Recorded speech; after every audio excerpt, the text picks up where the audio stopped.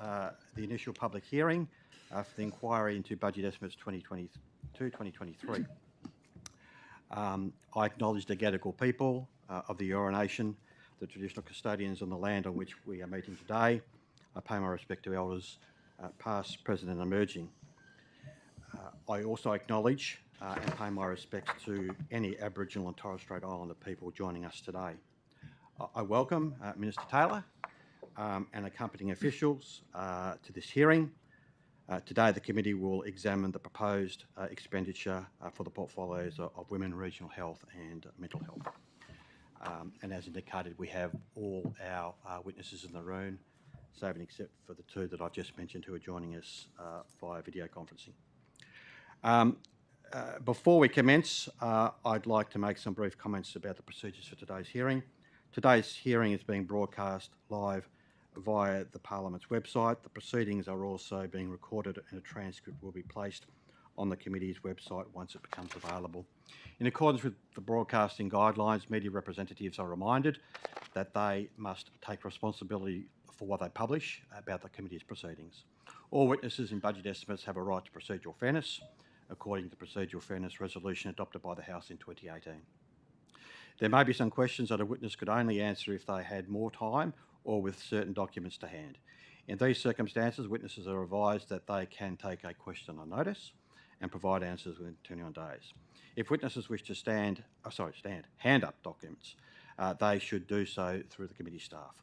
Minister, I'd remind you and the officers accompanying you that you, of course, are free to pass notes and refer directly to your advisors seated at the table behind you at any time. All witnesses, this is an important one. Finally, could everyone please turn their mobile phones to silent for the duration of the hearing? Thank you. Just check. All witnesses will be sworn prior to giving evidence. Minister, of course, I remind you that you do not need to be sworn as you have already sworn an oath to your office as a member of this Parliament. For all other witnesses, I shall ask that you each in turn state your full name, your position title and agency. Swear either an oath or an affirmation, whichever you prefer, the words of which should have been provided to you. If for some reason you don't have the card with either the oath or affirmation that you choose, just let us know and we'll ensure that it's provided to you. If people are agreeable, I think I might move just, and this is simple for me, from my left to right, and then we'll deal with our two witnesses on video conferencing. So we'll start with Dr. Wright. Okay. I'm Dr. John Murray Wright. I'm the New South Wales Chief Psychiatrist. Thank you. And I swear that the evidence now about to be given by me shall be the truth, the whole truth, and nothing but the truth. So help me God. Thank you very much, Dr. Wright. Hi, Tanya Smythe, Director, Women New South Wales, the Department of Premier and Cabinet. I solemnly, sincerely and truly declare and affirm that the evidence now about to be given by me shall be the truth, the whole truth and nothing but the truth. Bye. Ms. Philip Gregory Minns, Deputy Secretary for People, Culture and Governance in the Ministry of Health. I swear that the evidence now about to be given by me shall be the truth, the whole truth and nothing but the truth, so help me God. Thank you. Secretary. Susan Lee Pearce, I'm the Secretary for New South Wales Health. I swear that the evidence now about to be given by me shall be the truth, the whole truth and nothing but the truth, so help me God. Thank you.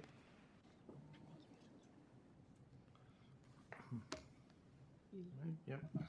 My name's Luke Anthony Sloan. I'm the Coordinator General for the Regional Health Division. I solemnly and sincerely and truly declare and affirm that the evidence I'm now about to be given by me shall be the truth, the whole truth and nothing but the truth. Thank you, Mr. Sloan, and congratulations on your appointment to a most important role as the Coordinator General, and welcome to the Budget Estimates hearing. My name is Rebecca Sharon Walk. I'm the Chief Executive of Health Infrastructure. I solemnly, sincerely and truly declare and affirm that the evidence now about to be given by me shall be the truth, the whole truth and nothing but the truth. Thank you very much. And I might move across to Dr. Lyons.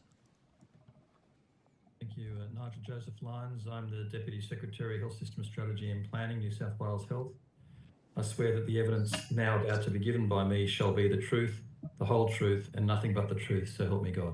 Thank you, Dr. Lyons and Ms. Lowry. Catherine Mary Lowry, New South Wales Mental Health Commissioner. I solemnly swear that the evidence I'm about to give will be the truth, the whole truth, and nothing but the truth, so help me God. Thank you very much, Ms. Lowry. Today's hearing will commence and has commenced at 9:30 and is scheduled to run through to 5:30 p.m. We are joined by, of course, the Minister for the morning session from 9:30 to 12:45 with a 15-minute break at 11 a.m.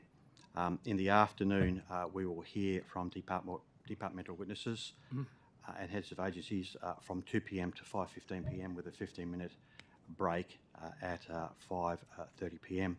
During these sessions, there will be questions from the opposition, members of the opposition, and crossbench members only.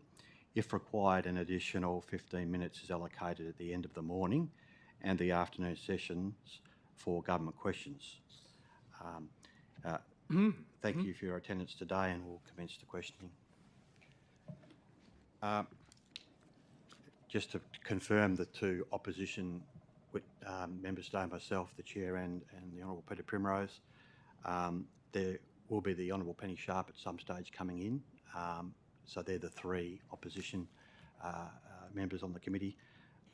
And I think the crossbench, you'll see them as they come in. There are actually quite a few participating members today.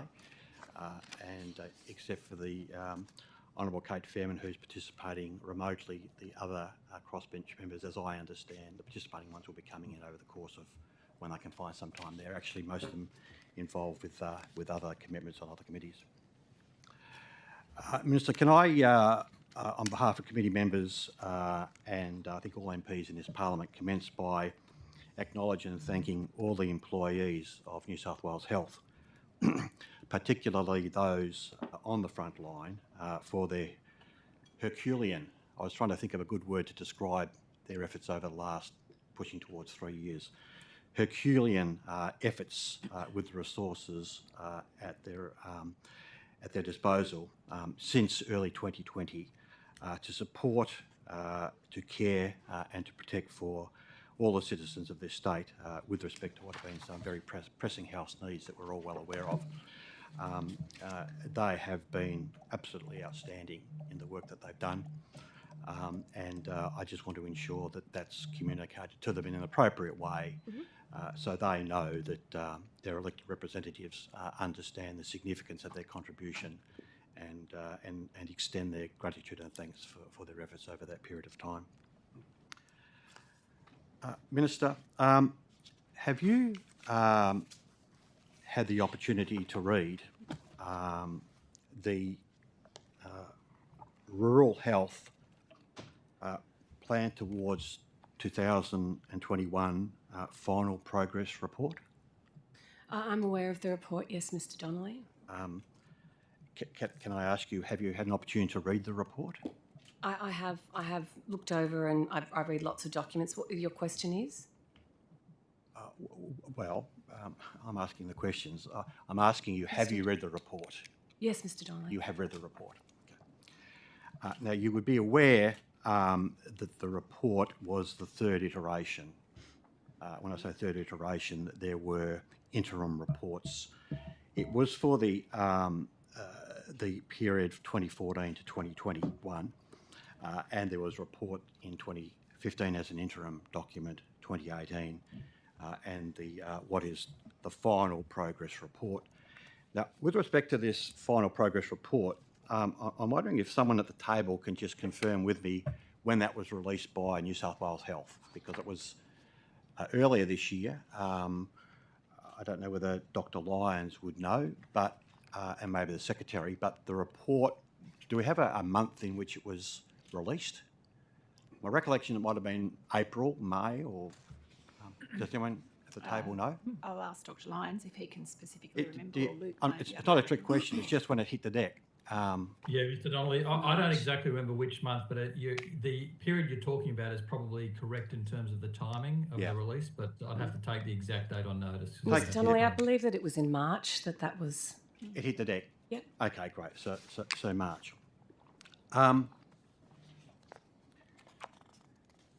Now, Minister, the terms of reference to the inquiry into regional and rural and remote health, and I'll use that as a summary of the actual full title inquiry. Its terms of in reference, it was a self-referral, as you know, on the 27th of August 2020. Now, at the time, you would be aware that the government came out quite forthrightly and in the lead up to the release of the terms of reference indicated that it rejected the call for an inquiry. You would recall that, wouldn't you? Look, Mr. Donnelly, I do, but I've been very, very open in every comment that I've made. Minister. If I could finish, No, Mr. Minister, Donnelly. I'm asking questions in a particular sequence. Chair, with Well- due deference to your position, when a question is asked, it is up to the witness to perhaps provide some context to their answer. So I think the Minister was trying to do that, and I just asked the Minister to be able to provide a little bit more context around her answer if she elects to do so. Is that okay? No, it's not. I would no, like to be allowed to speak, I Mr. asked- Donnelly, no. when asked a question. Well, we don't want to get off to a bad start, do we, Minister? Well, that's entirely up to you, Mr. well, Donnelly. I I've only asked you a asked to be allowed to specific speak question. to answer the question. I asked you a specific question with respect to the government's position before the inquiry was announced. And I wanted to say one more sentence, Mr. Donnelly, and that was that on the record, I have welcomed the inquiry and I have said that it was a good thing to have the inquiry. That was all I wanted to say. Thank you for allowing me to say that. Well, I draw to your attention in the Sydney Morning Herald on the 16th of September 2020. This is when it was announced publicly that the inquiry was going to take place. The Health Minister, Mr Hazzard, rejected calls for the inquiry, and that was consistent with public statements by him in the lead up to the actual inquiry. Would you be aware of that? Mr. Donnelly, that really would be a question for Minister Hazzard. Okay, I have said that I've welcomed the inquiry. Thank you. I'm happy to continue I'm those sure he'll be questions with very Minister happy to answer that for you. tomorrow. Okay. Now, you are aware, Minister, that the inquiry obviously ran its course. You're well aware of that. Over an 11-month period, there were over 700 submissions, 15 hearing days. We visited Deniliquin, Cobo, Wellington, Dubbo, Gunnedah, Taree, Lismore, and we heard from other witnesses from rural and regional remote New South Wales via video conferencing, and we had 220 witnesses to the inquiry. And Minister, that report was almost 300 pages long, as you're aware, because I'm sure you've read it, and it was tabled in the Parliament in May this year. So the report was tabled in May this year, and we have what is the government's position, or the report of the government into the Rural Health Plan towards 2021, which was actually basically produced by the government in a period whereby they had complete and full cognizance of the content of what the evidence was with respect to the inquiry. Would you agree with that? That this was produced late last year, earlier this year, released in March, we understand. So in full cognizance of all the evidence that came to the inquiry, which was all there for everyone to see, and there was much public commentary about, this report was produced in that context, wasn't it? So I've been really clear, Mr. Donnelly, that we will be working towards a finalisation of a rural health plan by the end of the year. I met with the new chair of the Ministerial Council yesterday to discuss that. That will absolutely be our focus going forward. So I'm interested in what we're going to do from now. So Minister, you're not prepared to answer the question, and that was... Chair, do you mind if I just take a point of order at that point? You can, yeah. The Minister hadn't completed her answer yet. She was attempting to provide a response. I think there was an interjection. Just hold it, please. Can you stop the clock? I was going to say there was an interjection, and I think the Minister, to suggest that the Minister wasn't answering the question or was refusing to answer the question, given that she hadn't actually completed her answer, is probably slightly disingenuous. And I just asked that she be permitted to complete her answer before the next question. Well, I don't and won't take offence at the suggestion it was disingenuous, my interjection. I didn't mean it to be disingenuous either. Sorry, I didn't mean it to be offensive either, Chair. The matter was, I asked the Minister about the preparation of this report in the context of all the evidence from the inquiry, and she moved straight to talking about the future and what her focus was on. My question was very specific, Minister, about the preparation of this report in the context of all the evidence from the inquiry. That report is not a response to the inquiry, Mr. Donnelly. The response to the inquiry was tabled last week. So if that's what you're trying to suggest, I would say that you are incorrect. No, that's not what I was suggesting at all. But let's go back to my question, Minister. Was this produced, this report, in the context of all the evidence before the inquiry that was in the public domain? That report that you have in front of you, that was tabled in March, that was presented in March, is part of us working towards our rural health plan, of which we will have a new and final one, hopefully towards the end of the year. It was not and is not a response to the rural health inquiry. No, I understand that crystal clear, that it's not the response. But clearly, if this was produced late last year, early this year, published in March, the people who prepared this were cognizant completely of all the evidence from the inquiry. Would you agree with that? Mr. Donnelly, New South Wales Health is a big system. It's something that we continuously are working on. We're looking at rural health plans. The inquiry was something different entirely. That's why we got the response. We've actually delivered the response to the inquiry, to respect the inquiry, to value it. That response was done. I think drawing correlations between the two is, I see what you're trying to do, Mr. Donnelly, but I can only be really honest and really transparent in my answers, that the document that you're providing there was a document working towards the rural health plan, which we are doing. We didn't have the findings of the recommendations of the inquiry at the time, so we're not going to stop doing that work. We're going to continue to do that work. We continue to make sure that we had a response well before the desired time to make sure that we were respecting the inquiry. What you say is blatantly wrong. This was not looking to the future.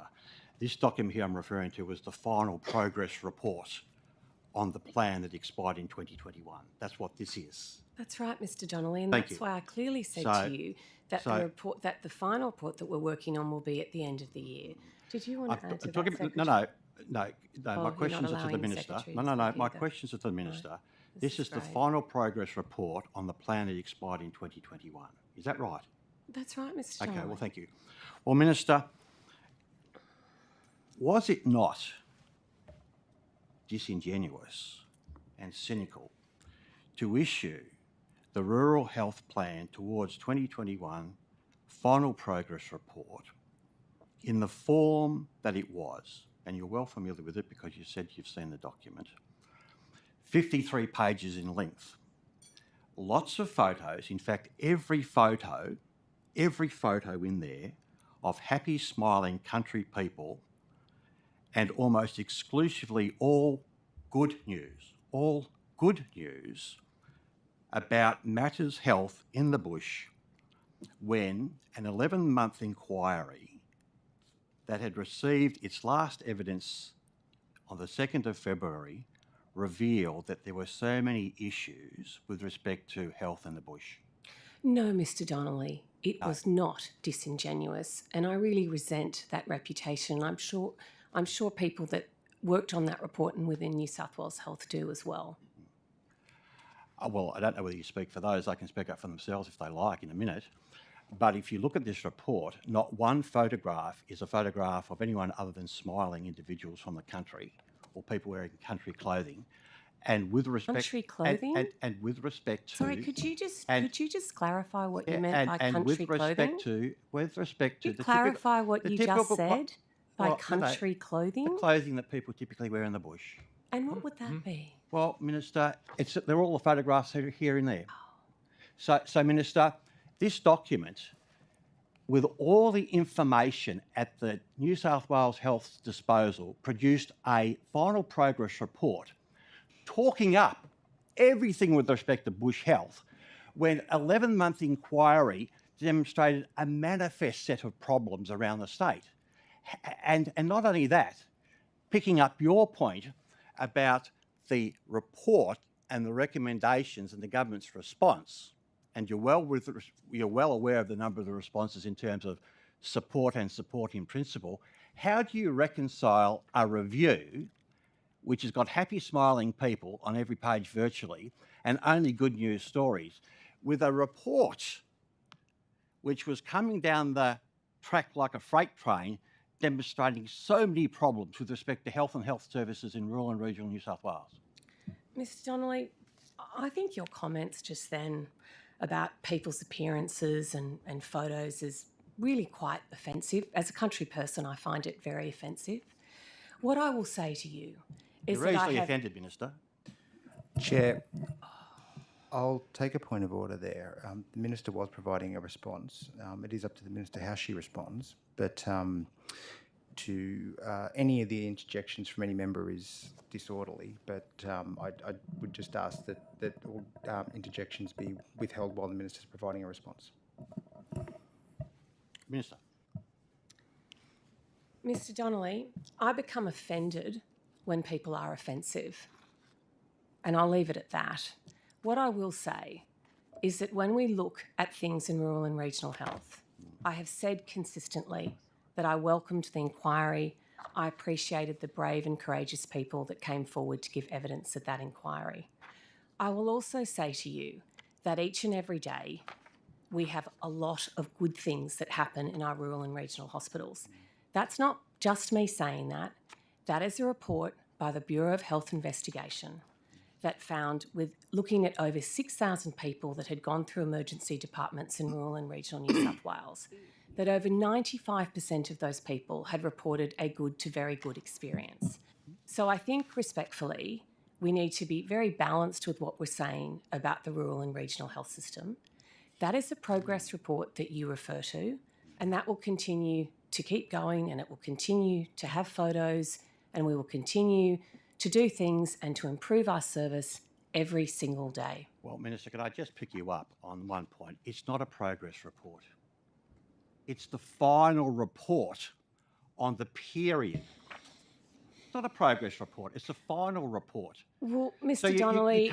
Minister, you can't take a report that says Rural Health Plan towards 2021, final progress report.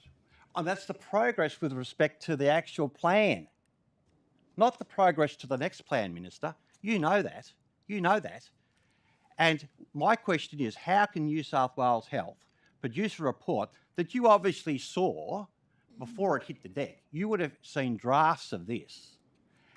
Did it not strike you that there was this huge incongruency between what's in here and all the evidence we'd seen over the course of the 11th month?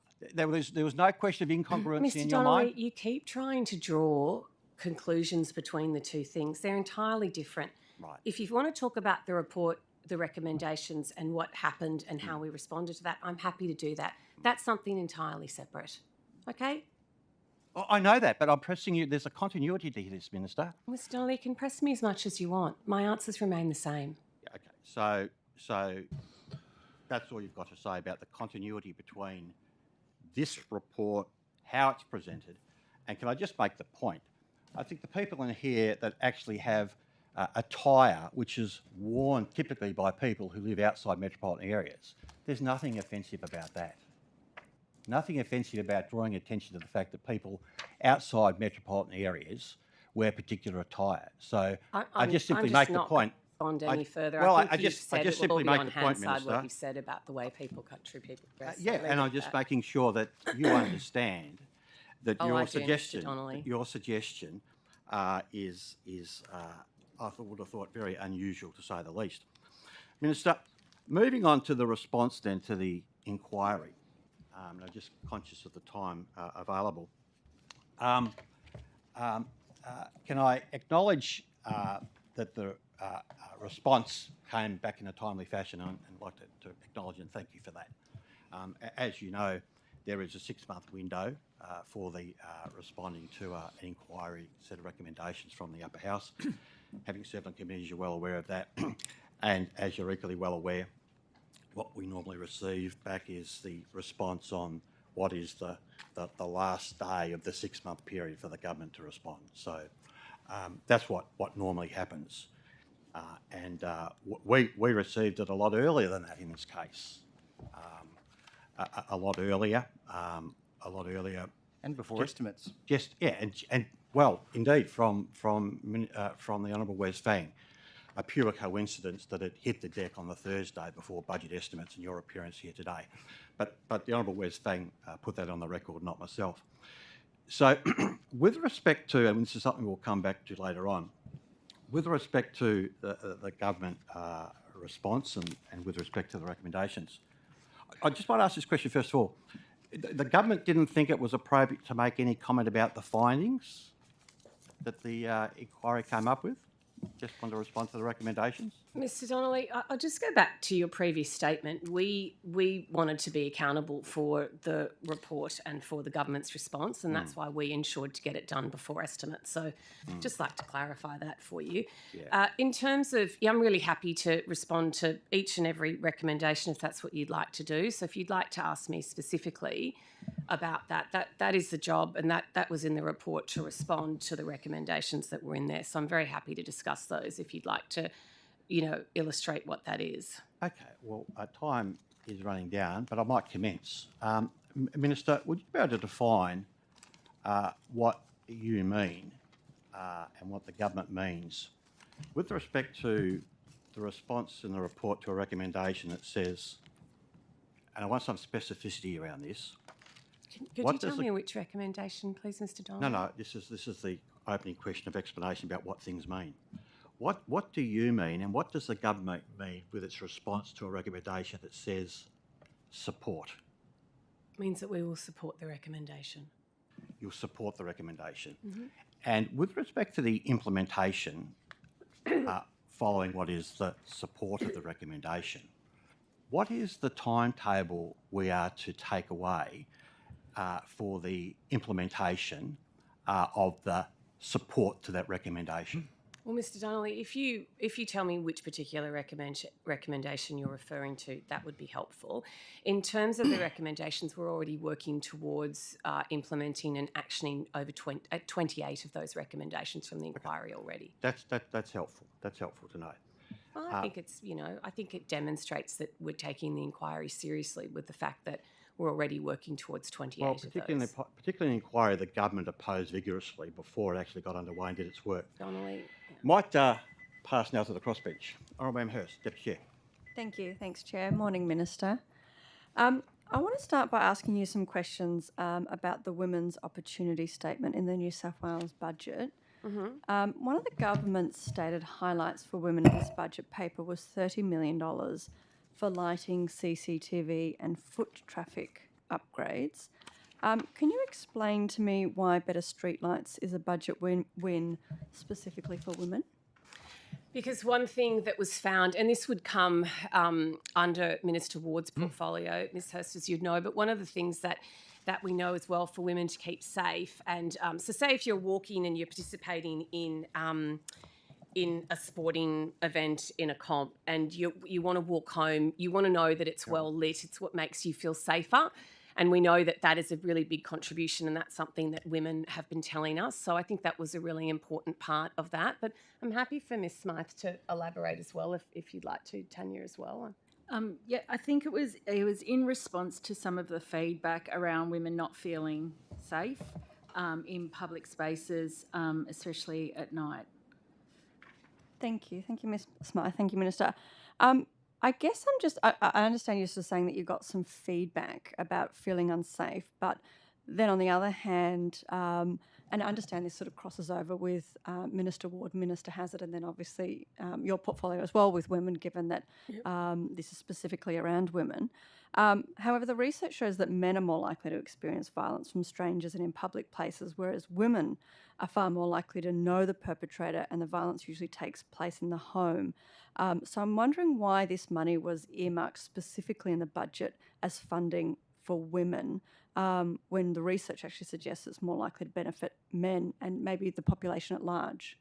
I think I'm not a security expert, but one of the things that I have been told by people that are security experts is that having well-lit spaces and well-lit areas are massive deterrents for violence to occur, and that often when someone feels that a light is coming on, or that, you know, the automatic sensor lights can come on when there's movement, that will make a very big difference in terms of perpetrators actioning that, whether it's crime, whether it's domestic violence, whether it's sexual assault. So I think that there's lots and lots of different things that we can do, and I think this is one of them. I think it's something that we heard, and we've also invested, you know, $500 million into domestic violence residential centres and things and what we announced as well before the budget. So I think that there's lots of factors involved. It's never one thing, and I think the more that we can do, hopefully, the better we will get at making women, men, and everybody feel safe. Really, because it's a good idea for everyone to feel that way, but it is something that we had from feedback as well from women.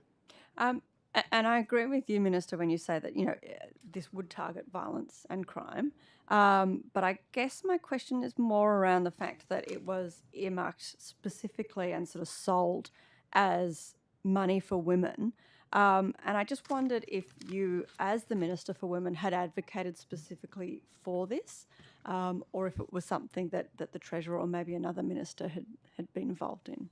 Well, as I say, it didn't, you know, come entirely under my portfolio as Minister for Women. But, Ms. Hurst, I won't make any contradictions to anything that has any ability to contribute to women feeling safer. I think it's a really positive thing. If that also benefits men, then that's a good thing as well. It's certainly something that people talk to me about, particularly in rural and regional areas, that it often would deter them from, I use the example of sport, which is only one small example, but it defers people from exercising as well, and women particularly, because they don't feel safe. And as soon as you can put those lights in, it makes a big difference. I know in my own hometown around Cooma, once we were able to put lighting in around one of our walking paths, it actually made a really big difference for people to be able to go walking, and a great majority of those were women.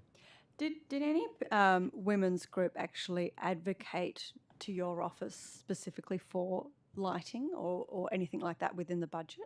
As I said, because it was Miss Ward's announcement in terms of what she was doing, that would be a question best directed to her. I'm happy to take that on notice and check, but I can't off the top of my head recall yes or no. If you wouldn't mind taking on notice, that'd be really useful. Yeah. Thank And you. I will say too that the review and where we got our information from, we have consulted widely, and that review went out to all agencies for submissions as well. I guess the reason I ask as well, just for context, is that I've had a number of peak women's health bodies that have actually expressed concern that their core services weren't funded in the budget, but that the streetlights were potentially favoured over that and then sold as a win for women. I wondered if you sort of have any kind of response to those claims. Look, I think it's always, you know, challenging deciding where funding's going to be spent. You can only do that on the feedback that you have and the decisions that you make at the time. In terms of women's funding, we've had the biggest budget ever allocated to women in New South Wales that we've seen. I think that's a really wonderful thing, and I think that's why we had the review, that's why we've asked for feedback, and that's why we base all of that in that area. But, you know, I'd like to see even more things for women, but I think as well for me as the Minister for Women in New South Wales over the last 3 years to have been able to see this massive budget to go into issues that affect women has been incredible. Do we have more to do? Of course we do. Of course we do. But I think that, you know, we've set that, we've made a very clear message here in saying that we really value this, it's really important, and that's what we're doing.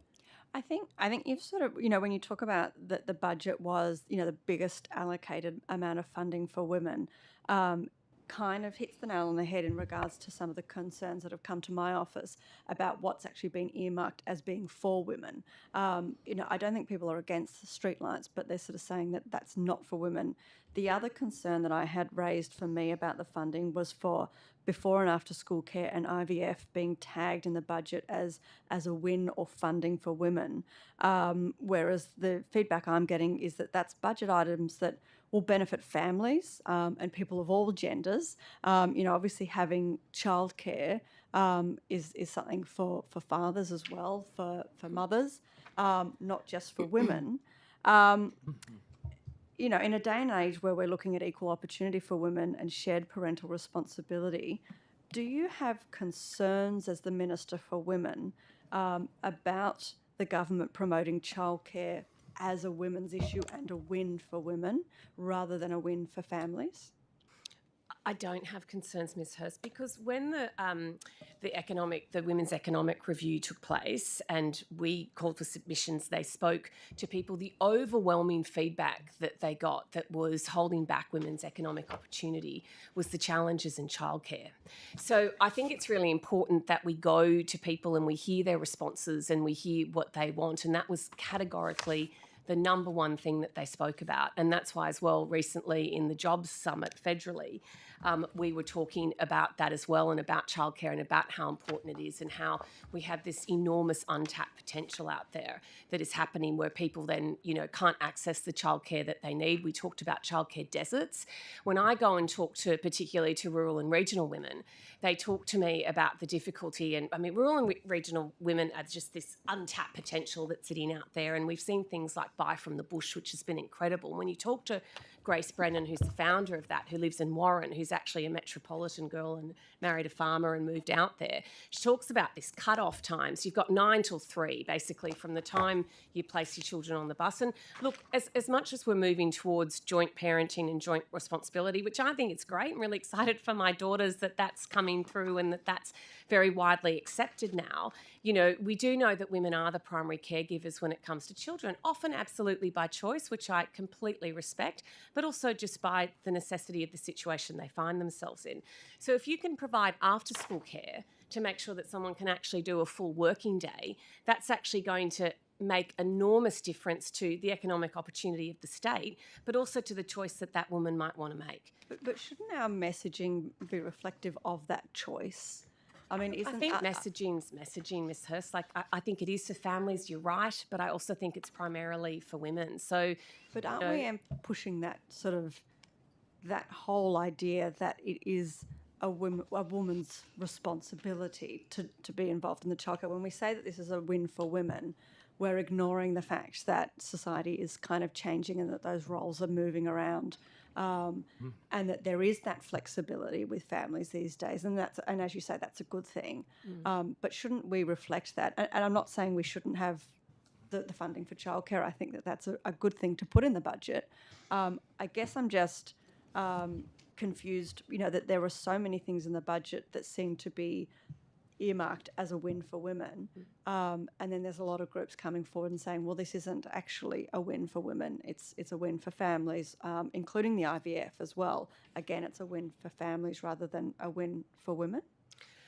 Ms. Hurst, I actually haven't, honestly, hand on heart, had people come to me and say that this budget isn't a win for women, really respectfully. If you have stakeholders and groups that have done that and they've come and discussed that with you, I'm happy to discuss that with you anytime, as you know. But I think that, that's what the evidence says. And it's also about single women where childcare is just so important. And I look forward to going through in a world and a society where those things are shared more equally. But the reality of the situation is, it's not my personal opinion, it is the fact that women are most of the time the primary caregivers, and women are the ones telling us that childcare is the most important issue to them in terms of their economic opportunity. Honourable Kate Fairman. Thank you, Chair. Morning, Minister. It's very comfy in the room today. Minister, given the alarming number of issues raised during the inquiry into regional, rural and remote health, including preventable deaths in regional New South Wales hospitals that have not received any external scrutiny beyond the local health districts they occurred in, why did you not support recommendation 41 in the report to establish an independent office of the Health Administration Ombudsman? Yeah, thank you very much, Ms. Fairman, for your question. And can I say that we didn't reject that, we noted it. And what that meant was that we have 2 existing things already. We have the HCCC and we have the Ombudsman. Both of those organisations have said to us that they have the capacity, the ability and the framework to be able to meet all of those all of those things that we are talking about in terms of an external inquiry, in terms of that procedure, they're well recognised, they're well respected. So what I want to do is make sure that we can work within that existing framework that's there rather than reinventing another one. And actually, the Secretary will be meeting with the Ombudsman and the HCCC to talk about those ways forward, because the issue perhaps, and I don't know, and this is just an assumption, is that perhaps people within the system don't understand that those avenues are already there and already exist. They actually work very well in a lot of cases and they provide that independence. But what we will do going forward is make sure that people are really aware of that, how we can assist that process and what can be done. But I think, well, I know that that what they said to us was that all of those things already exist. So, for example, when you're saying that the Secretary is meeting with the Ombudsman and the HCCC to look at those things going forward or the way forward, what do you mean by that? Is that to expand any powers? So, for example, would it be the Ombudsman now that would look into if people had concerns about particularly say bullying behaviour, allegations in a particular LHD? Are you saying that is what the Ombudsman could look at? Look, absolutely. And I think as well, the inquiry didn't actually look at the HCCC and the Ombudsman and what they already do and how they are available to them. So I think that we have to look at that and make sure that if that indeed exists as it's there, as they're telling us, that we absolutely make sure that people within the health system know that is there as well. And the Secretary's happy to expand about the meeting that she's having as well. So I'll hand over to her. Hello, Ms. Fairman. Yes, later this month we'll be meeting with both the HCCC and the Ombudsman jointly. It's important that we do that. They do have some overlapping jurisdiction in respect of the matters that they can look at. And so what we're seeking to do is obviously they have both written to us, as the Minister has outlined, indicating that they already have powers as were noted in the recommendation in the inquiry. And what we'd like to do is to further look at the scope of those powers, noting that they're both independent organisations, and we need to be respectful of that. But what we're trying to do is to make it simpler for our staff if they seek to access either the HCCC or the Ombudsman, to provide further clarity to them as to the avenues to be able to reach them if they feel that their matter's not resolved locally. Clearly, we would prefer and working hard to ensure that people can deal with things as locally as they possibly can and get quick resolution, but we do appreciate the fact that at times that doesn't always work, and it's important that people know what external avenues exist and are available to them. So that's the purpose for that meeting later this month. So, Minister, how does that deal with what was came out consistently in this inquiry? We had to hear from quite a few witnesses in camera that weren't able to speak publicly, that were afraid or afraid to speak out because they would be bullied, because they would potentially lose their job. How is that going to be addressed? This recommendation 41 was clearly around dealing with the kind of, the cover-ups, people not being alleged cover-ups of medical errors and what have you. What are you doing about that to make sure that the staff in regional New South Wales feel empowered to speak out, as opposed to what is right now? They are afraid to speak out, extremely afraid, and all we were hearing was alleged cover-up and mistreatment of whistleblowers. Yeah, look, what I will say again is that the New South Wales Ombudsman and the Healthcare Complaints Commission are existing bodies with accountability, authority and responsibility to investigate any decision-making by New South Wales Health. So I'll just put that there. And then what I'll go forward to say is that recently the Coordinator General, Luke Sloan, myself and the Secretary went up into the New England area to run three health meetings where we had numerous clinical staff, we had doctors, we had mayors, we had all of the people there. The Secretary and I made it very clear to every single person in that room that they were to speak freely, that there would be no repercussions for speaking freely. I can't make any stronger statement as the first ever Minister for Regional Health in New South Wales to say that, and I will say it continuously. Ms. Fairman, I've worked in the New South Wales health system for 20 years myself, and I was one of those people that spoke out regularly. So I understand that I've got quite a strong voice. I've never... I've always felt that I'm able to do that, but I want everybody in the New South Wales rural and regional health system to feel that they can do that. So we've made that very clear from the Minister and from the Secretary, who is the Chief Executive of New South Wales Health, a registered nurse herself, someone that worked in the regions extensively in Broken Hill, grew up in Bathurst. So us going out there and doing all that, my Coordinator General who's been on the ground, and the feedback that I've had as well, and people will always tell me when things aren't going well, but the feedback that I've had with Mr. Sloan going out and visiting numerous hospitals already from people that I know that he doesn't know, that have liaised with him and worked with him, the feeling is positive that they are being heard. I really want to turn that around. Thank you. But it's going to Thank take you, time. Minister. Mm-hmm. Thank you, Minister. I can't hear the when the bell goes, Chair, so I'll just ask another question. Hopefully I've got more time. Minister, Another almost 3 minutes, Kate.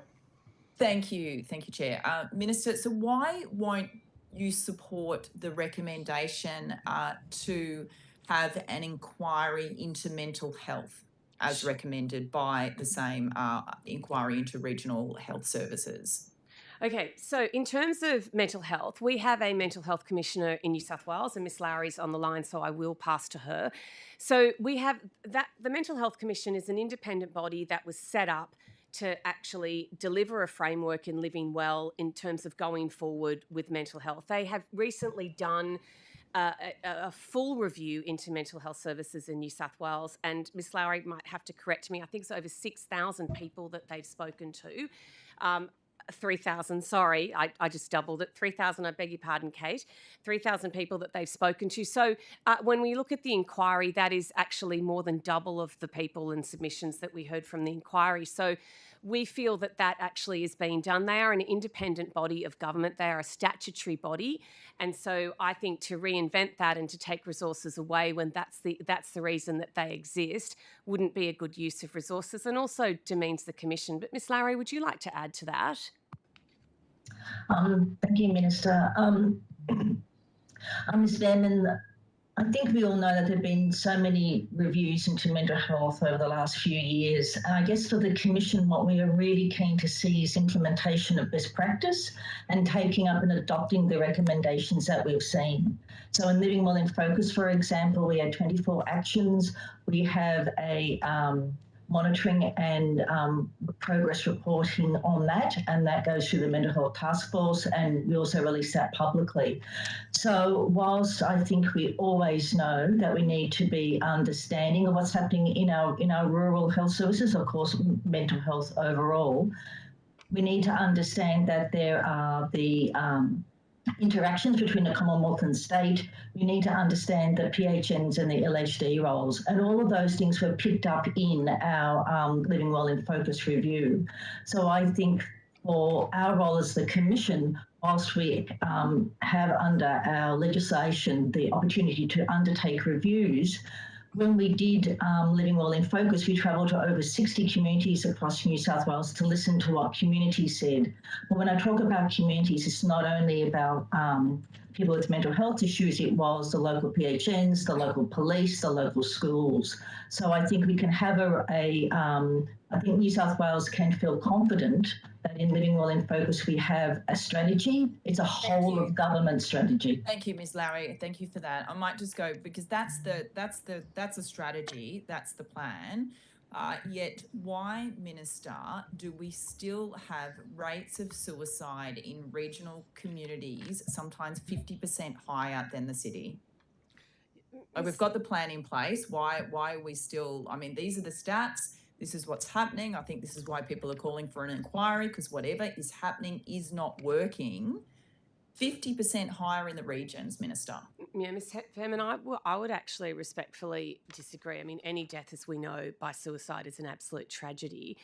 But we are actually seeing a turnaround, particularly in the under 25 data in terms of suicides, that we've actually had a significant reduction. And we've had over the last 2.5 years coming forward almost a 30% reduction in under 25 suicide in rural and regional New South Wales. It's really the first time we've, seen this sort of downfall. And I'm very conscious because Dr. Wright likes, and he's a professional, he's a psychiatrist, says we have to be really careful with that data because we have to look at it over a 10-year period. So I am cautious when I say that. But when you actually look at that data and you look at the predictions that were made during COVID that it would be catastrophic and we would see an exponential rise, we certainly haven't seen that in New South Wales as we have seen in other parts of Australia. So I think to say that, we've had our suicide strategy. I'd like to think, Ms. Fairman, that because we've had that going now for some time and we've had a lot of success, particularly with things like our Safe Haven model,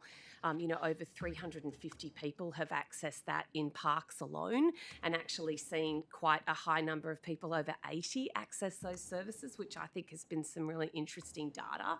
Would actually tell us that that prevention strategy that we're working on is actually having some effect, and those people are doing an incredible job. So, although we have seen, any death, as I said, is a tragedy, when we're looking at those sorts of numbers for under 25s, I think that data is telling us that somewhere in the system we're having a very positive effect on that, and that's particularly in rural and regional. Thank you, Minister. Minister, we'll move on to the next round of questions from the opposition. And may I commence with the tragic case that I'm sure you're well aware of the death of young Alex Brays, the matter that's been subject to a coronial inquiry.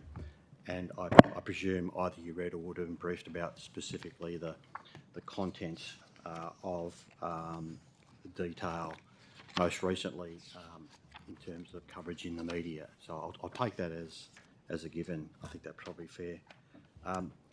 Minister, can you inform the committee what is the current status of the negotiations over the Memorandum of Understanding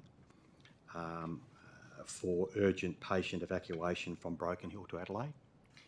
Mr. Donnelly, yes, and Ms Pearce is recently met with her counterpart in South Australia to discuss that. So I will hand over to her to answer that. Thank you, Minister. Mr. Donnelly, as per the recommendation from the coroner, we have met and had embarked on conversations with South Australia over a long period of time. We've met with, as the Minister When said... did you commence those discussions? I'd have to take that on notice, Mr. Donnelly. It has been occurring over a period. Certainly. Years? I suspect it probably would be at least several months, but I would need to take that on notice. Okay, thank you. Yeah. So we have certainly worked with South Australia to improve the processes around transfer from Broken Hill to Adelaide in particular. I will note for you that there are something in the order of 300 transfers from Broken Hill to South Australia a year. So almost one a day occurs from the Broken Hill Hospital to Adelaide. And, for the most part, those transfers work very well. What we've sought to do with the department is to shore that up further. And most importantly, and I think this is the key to most issues with respect to patient care, you can have words written on a page, but fundamentally, what is required in all circumstances, in my lengthy experience in health and the operations of the health system, is a clear escalation pathway if things aren't working. What I have communicated... Which, can I just say, are Yes. words, of course, on paper. No. What I'm getting to... The escalation... No, what I'm getting to, Mr. Donnelly, is to make it very clear, as I have done with the Secretary of SA Health, is that if escalation is required and that needs to come to me to assist that, I would be very happy to do so, as would any of the officers who work in the ministry. And indeed, over the years, not specific to Broken Hill, but in regard to other parts of our system, we do exactly that. It's one of the ways that we worked through and managed the flow of patients during the pandemic. There are clear escalation pathways in place, and it is up to the leaders of our organisation to make that abundantly clear. So I put on the record that I am available. Secretary, can I return to my question, which you haven't answered? Yes. The question was a very specific one, and that is, can you provide, it was directed to the Minister who passed it to you with that authority. Can you please explain what is the current status of the negotiations over the MOU for urgent patient evacuation from Broken Hill to Adelaide? And I take the comments you made earlier about words on paper. I'd like to emphasise that there is a belief that the words on paper with respect to the MOU are critically important. Of course, and I don't seek to underestimate that. I was just making the point that there is another element to this. I've signed the MOU. There were a couple of items for SA Health to come back to us on, but it is signed from New South Wales Health perspective. And when will it operate on and from? I would need to take that on notice, Mr Donnelly. May I ask, is it imminent? I've signed the document myself. As I said, there were a couple of outstanding matters from the South Australian perspective, but we are in agreement. The document has been signed. And when was it forwarded to the South Australian Health Minister? Look, it was to the Secretary of SA Health at least a couple of months ago. A couple of months ago. Yeah. May I ask this, that given the significance of this, and in your own words, the 300 people transferred roughly one a day, 2 months is a long period of time to be waiting for the return of a signed important document like the MOU? I don't know whether Mr Sloan can assist with this, but look, I can take. I've said I'll take it on notice. The matters with which South Australia was to come back to us were not significant issues. There were just a couple of tidy ups, but from our perspective, But it's not signed. We have enacted our side of the MOU, and we have and we've got correspondence from SA Health that gives us no reason to believe that there'll be an issue with signing at their end. And, we feel confident that will help to improve things. But I go back to my earlier point. In noting that back to SA Health, we have made it very clear that should they need to, or on our side need to escalate matters at any time of the day or night, 7 days a week, I am personally available, and my South Australian counterpart has indicated similarly. And you will undertake, will you not, after this hearing, or can I ask or invite you to undertake after this hearing, to follow up without delay the Secretary of the Department of Health in South Australia to ensure the signature is put on the piece of paper, so to speak, the words on paper in your words, and return back to us as expeditiously as possible? Certainly. Thank you. Minister, what steps have you taken to address what have been reported as the routine failure to follow up test results at Dubbo Base Hospital, specifically in an instance that's received some coverage in the media, leading to a baby's death and 3 missed cancer cases? Mr. Donnelly, any time when our health system has situations that we go through a process, and the department, people can speak to that further, but that process is that we review the incident, and then that review comes up with, we do a root cause analysis, and then that comes up with recommendations. We know about those, yes. In regards to that particular incident, those recommendations have been implemented and adopted to ensure that this doesn't happen going into the future. And there have been no further instances since, I'm been told. Well, there's 2 parts to my question, as I'm sure you appreciate. There was the matter involving the tragic death of the baby, and 3 missed cancer cases. So my question was basically in 2 parts. So I presume you've answered the first part in regard to the tragic loss of life of the baby. But with respect to the 3 missed cancer cases, can you provide any information on that? Mr. Donnelly, I can't provide information on specific cases, but what I can say to you is that it has been reviewed and we have accepted all the recommendations of that review going forward. And I am informed that there have been no further incidences since that time. Not to be misunderstood, Minister, I wasn't actually asking individual responses, but what essentially You is referred to 3 specific missed cancer diagnoses in yeah, your correct. question, Yes, I but wasn't. I'm answering that. Yeah, I wasn't looking for the individual names. Just to be clear, we don't do that. Oh, no, budget. I know that. I know that. Okay, Minister. I was referring to the context of Yeah, the no. personal I information. appreciate that point. Can I just return briefly to this matter of the, and it was used throughout the inquiry, open quote, culture of fear, close quote, within inside New South Wales Health. And the Honourable Kate Fairman raised this in her line of questions, particularly relating to recommendation 41. Given the repetition of a statement like that, a cultural fear, we're fearful, we don't want to speak up because of potential consequences. I mean, the sorts of phrases and comments that I think you would have seen, because I do know and I do appreciate the fact that you read the inquiry report and would have had pieces of Hansard that are opposite to particular points drawn to your attention. In light of the fact that there's not going to be the support to move forward with the Ombudsman's recommendation, Ombudsman style recommendation 41, and you have provided an answer in terms of the Healthcare Complaints Commission, and the Commission, and the Ombudsman themselves to be able to deal with these matters. Have you sought and received legal advice that that is the case, that they are, as entities, agencies of government, able to deal with the types of matters we're talking about? Mr. Donnelly, as I referred, but I'm happy to repeat myself, as I referred previously, we have had advice from the HCCC and the Ombudsman that they have those powers that exist within them, and respectfully, the inquiry didn't look into those powers that the Ombudsman and the HCCC had. So let's just establish that first. The initial part of your question was about a culture of fear within New South Wales Health. So within New South Wales Health, we have internal systems for complaint that exist.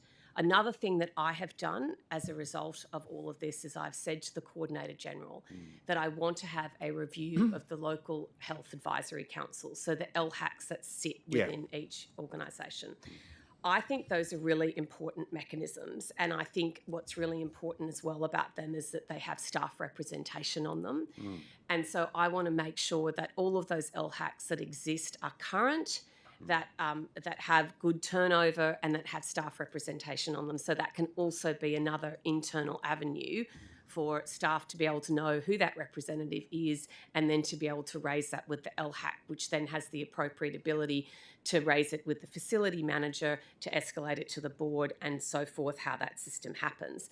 Then externally to New South Wales Health, we already have the Ombudsman and the HCCC, and that is why the Secretary is meeting with the Ombudsman and the HCCC, who have said that these services just exist. Whether that's legal advice or not legal advice, I don't know, but the Ombudsman and the HCCC have made it clear to us that that exists, and respectfully, they have the ability to be accountable, they have the respect, and they have that independence. I gather from your answer, Minister, and correct me if I'm wrong, that in fact you've received written correspondence, or the Department of Health has received written correspondence confirming I'll use the term in a generic sense, the jurisdiction or the capacity of the HCCC and the Ombudsman to deal with these matters. Did I understand your answer correctly, that there's been the receipt from those respective heads of those agencies that is the case? We've received advice, yes. Yes. On notice, could you provide to the committee a copy of the advice both from the Ombudsman and the HCCC with respect to an explanation confirming... Mr Donnelly, I can endeavour to provide that, but what I can also provide to the committee... You can take it on notice, Minister. If I could finish, Mr Well, Donnelly. Minister, I was actually... Point of order, Chair. Point of order. This is actually in relation to Hansard and their inability to capture when two people are talking over each other. So I just asked that the Minister be allowed to finish her answer before interjections. The question was a question which was underpinned by a statement regarding take it on notice. But So what I wanted to offer that's- you, Mr. Chair, and your that's fine. committee, and I think actually members of your committee would be interested in this, is that when the Secretary meets with the Ombudsman and the HCCC, I'm happy to provide the outcome of that meeting to the committee. Most That was grateful. all I was offering to do. Most Thank grateful. you for allowing me to finish. And the letters to yourself from the Healthcare Complaints Commissioner and the New South Wales Ombudsman confirming their The letters capacity or weren't to jurisdiction. myself, Mr. Donnelly, and that's not what I said. I said we had received advice and that I would endeavour to provide that advice. Well, with respect to that advice, then seek I'd ask legal you advice to on take that. on notice. Well, that's why I asked the question about whether it was a letter from them or it was advice. I've been really clear in my answer. I'm not trying to be tricky, so there's no need for that. Well, Being Minister, very honest, and I'm saying to you, that's the advice. That's what's come from the HCCC and the Ombudsman. Okay, well, Because that's of fine. that You- advice, the Secretary's now having the meeting and we're going we'll, through the we'll make correct sure you process. receive And I've clearly actually offered in to writing provide you with after the that. hearing those 2 points I've raised, so there'd be no doubt or ambiguity about it. Can I move to my colleague, General Peter Primrose? Yes, can I ask how much time I have, please? Yes, for nearly 6 minutes. Cornucopia, thank you.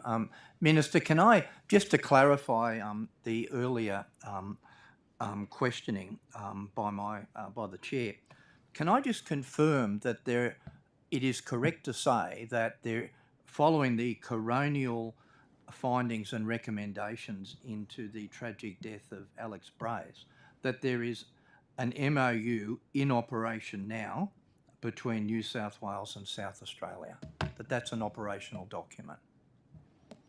As I noted, Mr. Primrose, I've signed the document. It's been returned to South Australia for their signature.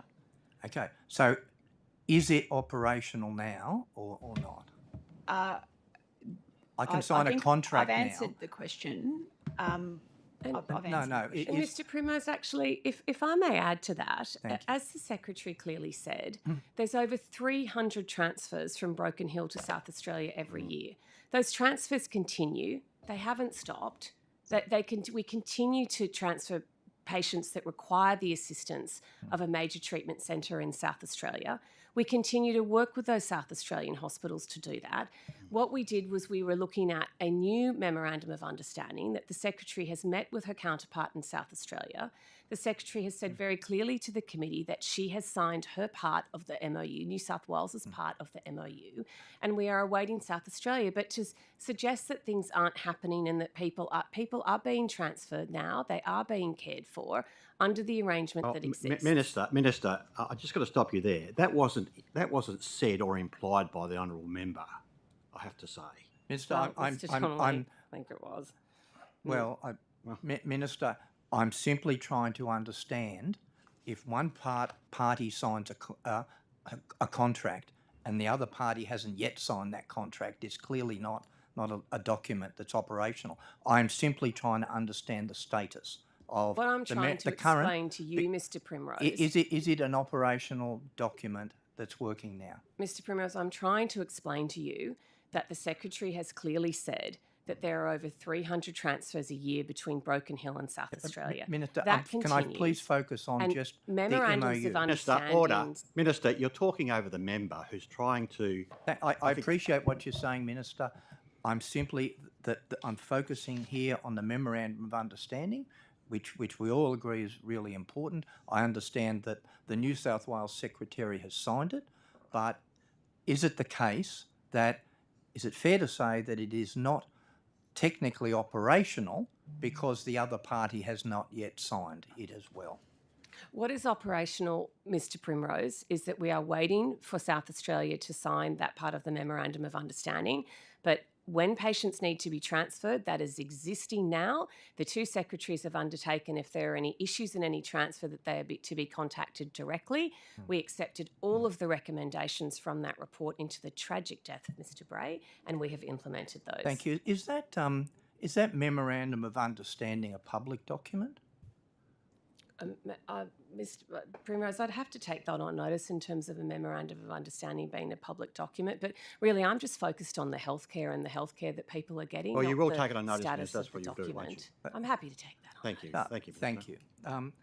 Minister, you'd be aware of an open letter signed by 25 staff members from Yass District Hospital in relation to staffing concerns at that hospital. You're aware of that, aren't you? I am. Thank you. Can I just read you out some of the letter? For example, quote, "The current staffing crisis at Yass Hospital means that there have been periods of time where no appropriately trained clinical staff are present at the hospital to provide any form of emergency service." End of quote. Can you respond to that, please, Minister? So can you please repeat, Mr. Primrose, on which particular day you referring to the on what particular days you're referring to? I'm quoting from their letter.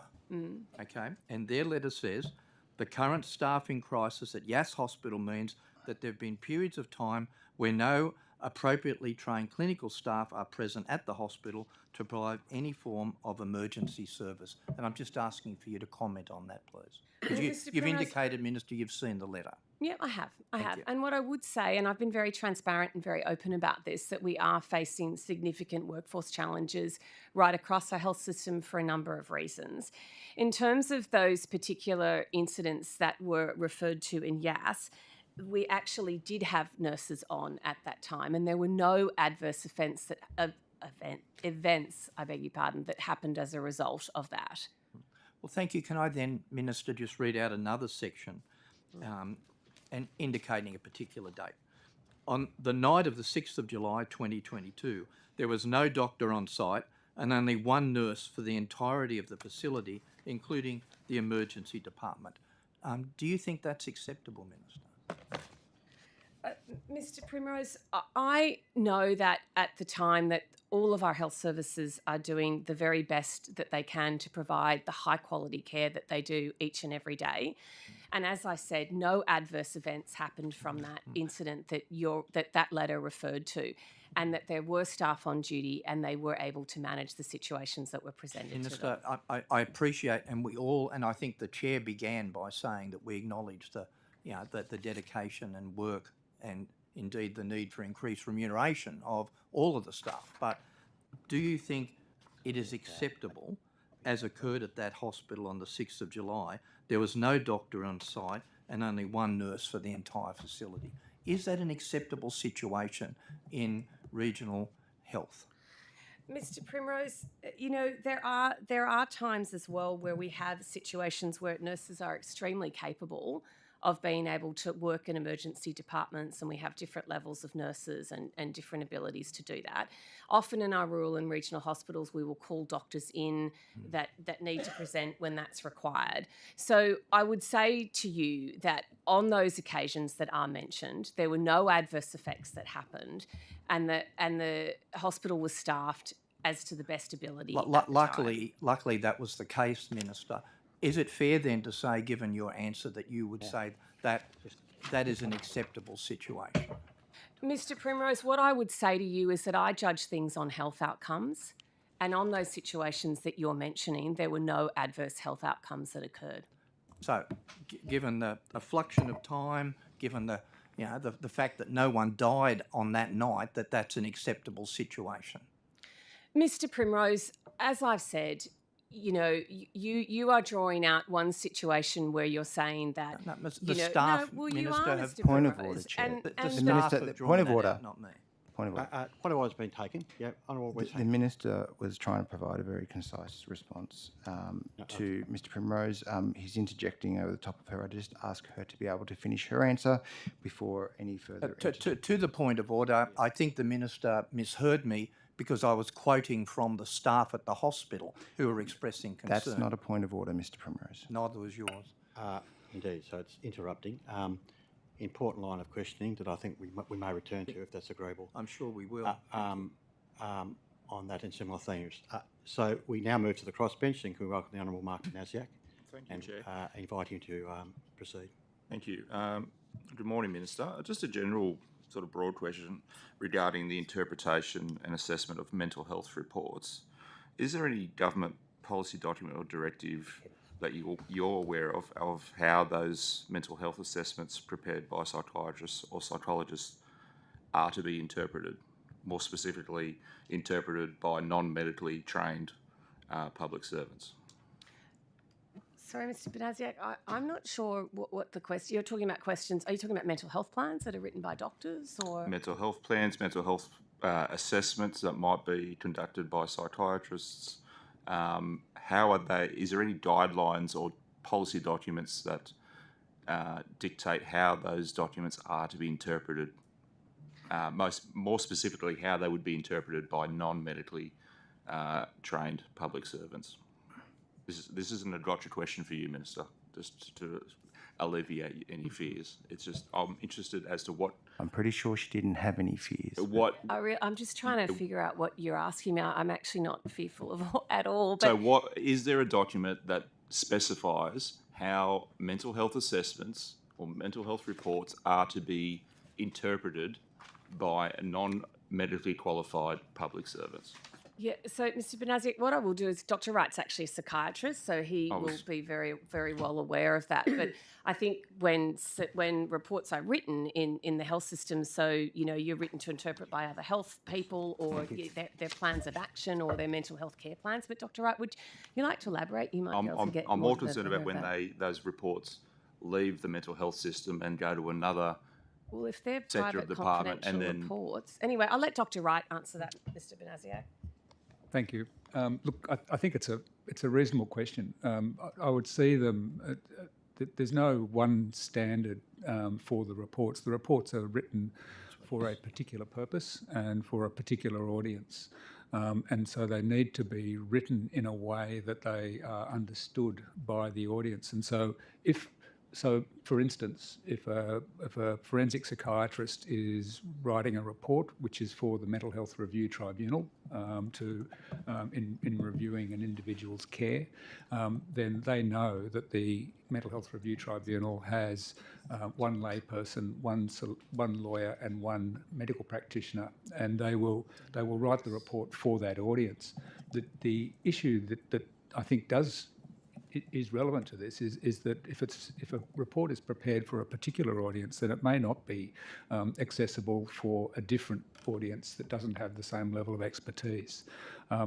So I think that most psychiatrists are trained to prepare reports which have recommendations that are able to be interpreted and understood by the audience that they're directed at. So if it's a non-clinical expert audience, i.e. a public servant, then they would write it in plain English, the recommendations and any outcomes.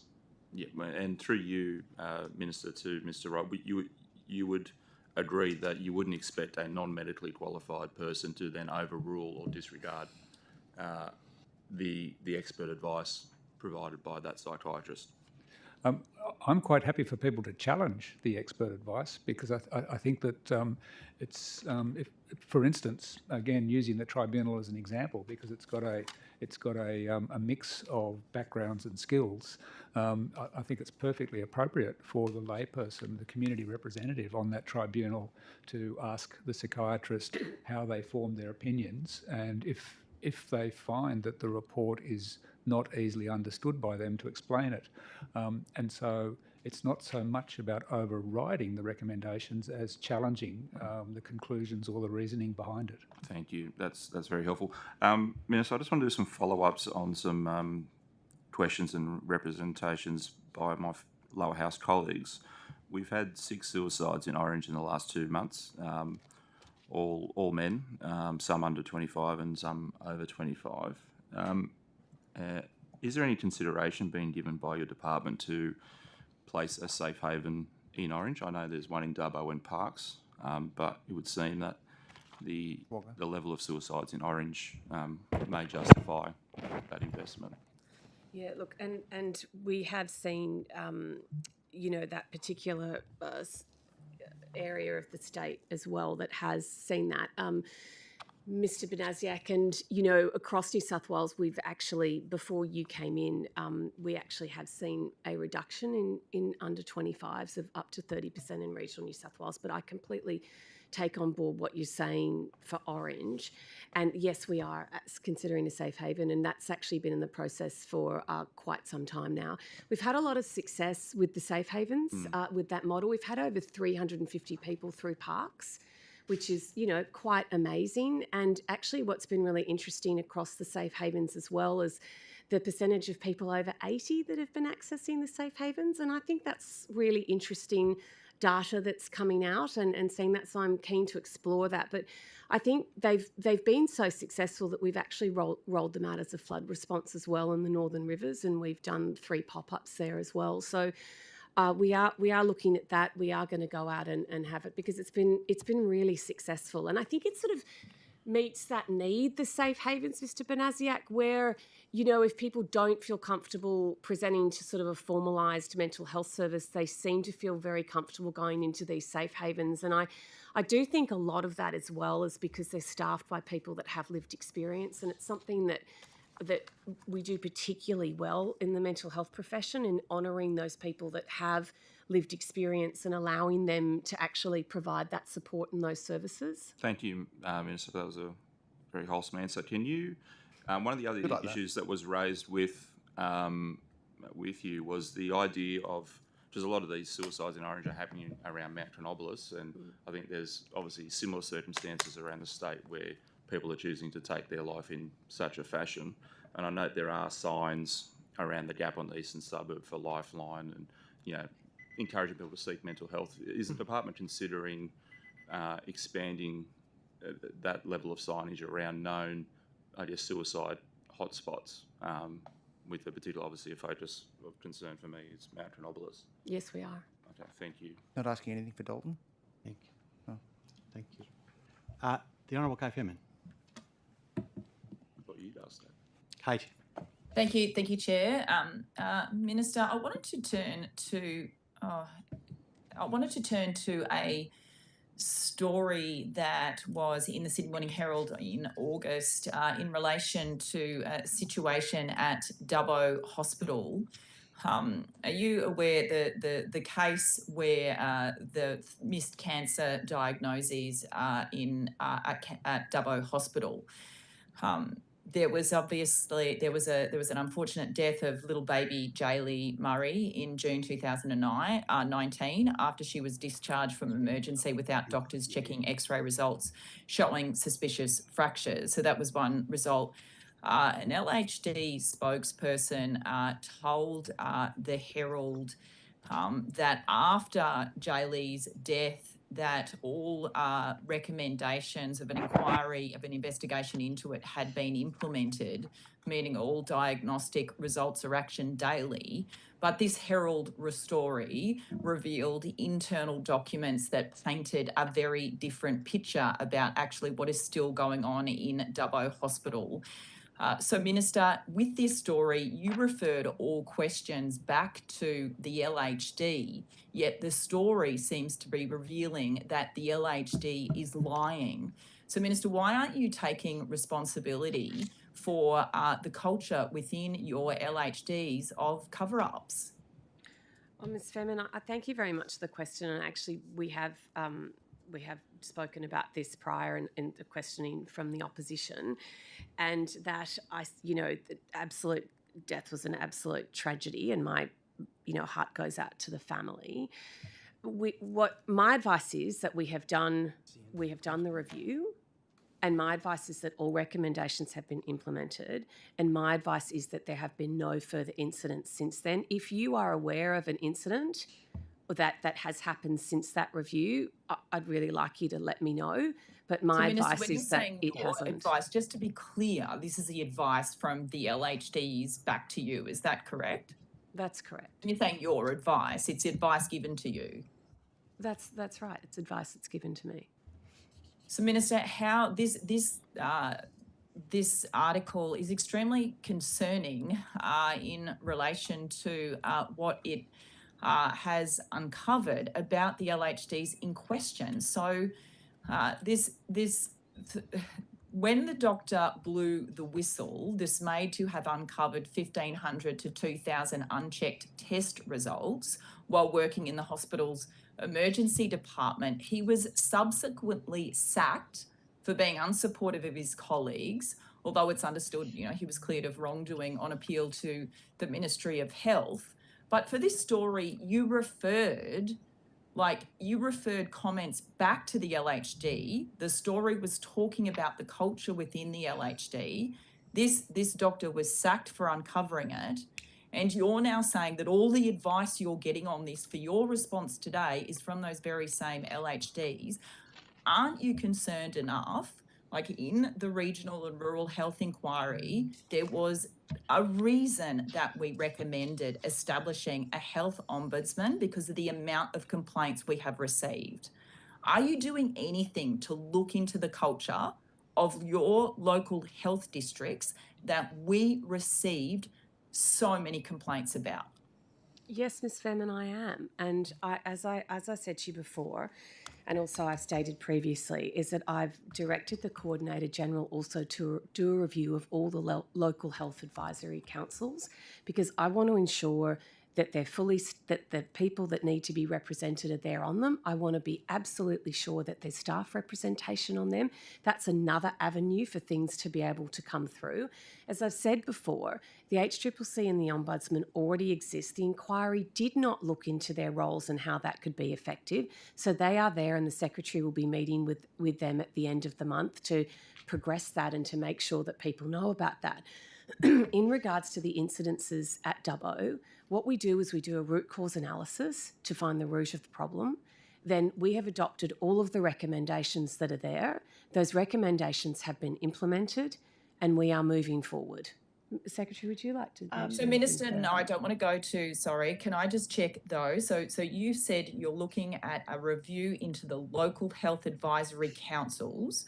So after all of the Sydney Morning Herald, for example, and the ABC, they have just been so many, it's basically the media that are telling these stories week after week, it seems day after day sometimes, of what is going on in our regional hospitals. And a lot of the stories talk about the whistleblowers experiencing extreme repercussions. They talk about the culture of cover-ups within LHDs. So you're sitting here today saying that you are not undertaking any inquiry of your own so that you can have faith that the culture within LHDs is a good one. Don't you think that there needs to be some, you're talking about root and branch review of a particular example at Dubbo Hospital. Where is the root and branch review of the LHDs and the way in which they function? So respectfully, Ms. Fairman, we are looking into a lot of things, but can I just say to you as well that you talk about this, which is absolutely fair enough, all of these things that have come through in the regional health inquiry. We have valued the inquiry. We've given a response well before time. We made sure that response was here before estimates so that there could be absolute scrutiny of that. But can I say as well that each and every day we have over 3 million presentations a year to our emergency departments in New South Wales. The massive majority of those presentations have very, very positive health outcomes. Minister, you need to let me finish because you're going down one track. I have specifically referred to what happened in Dubbo. I have specifically told you that there was a review that happened and that we have implemented I'm aware of that, and thank you for telling that. My recommendations. question to you, Minister, is specifically around, after the last couple of years particularly, there have been just such an incredible number, because of the good work of a number of investigative journalists, that have decided to focus on this issue, and the stories that are coming out are absolutely, Ms. Fairman, astounding, shocking. So you're telling me, Minister, that after all of this, though, we've had the health inquiry, you yourself, you're not undertaking any further. Let's talk about, say, for example, the Broderick review into the culture of the New South Wales Parliament. That is not correct. You're not thinking about doing the same for the LHDs. That is not in correct. terms of the There are culture. many processes that are in place that are continually reviewed, that are continually looked at in But they're terms not of working, making Minister. sure that there's Don't you service think they're not improvement. working? Aren't you concerned about Chair, these stories? I'm going to take a point of order because Hansard cannot record what is occurring at the moment. I think the Minister needs to be able to have the opportunity to provide her response before Ms Fairman asks any further questions. And I think the Minister must pause also when a question's being asked and not talk over the honourable member. So who would like to? I'll give another opportunity. Honourable Kate Fairman, did you want to put a position back to the Minister for her to respond to? We've just about time's almost out for morning tea, but would you like to put a question back? One final question then, Minister. Will you commit to, if you're not establishing the New South Wales Health Administration Ombudsman, which was a key recommendation from the inquiry, will you commit to looking at having an independent review into the culture of cover-ups and alleged bullying and other things that are happening within your LHDs? Will you commit to doing that today? Because so many people have blown the whistle that that is actually the case. Ms Fairman, we've supported in principle recommendation 40, which is into workplace culture, complaints management, satisfaction surveys, whistleblowers and protections. But what I will say again is the inquiry did not look at the role of the HCCC nor the Ombudsman. So to say that we're not doing something when that something actually exists and we need to make sure that health staff know about that avenue that can do that is really not fair in your summation of your question. What if the inquiry had indeed looked at those two things and found that they were unsatisfactory, well, then we'd be having a different conversation.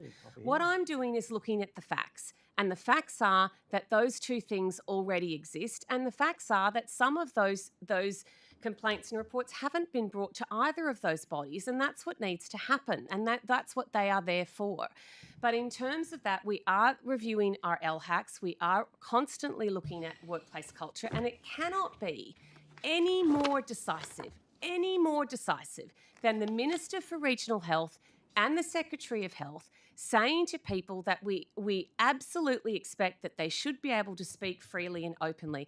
I don't know how you can address culture change more than that. I think it's a very powerful statement what we've done, but I also will say as well that a great majority, the absolute majority of cases that are presented and go through our rural and regional health services have extremely positive health outcomes. You know, the rest of the country is looking to the New South Wales Health Service for recommendation and for advice, and because of the excellent way that we have performed. So I absolutely take on board that there are issues for improvement, but I would say as well, and I would say this to the media, have some balance in what is happening here. And let's hear too about some of these. Let's talk to the man from Wellington that now is able to, who's happy to put his name to something, to his comment to say that now he can have radiotherapy at Dubbo Hospital that he could never have anymore previously, and the difference that that's made to him. So let's be fair in the way that we're reporting this as well, and let's also give those people a voice that are very happy to put their name to things that have had really positive experiences as well, and that's at Dubbo. Well, on that note of charging that the media has been unfair by the Minister in terms of their balance of reporting, let's break for morning tea. That wasn't my take home from the comments, but... Yeah, need to be very careful.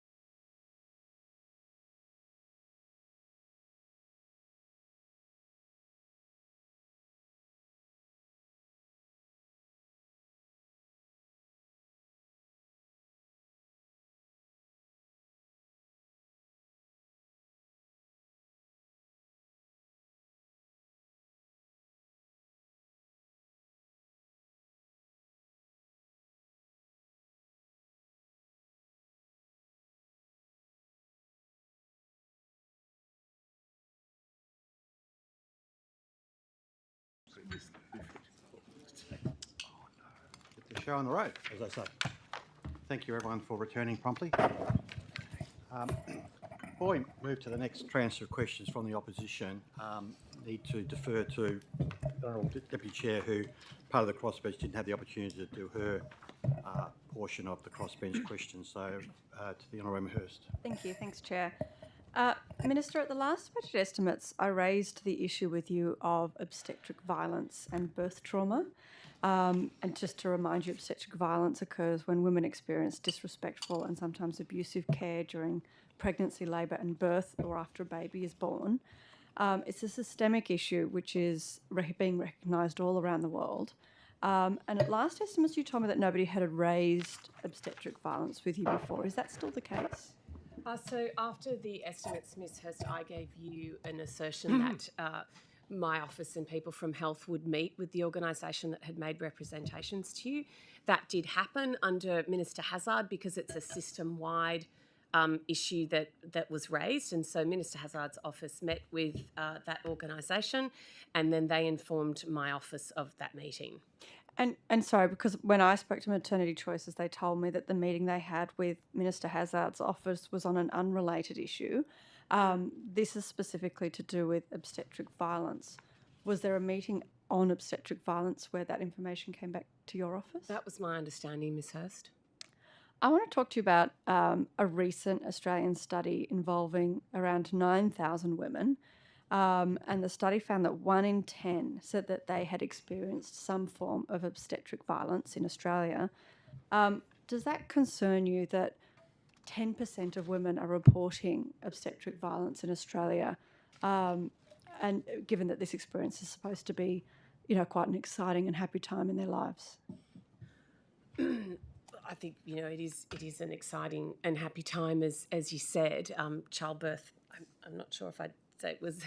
I think that, Ms Hurst, if that's been said, then it needs to be tested, and that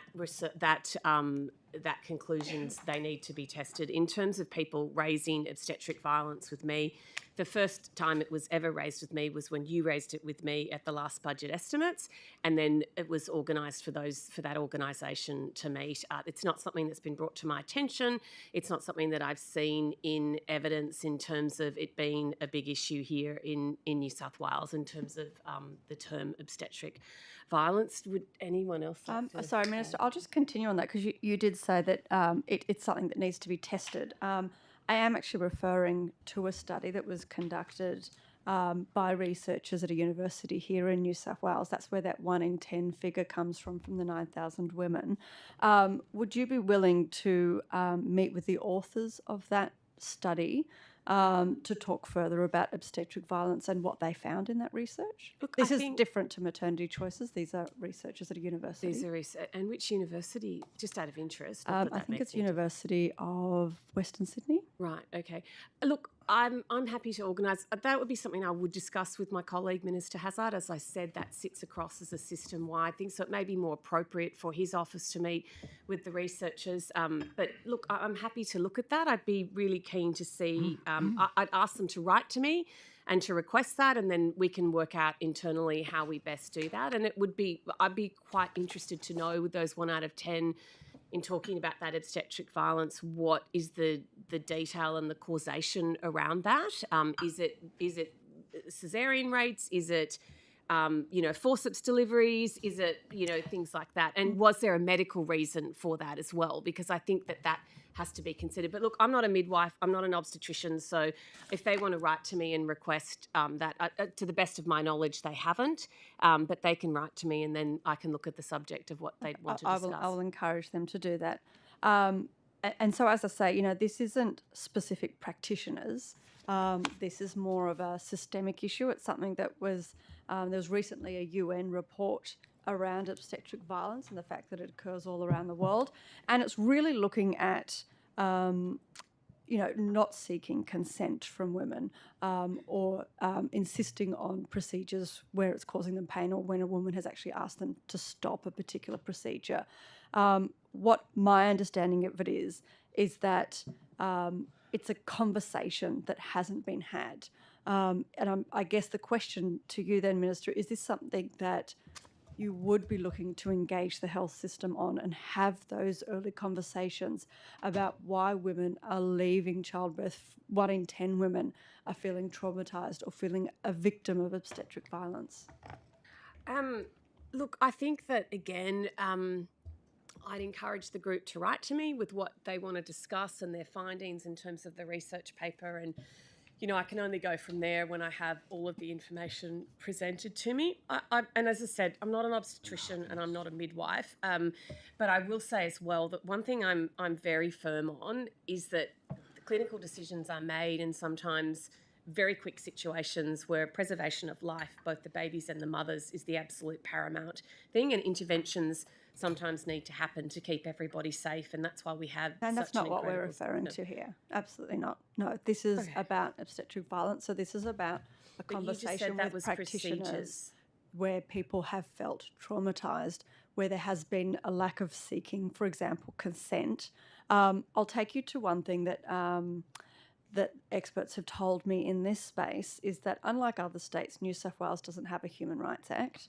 So the Queensland Human Rights Act, for example, provides that a person must not be subjected to medical treatment without the person's full and informed consent. And people working in this space of obstetric violence have told me that that the recognition of this human right in New South Wales would go a long way in tackling the very real issue of obstetric violence. Is that something that you would consider, making sure that there is some kind of form of consent in all procedures? Would you like to? If I may, consent is required for any procedure in the health system. So putting to one side human rights arrangements, which go without saying, consent is absolutely required in any procedural element of the New South Wales health system, and is clearly spelled out in our policy documents. Is that in the legislation, sorry? There are a variety of legislative underpinnings to consent, but consent is an absolute requirement for anything associated with any procedure in any facility in South Wales Health. The other point to make is that we do survey maternity care, and we have also measures around things like perineal tears and so on, which at times go to issue of birth trauma. And I'm not talking about an issue of a lack of consent, I'm talking about where the birth has been difficult. So we look at those because for us, a woman suffering a perineal tear during the course of a vaginal delivery is obviously something we seek to avoid, and we measure that quite specifically with all of our local health districts. So I think that we'd be obviously very interested to see the research and the information. Clearly we use those things to improve our services over time. But I just wish to be clear that there should be no question of consent for procedures. Thank you. I'll come back to this line of questioning. Thank you. We now move to the opposition's time. The Honourable Penny Sharp. Thank you. Morning, Minister. Good morning, Ms Sharp. Hello to your officials as well. I'm going to ask you questions about the women's portfolio. First of all, though, I wanted to say Happy Women's Health Week. Oh, thank you, Ms Sharp. Thank you for acknowledging that. Yes, very important. Minister, you obviously now have regional health and you have mental health and you have women. About how much time do you estimate that you spend on the women's portfolio? Oh, gee, Ms Sharp, that's a question that I'm just not sure that I can give you an adequate answer. I mean, my portfolios all intersect in lots of different ways, as it does with Women's Health Week. That intersects with mental health and with regional health. So I cover all of my portfolios every day in some way or another. Right, but and you obviously can't give us a ballpark about, is it 30%? Is it... Oh, Ms Sharp, I just don't think I'd be giving things justice if I said that. And look, I think that the fact that we've delivered the biggest women's budget ever would indicate that I've spent a lot of time on women. It's also the benefit that I've been so fortunate to have it for my entire time as a minister, as I've had mental health, and regional health is obviously a newer portfolio that was added to me at the end of last year. So how many times have you met with women's organisations, say in the last 12 months? Oh, multiple times, Ms Sharp. And also I have a Council for Women's Economic Opportunity that I meet with. The department When meets did you meet with them, people. Minister? Sorry? When did you meet with the Council for Women's Economic Activity? This week or last week. And prior to that? Well, look, I can't. I'd have to take that on notice to give you exact dates, Ms Sharp. But I also meet with them out of Can session I as clarify well. that that it was only last week that you met with them? Yes, that's correct. And that you hadn't met with them It's prior all in to my that? diary disclosures too. I know Ms that Sharp, we're if- coming to that, Minister. Yep. But just to be clear, so the Council for Women's Economic Participation, I think that's called, is you only met with them last week, but you hadn't met with them prior to that. So my Council for Women's Economic Opportunity is different to the group that was organised with the in collaboration with the Treasurer. So did you ever meet with that group? Yes, I did. When? Oh, Ms Sharp, I'd have to take You that take it on notice? exact date. Yep, Yeah, that I would be met with them great. via Zoom, but I can't remember the date. Minister, we have had a look at your diaries, and since November last year, you only have one meeting that you indicate was a meeting in regards to the women's portfolio. Are you aware of that? No, Ms Sharp, but I talk to people all the time. I'm always asking about your formal meetings as the Minister, just to be clear. Ms Sharp, if you've looked in my diary, I'm not going to disagree with you, but I'd have to have a look at that myself. And as I said, my staff have meetings, my department, Ms Smythe, Sure. we've I'm just done asking a about really you. big consultation. That's okay. I'm asking about you, though. So, Minister, in the last 10 months, you've had one meeting to do with the women's portfolio. Do you remember who that was with? Ms Sharp, I have had more than one meeting in terms of internal meetings, in terms of phone calls, in terms of discussions. Sure. But I'm just talking about what's recorded in your diary in terms of trying to get an understanding Great of if you the guys let us balance see of your time. diaries too, wouldn't it? Yeah. So do you remember who that meeting was with?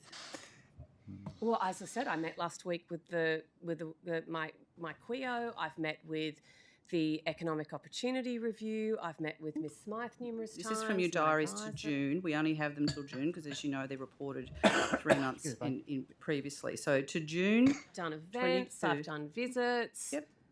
Terrific. That's not what I'm asking you. I'm asking you the meetings that you've officially recorded in your diary. Do you remember who that meeting was with? No, because there's numerous ones. Do you remember meeting with Lucinda Burke? Yes, I do. And who's Lucinda Burke? Lucinda Burke was currently working on a project that she was looking at to help flood-affected victims in the Northern Rivers, and particularly concentrating on women and getting them back to work. Yep. And where did Lucinda previously work? Previously, she worked at a. I can't. Know what I'm getting to? Was she your former deputy chief of staff? Yes, she was an outstanding young woman. So I'm just clarifying that there were. Aside from the ones that we don't know, so we say to June, from November to June last year, you had one meeting in the women's portfolio and it was with your former Deputy Chief of Staff. Is that accurate, Minister? No, Ms Sharp, because I've spoken to many people, I've been to many events. That's not accurate, no. Well, it is accurate in terms of Ms. how Sharp, you look, officially I how can you see officially what do you're that. trying Chair, to do here, and point of order. you know, Point of order. go against Okay, another I'm ready to woman. move on. No, I'm going to take the point of order because I think it's Well, I important. finished this line of questioning, so we can move on. It's not the issue of the questioning, it's the issue of the Stop the clock, talking over please. the Stop Minister. the clock. Stop the clock. The Minister is providing an answer and we need to ensure that Hansard can record it. So I just ask that we don't talk over people and that Hansard are able to record what he said in the meeting accurately. My clear hearing of what the Minister said was a direct imputation on the honourable member's question in terms of the basis of asking the question. It was a straightforward question about meetings. It's been the continual line of questioning from when she commenced about 8 minutes ago. And the Minister said something like, I know where you're taking this or where you're going with this. So that's an imputation on a member who is entitled to, at budget estimates, ask questions. So, Just to that point, Chair, regardless of that, it's the talking over each other, I think, that's actually the issue. I think we all need to provide opportunities for each other to ask questions and respond. And of course, Thank you, Chair. the Minister needs to be directly relevant to the question asked. I believe she was. Honourable Penny Sharp. Thank you. I'm ready to I'd move. also I'm like ready to to. add I'm ready that to I've move. met Honourable with Penny Gidget Sharp. and Tristillian and the CWA, so I'm not sure why you're not classifying them as. No, I've got all of those. There were 11 meetings in total from April last year. I'm talking So about you said one and now you're saying since 11. November. If you were listening to the question, you would understand the timeframes that I'm talking about. This is all in your recorded diaries. I'm not, I'm drawing from what they are. Minister, are you familiar with women's health centres across New South Wales? Yes, I am. How have you ever visited one? Yes, I have. Which one? Coffs Harbour and Bathurst. When? In the last 3 months. That would be my diary.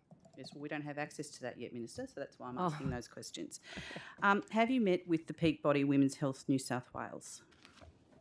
I've met with the people at, as I said, as at Coffs Harbour and at. No, but there's if a I peak could just finish organisation. Ms Sharp and Bathurst, who are also part of that bigger women's health initiative. But in terms of system-wide things in women's health, that actually sits with Minister Hazard. But I am the Minister for Women, and I'm very passionate about women's health centres. Well, you've talked a lot about intersectionality, and this would seem to sit directly in the middle of that. So, Minister, are you aware how many women's health centres there are across New South Wales?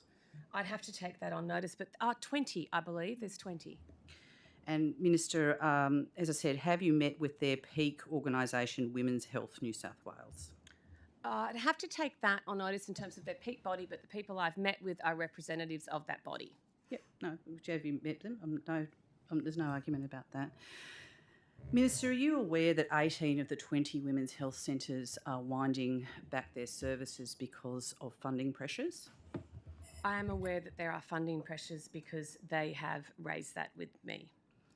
And just to be clear, that 18 of the 20 are doing. So you're aware of that? I'm aware that they have raised that with me, yes. And you're aware that they made a budget submission in the lead up to the last budget in relation to this? I am. Minister, why didn't they receive any additional funding? So what I will say, Ms Sharp, is that what they put a submission in, and I can't discuss the details, you've probably seen it in terms of where that came. I don't think it's a secret document. Yep. Well, that's fine, Ms Sharp. I'm just trying to be polite. So I think what we have found is that their business case needs further elaboration and further detail, and I understand that the funding has been provided to the organisation to represent that business case with the detail that's required. Minister, are you aware, though, that they're already cutting back services? Well, I think you've said that 4 times now. I'll give you a specific, if you want a specific case example, I'll give you a specific case example. So the Don't Blue believe the Mountains Minister Women's Health asked that. Centre offers GP services and counselling, and they've got very long waiting lists for all of their services, and the community is still in significant trauma given they have to deal with both bushfires and floods. After the mandated wage rises, and they got the CPI, which was 4.5. I mean, I think all the services say that they need 4.6 at least. All of the workers at that centre are now working part-time except for the receptionist. Do you think that that's reasonable, Minister? I think, Ms Sharp, that the proposal that they will come back with, which they have been given extra funding to be able to present, will be able to come back, be given due consideration in the normal course. And also, I will also point out that we had funding for menopause, and we're going to get to that, Minister. We're going to get to that, Minister. But if I could just say as well, Ms Sharp, that I've actually said to them as well, a lot of them already do that work in terms of menopause care within those women's health centres. So just to be clear, women's health centres will be funded out of the menopause announcement. No, Ms Sharp, if you just let me finish instead of trying to answer the question for me, respectfully. No, I'm asking for further detail, You are Minister. trying Point to of put order, words. Chair. A point of order has been taken by the Honourable Westing. I'm just going to take the point yet again that talking I'll over... foreshadow what the point of order is and encourage there be the exchange of the question and answer back Question and and forth. answer. Yep, Thank you. got it. Thank you. So what I have said, Ms Sharp, is that we're looking at that menopause funding now, how we're going to roll out. It's actually really exciting. The response from the sector has been phenomenal. It's the first time that we've seen this. It's very, very needed. It's something I feel very strongly about. And I think there will be opportunities within that for those women's health centres to participate in the delivery of those new menopause services. We haven't locked that in yet. We're in consultation. We're talking to them. We're doing all of those things that need to be done. I look forward to the Women's Health Centres putting through a new proposal in terms of funding that will clearly demonstrate the criteria. I think they're really important. I have no argument about that with you. I've used them myself. They were the first place I went to when I, first went on the oral contraceptive pill. Thanks, when thanks, I had my Minister. first, That's no, great, but I want to actually ask you also some questions. passionate That's about them too. that's So terrific, I'm not but you're not funding disagreeing them, and you're not funding them, what and they're I've reducing said is services. Order, that- order. Thank you. Just that back and forth, if we could, please. What I've said, Ms Sharp, is that we've said that we need to see a proposal from them that's detailed and addresses the criteria. You, of all people, would know that the process has to be undertaken and it has to be correct, and that's why my colleague, who is also very passionate about this, Minister Hazzard, and you can ask him these Terrific. questions That's fine. Can I just tomorrow, stop you there and that ask you a he- question then, please, No, Minister? I need to be able to finish. I mean, this whole well- thing is... Well, I have really limited time, and I've got very specific Well, so, questions, you know- and you need to be directly relevant to the questions that like I'm the asking answer I you. give, so you talk No, over me. this is where we got a problem of making imputations like that, okay? Reflecting on the member's motivation and intention. The member. So, Minister, I welcome that you're talking to Women's Health New South Wales in relation to their budget bid and their ongoing funding crisis, but are you aware that they are reducing services? What I'm aware of... And what are you going to do in the meantime so that women don't lose access to these services, sometimes the only free services in their areas, particularly in regional areas? What I've said is that we are funding them $12.7 million in the 2022-2023 budget. They've also been provided funding to look at bringing a business case forward that will set them up hopefully to go forward. Yep, thanks. So 20 centres, $12.7 million, and they deliver across the state, but you can't find the extra funding. So their budget bid was looking to, over time, increase their budget to $23.4 million, half of what you're paying for the menopause centres. You don't believe that would be a good prioritisation of funding? I believe that it's all important, Ms Sharp. I believe that business cases and presentations need to be put forward that allow that funding to occur. I think that Who did the you business also case for the menopause process hubs? for that. Who did the business case for the menopause hubs? Minister? Ms Sharp, look, I'd have to take that on notice in terms of that. But are you suggesting that we shouldn't have funded menopause hubs? No. I'm asking if why and what involvement women's health centres who've been delivering menopause care for over 35 years, how they were involved in the development of the menopause hub announcement. Well, one thing we know, Ms Sharp, is that there has been a gap in terms of, because the feedback from the sector, and I think they will be horrified to hear this line of questioning in terms of questioning the fact that we've funded this, which is That is so very absolutely not needed. what I'm doing. Don't even try that, Minister. That's actually offensive. Minister, I'm reluctant, as you know, to interrupt the flow of back and forth. Reluctant? I don't know. But that was a pretty serious whack. Well, it was I completely think- inappropriate. And it completely inappropriate. Well, Chair, then I'll take a point of order. No, I'm speaking, okay? I'm making an observation. Make a point of order. It's not, Minister, the way we conduct these hearings is back and forth. We don't make imputations on motivations behind questions, and certainly when there's absolutely no evidence to provide a basis to make such an imputation. Now, there hasn't been in regards to that last imputation, which was a one between the eyes to the Honourable Penny Sharp. So I'd ask that you cease and desist from doing that. Well, Chair, in that instance, I'm going to take the point of order at this stage. And Stop the clock, Sorry, please. how much longer? Stop the have I clock, got? that's fine. Yeah, thank you. I just want to raise that that ruling really should go both ways, and that there are imputations that are made by questioners and through questions to the minister that are probably inappropriate as well. So if the ruling goes one way, it really should go both ways. What's good for the goose is good for the gander. I accept that. Thank you, Chair. Honourable Penny Sharp. Minister, I absolutely reject any assertion that you think that funding for menopause is something that Labor or myself don't support. I'm asking you about the involvement of women's health centres in the development of that proposal. Can you give me some information about that, please? Look, Ms Sharp, we get to have many avenues where we consult with stakeholders and with things that are happening. In our Women's Review, we had a great, I think it was over 3,000, Ms Smart. Yep, Minister, thank you. That's not directly relevant. I'm asking you specifically about the development of the menopause hubs. Ms Smythe, this is... sorry, I beg your pardon. Ms Sharp, this has been something that has been looked at for a long time. The response to these menopause hubs has been Minister, overwhelming. thank you. And that I'm sure it's clearly overwhelming because women indicates- Can desperately I need it. finish? Point of order, because you Chair. need to be. Point of order. Well, I'll take a point of order if you really. Well, seeing as I called it first, do you mind if I please go? proceed, Although Honourable ladies Westling. first. Actually, No, given no, the please, listen, you called it first. Thank your you. turn, and then you'll Once again, Chair, Stop the there is clock, please. absolutely no ability for Hansard to record when two people are talking over the top of each other in the way that the member and the minister are. I'd ask that the question be put and that the minister be allowed to complete her answer before the member asks an additional question. The tete-a-tete that's happening at the moment is not appropriate, and the minister was trying to complete her answer. Thank you. Can I just say the point of order? I just make these points. I have very limited time.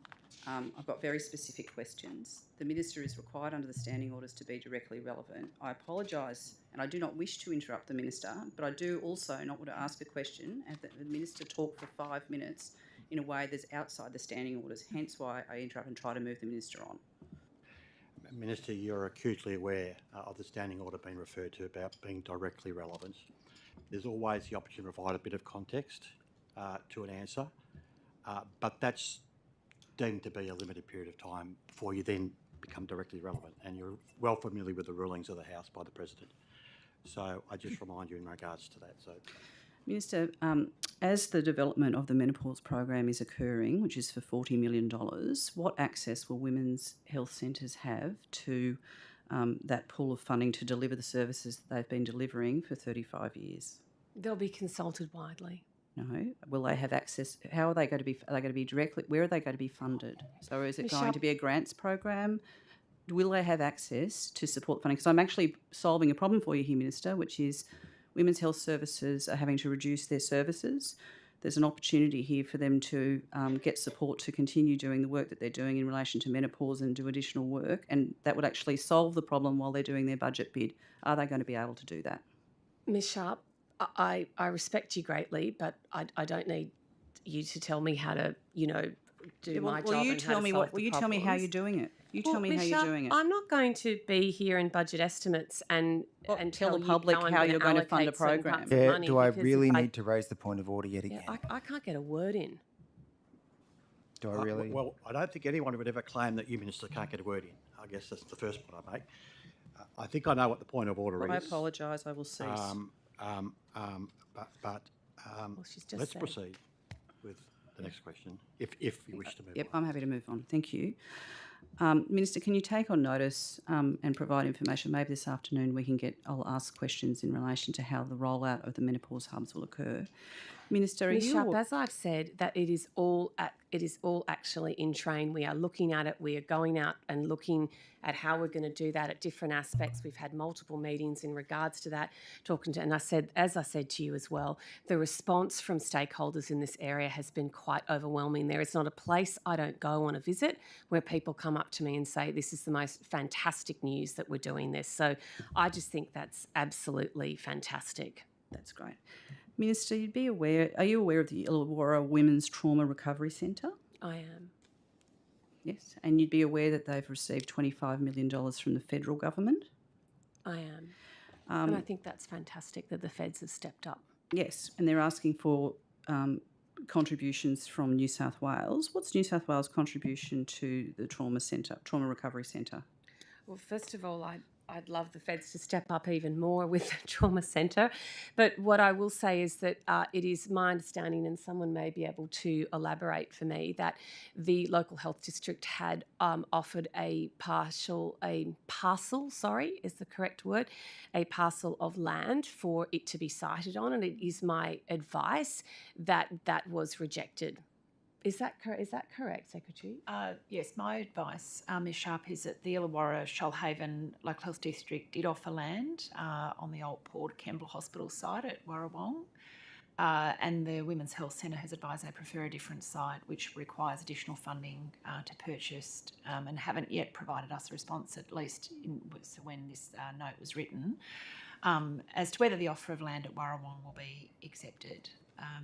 So that's an update there, but I don't know whether my colleague Dr. Lyons has got any further to add on that. I think that note probably summarises where So we're up to. you're working with the centre to identify the land. Is that accurate? Sorry, I'm looking at Mr. Lyons in the... Dr. Lyons, yeah. Dr. Lyons, sorry.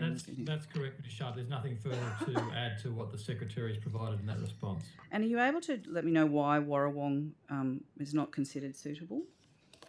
I'd have to take that on notice. I don't have detailed knowledge as to why they've determined that offer wasn't suitable for them, Ms. Sharp. Thank you.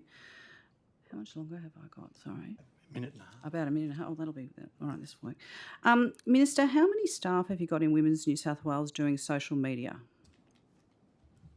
Ms. Smythe? Smythe might be able to tell me. There's one officer who is responsible for communications, and social media is part of that role. And we might have to come back to this afternoon, but are you able to tell us, give us some information on the metrics that are with the social media accounts that are being run by Women's New South Wales?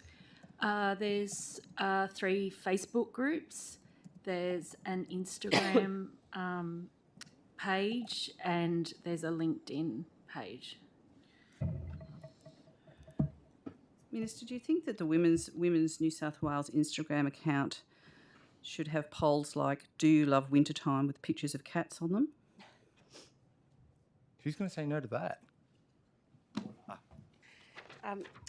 Ms. Sharp, I think on social media that I'm not aware of the post. I saw that you just put it up. I'm not aware of the post that you had, but these are done by people that work within Women New South Wales, and I'm really pleased to tell you too about how much we've increased the amount of people that are working in Women New South Wales, which has been really exciting. Than's, Minister, but that's not directly relevant No, to I'm my sorry. question. I don't know about the post that you're referring to, so I can't make that judgment call. But there's a lot of things that, I mean, I'm a 53-year-old woman, so what I see is very different to what other people see, and that's why you have professionals running this account. But if there's something that you don't agree with or you think is wrong, I'm really happy for you to raise that with me anytime, as you know. Just trying to understand the amount of time that's put into cat Instagram posts. Thanks, Minister. Lots of people love cats. Yeah, not enough. Not enough. There's plenty Cats of and cat, dogs are there's good, plenty and- of cat and- accounts, perhaps not Women New South And when we're talking about animals, no one better to talk about the animals than the Honourable Deputy Chair from Animal How do Justice. you Hers might feel disagree about with that, Well, Ms. I Hurst? might actually turn back to Segue. obstetric violence. And Minister, I might just read out, I've just done a quick Google search for definitions of obstetric violence because I think we were maybe talking about slightly different things. I understand it's not something that your office has been extensively briefed on. So I'll just read this out. It just says, obstetric violence is any time a person in labour or birth experiences mistreatment or disrespect of their rights, including being forced in procedures against their will at the hands of medical personnel. So with that in mind, and with the research that's looking at potentially 1 in 10 women that say they've experienced this, and with the comments as well from Ms. Pearce around the legislation underpinning consent, what preventative measures has the New South Wales Government taken to protect women in childbirth and to ensure that respect and consent are at the forefront of women's care? Ms. Hurst, if I may, in response to a question without notice, perhaps from the last hearing or in the intervening period, there has been a meeting with Maternity Choices Australia, and in respect of this issue, where the health was advised that the burden of obstetric violence can be reduced through having a known midwife. So we've reaffirmed our commitment to continue a focus on supporting and promoting midwifery continuity of care models across the state, which we have continued to build over many years. They're very popular and very successful models across the state. So that's one element. As I said, in addition to the measures that we look at that I mentioned earlier. Can I say, though, that should any report be received, I cannot recall ever seeing an incident or a report that goes to the issue that you speak of, because that would be something that we would treat very seriously. It is clearly a very important issue, and we do have mechanisms in place. So I will certainly ask the team to look for any such reporting. I can only speak for myself in terms of what I've observed, but absolutely we would look at that. But as I say, midwifery continuity of care models are very important to our state, to the women. We continue to grow those services across the state. Thank you, Ms. Pearson. I will suggest to the authors of this Australian study to also reach out to your office to talk through some of that research. Minister, in New South Wales, if a woman is concerned with the care that she has received during pregnancy and childbirth, particularly in terms of if she feels that she has experienced OV, what avenues would she have to be able to get support or to put those complaints in? So all of the avenues that we've spoken about, Ms. Hurst, that she can do internally through New South Wales Health, and also if there has been an event that she feels that she has suffered obstetric violence due to a procedure that she didn't consent for, hypothetically, then she's also able to raise that through external bodies like the Ombudsman and the HCCC. Thank you. Despite the but fact... again, Ms. Hurst, sorry, I don't want to interrupt, but if you know of any situations where this has happened, and I'd really encourage you to let New South Wales Health know, and that we could pursue that in the appropriate manner. Thank you. I haven't actually been approached by any particular victims. I've just been talking to the women that are doing the research in this space, who I highly encourage you to meet from the university to sort of talk further through it. I understand this is kind of a very new global discussion, but it's something that is now on the table here in New South Wales and Australia as well, and that's why I'm bringing it up today. My understanding as well is that despite the fact that, and I guess also, birth trauma is slightly different to obstetric violence, but they're somewhat interrelated as well. But in regards to birth trauma, 29% of women report that 29% of women report birth trauma. But my understanding is that there's only 3 specialised psychologists in New South Wales in this area. Is this an area that you're looking into? My understanding is they have enormously long waiting lists. And what can we do to ensure that specialist care isn't overlooked or neglected, given so many women are now reporting this as a problem? As I said, Ms. Hurst, it's never been raised with me as the Minister for Regional Health or the Minister for Mental Health, except in budget estimates when you raised it last time. So I think, in terms of if there is clear evidence out there and if people have reports of these situations happening, then of course New South Wales Health will look at that through our normal processes that exist. But as I said, I have not been made aware of any of these.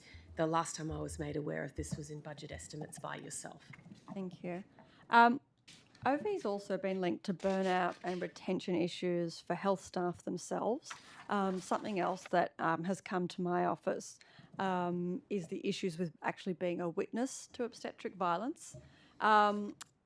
Is that something that the government is willing to look into and address, both the issue, I suppose, more broadly of obstetric violence and the stats that are coming out for Australia, but also the problems that are potentially will flow on from actually being a witness to obstetric violence as well? As I've said, if there is a specific case where a staff member feels that way, or someone who has gone through the birthing process feels that way, I would really encourage that it's raised through the appropriate channels so we can look at that and give it. But I guess, Minister, I understand obviously whenever there's a specific case, but I'm not talking about specific cases. As I said, I haven't spoken to any specific victims myself. What I'm talking about is the data that's coming forward and the research that's coming forward, both from that global perspective. As I said, the UN did a report on this just recently as well. And now there's research coming from Australia to show that we do have an obstetric violence problem here as well. And my question is, is this something that the government is willing to look into? And is it something that the government would be willing to look at with consideration of any legislative changes that would actually support women and to deal with this problem? Or maybe it's a conversation with the healthcare community and including them in any changes going forward.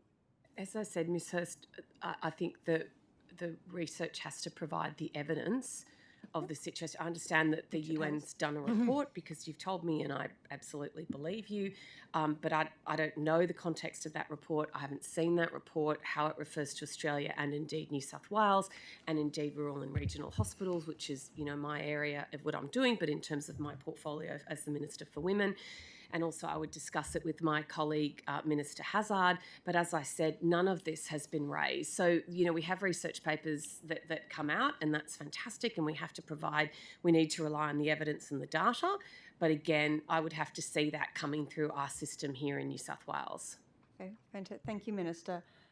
We'll definitely send you that research as well when it comes out. And as I said, I encourage you to speak with the researchers as well, and then hopefully we can talk further about what we can do. Yeah, sure. Thanks. Minister, I want to talk a little bit about the Broderick Review and the findings from the recent Broderick report into experience of people working in New South Wales Parliament.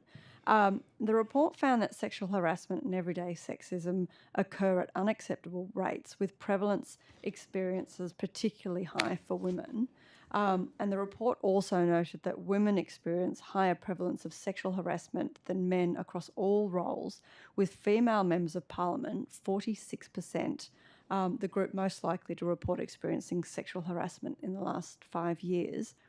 As the Minister for Women, what steps have you taken since that Broderick report was released in regards to women? In terms of that, so we've also had the Goward review, which was which was for ministers and ministers' staff only. Look, I think the Broderick report has been really powerful. I've been pretty strong on what I think and what I think going forward, and I've also been someone in this Parliament that has constantly called out bad behaviour. And I've had plenty of that put onto myself over the years without it being called out very publicly in the chamber, and anyone that's there knows exactly what I'm talking about.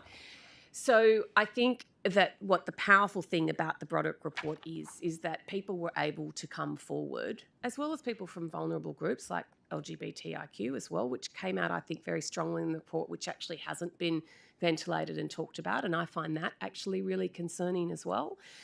But the great point about this was that they were able to come out and they were able to be anonymous, and so that gave them you know all this, Ms. Hurst. I know how strongly you feel and that you're a very big advocate. So I think that's really important. What I would like to see going forward as well is that people can see that this report has been taken very seriously, and I think there's been very serious consequences out of this report on all sides of politics. But I think what needs to happen is that then we need to empower these people to be able to formalise that process if they indeed feel that they are up to that. And it's something that I would do anytime with anyone, regardless of what political party they're from, that wanted to come through my door to try and support them. I think that, we live in a society and an environment now where these things are no longer tolerated and they are no longer okay. And I think to have reports like this, to be able to speak about this openly, is extremely powerful. We all have the right to work in a respectful workplace. We all have the right to feel free from sexual harassment in the workplace, from bullying, and from really bad behaviour. So I welcome it, and I think I welcome the fact that, our Premier's been very strong on that. The Deputy Premier's been very strong about it. I think the opposition leaders come out and said that he supports that review as well. And we need to make sure that that continues. And but the only way that happens is if people call it out. And that's what needs to happen more. And that respectfully is something that people need to do. Because it wouldn't be, the things that are tolerated in this workplace would not be tolerated anywhere else. And that has to stop. And the Broderick report has drawn a line in that. Are you concerned, as Minister for Women, that that this kind of behaviour that's been exposed, and I'm not suggesting it wouldn't be exposed, but are you concerned that it's going to discourage women from wanting to enter politics, given that we need more women in politics, as part of the solution? I absolutely am. I absolutely am. And, I must say from my own experience, I think I was very naive when I came into Parliament because I hadn't been a member of a political party for a long time. I was a registered nurse. I came in because I was tapped on the shoulder because I wanted to advocate for better health services. I came from a very female-dominated environment as a registered nurse in the New South Wales health system to a very male-dominated environment where I was targeted. And I was targeted relentlessly for my appearance, for my family. We've all sat through multiple budget estimates where I was grilled and quizzed and accusations made against my husband, who I absolutely adore, my children who were devastated by that with the slurring of his reputation, the names that I was called in the Legislative Council, and people didn't speak up. And so I have promised myself, Ms Hurst, that now I am in the privileged position of being a senior minister in the New South Wales government, that I will not tolerate this behaviour from anybody at any time, and I will continue to call it out. But we all have to do that. And I think the Broderick report has given us the impetus to be able to do that. And I think that when people come in here, they should absolutely be scrutinised for everything that they do within their portfolios and within their professional realm. But to think that women and men would see the way that sometimes people are treated in this place, the way that things happen within the chamber where things can be said, and those things I think are sometimes abused, sometimes within the structures that we have when people are personally attacked and their families are brought into things, absolutely it would turn people off. I can honestly say to you, and I've said this publicly, hand on heart, if someone had said to me before I decided to put my hand up for pre-selection with the New South Wales National Party that the opposition would go after my husband and go after my family the way they did, I would have seriously considered entering this place because it almost broke us as a family, and it is something I will never, ever forget, and I will never allow it to happen to anybody else. Minister, I want to ask you, as Minister for Women, if you have any kind of specific plan for New South Wales Parliament to make it a safer place for women to work. I know you talked about encouraging people to call it out, but is there a plan going forward to make sure that New South Wales Parliament is a safe place for all women? Yeah, so what there will be going forward is there will be a committee that exists in Parliament that will be cross-party. And that will consist, my understanding is, and I would have to just recheck the detail on this, but that all the leaders of the parliamentary parties will be on this committee to make sure that we can enforce the recommendations of the Broderick Review. But it has to be cross-party. And I think actually, you know, we've to be entirely fair, we've seen that commitment from all parties to be able to do that. So that will go, and then all the parties have responsibility here. This sits equally with everybody because everybody has been, you know, exposed in some way. Every single political party. Thank you. I've got some questions as well around women's health in New South Wales and also sexual violence. I know that Ms Sharp has asked some questions already about women's health.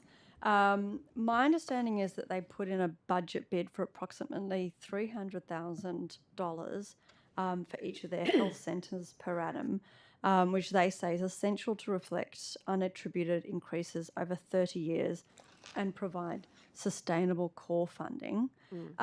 Just going back to my earlier questions around streetlights and how we work out the priorities, particularly given that this was a rather small sum of money with a huge benefit overall for women. Can you just take me through how those issues were prioritised and what your role in prioritising budget towards women as the Minister for Women? Yeah. So as I said previously, when you referred to the streetlights, that didn't come under my portfolio in terms of that initiative going forward. In terms of the bigger budget piece for women, so when we look at childcare and when we looked at things like menopause and when we looked at pre-K education, which sits under Minister Mitchell as well. These were all discussed in terms of what we could do for women in our budget that would actually make a huge change. But that actually came from not my Council for Women's Economic Opportunity, but the Women's Economic Review that was headed up by Sam Mostyn and also had Gillian Kilby, who sits on my Queo group in that. So those recommendations came from them. That recommendation, after they had consulted widely with their committee and with their group, and these are really experienced, amazing women who are very well respected. That was what they came back with. They came back with the number one issue is childcare. So that was that which we pursued, which normally sits in the remit of the federal government, but we saw it not only as something for women's economic opportunity, but something that women were actually calling for and asking for. So that was that. The pre-K, in terms of sending young people, and I take your point too, that is a family, you know, sending people for that extra year of school, but that's something that Sarah Mitchell's been really passionate about for a very long time, and she'd been working on that policy as well. In terms of the menopause money, that was something that actually was really important, that I thought we were really hearing a very strong call and a very strong need for. So that was something that we pursued as well. Can I just ask you on that menopause? So the budget included, I believe, 40 million for menopause. Given there are so many pressing health issues facing women, and obviously I'm not suggesting that we don't fund menopause because I understand that that's important. Again, I'm just trying to understand the decision-making process and how that issue became the government priority over other women's health issues like adenomyosis and endometriosis and or the variety of other health issues that have been chronically neglected for a long time. Was there any sort of research and data done on the amount of money that was going into those spaces and the amount of problems that were occurring due to underfunding? So we know that endometriosis has been funded as well. What I will federal money though, wasn't it? Sorry? That was federal money? Is that the one that you're talking about? It doesn't matter if it's federal, states No, funded. I'm just confirming. So that was federal I didn't money. mean that to sound disrespectful. I think as well that, you know, in terms of menopause, it has, as I said to Ms. Sharp, I cannot tell you the phenomenal response that we've had, both in measuring data in terms of the social media information that you get back and just going out. I've had women pull me aside at events saying, we just can't thank you enough. It's like, you don't have to thank me, it's taxpayers' money, but it's a policy perspective. And what we do know from the evidence is that menopause can significantly affect people in when they're at probably the prime of their careers in terms of what they're doing and the symptoms and things. I mean, they're even making that new Danish television show actually has quite a section on the woman who is the Secretary of State and the symptoms that she's suffering. We know that it affects people and therefore it affects their economic opportunity. We also know, because of the we're so good at treating breast cancer now, one of the misconceptions that ended up eventuating as well was that that medical specialists were reluctant to prescribe HRT because they felt that HRT could have an adverse, as in hormone replacement therapy, which is used to treat menopausal debilitating symptoms, could actually precursor someone to developing a type of breast cancer that was receptive to those particular hormone receptors. So what this is as well is it's a really big education piece to make sure that we can educate GPs and we can educate health practitioners about all of these things that are happening, because there are really great symptom management tools to be able to deal with that. And that's going to make women healthier, it's going to make families healthier, and I think that is a really positive thing going forward. There are always choices to make when you're doing funding and when you sit in government, and they are difficult choices. And, you know, if I had my way, you know, my colleagues all disagree with me, I'd love even more money for health and more money to be able to do the things that we do, because I think it's so important. But we have to be, you know, we have to look at things, we have to look at where they are, where the strengths are, where the weaknesses are. But I really stand by this menopause funding because I know how needed it is, and I know that the thing that I see in terms of menopause is a lot to do sometimes with what's happened with mental health, is that people haven't felt they can talk about it. Women have been told to just put up with it or not worry about it or not talk about it. I mean, how many situations where you talk to people where they'll be in a room and suddenly they get up and they open the windows because they might be having, and everyone sort of just looks and no one actually talks about it. All of those things are really important to talk about, and that's actually what's happened with this conversation now. And I think that's a really powerful thing and a really positive thing. Thank you. Minister, returning to the opposition questioning then, can I just go back to, if I could, just briefly, before you leave us this afternoon, the matter of the New South Wales Government response to the inquiry into health outcomes and access to health and hospital services in rural regional New South Wales. there were the three recommendations, 25, 41 and 44, which were noted, as opposed to the other ones which were either supported or supported in principle. With respect to 25, and I'll just cover this in the general statement, 25 was the one to deal with to health, that is New South Wales Health, to consider undertaking an inquiry into mental health, including mental health services, etc., etc. 41 is the one that deals with the proposition in regards to the Health Administration Ombudsman, of which there's been some reflection and comment on that this morning in answers. And then 44, that the New South Wales Government adopt a health in all policies framework and make some reference to a framework in the state of South Australia. Can I ask you, Minister, in light of the fact that since and it has been a relatively short period of time, I acknowledge, that the actual government response to the recommendations have been in the public domain, so late last week, and limited time for people to fully digest them and then be able to gather their thoughts about commenting. But there has been some strong commentary and response in this short period of time, particularly about the matter of mental health. And I know this is a matter that you're passionate about and you're very highly regarded in this parliament for the advocacy you've done in that area and continue to do in that area, but also the Ombudsman's proposition. And then the final one, which I'll just mention briefly, which you have already, just move on. Is the government prepared to go back and just look at those three again, those three recommendations, and see whether there is some capacity, and I'll say certainly in regard to 25 and 41, but I don't want to leave 44 out because that's also noted, but particularly 25 and 41, to see if there's scope to move beyond just note.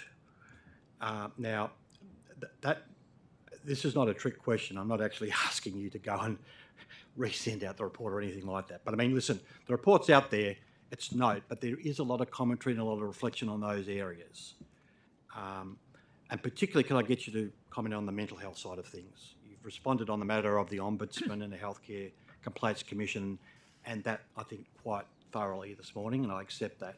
But in the mental health area, really, with the absolute capacity and resource base that is New South Wales Health, that is New South Wales Health, to really have a very close look at this issue?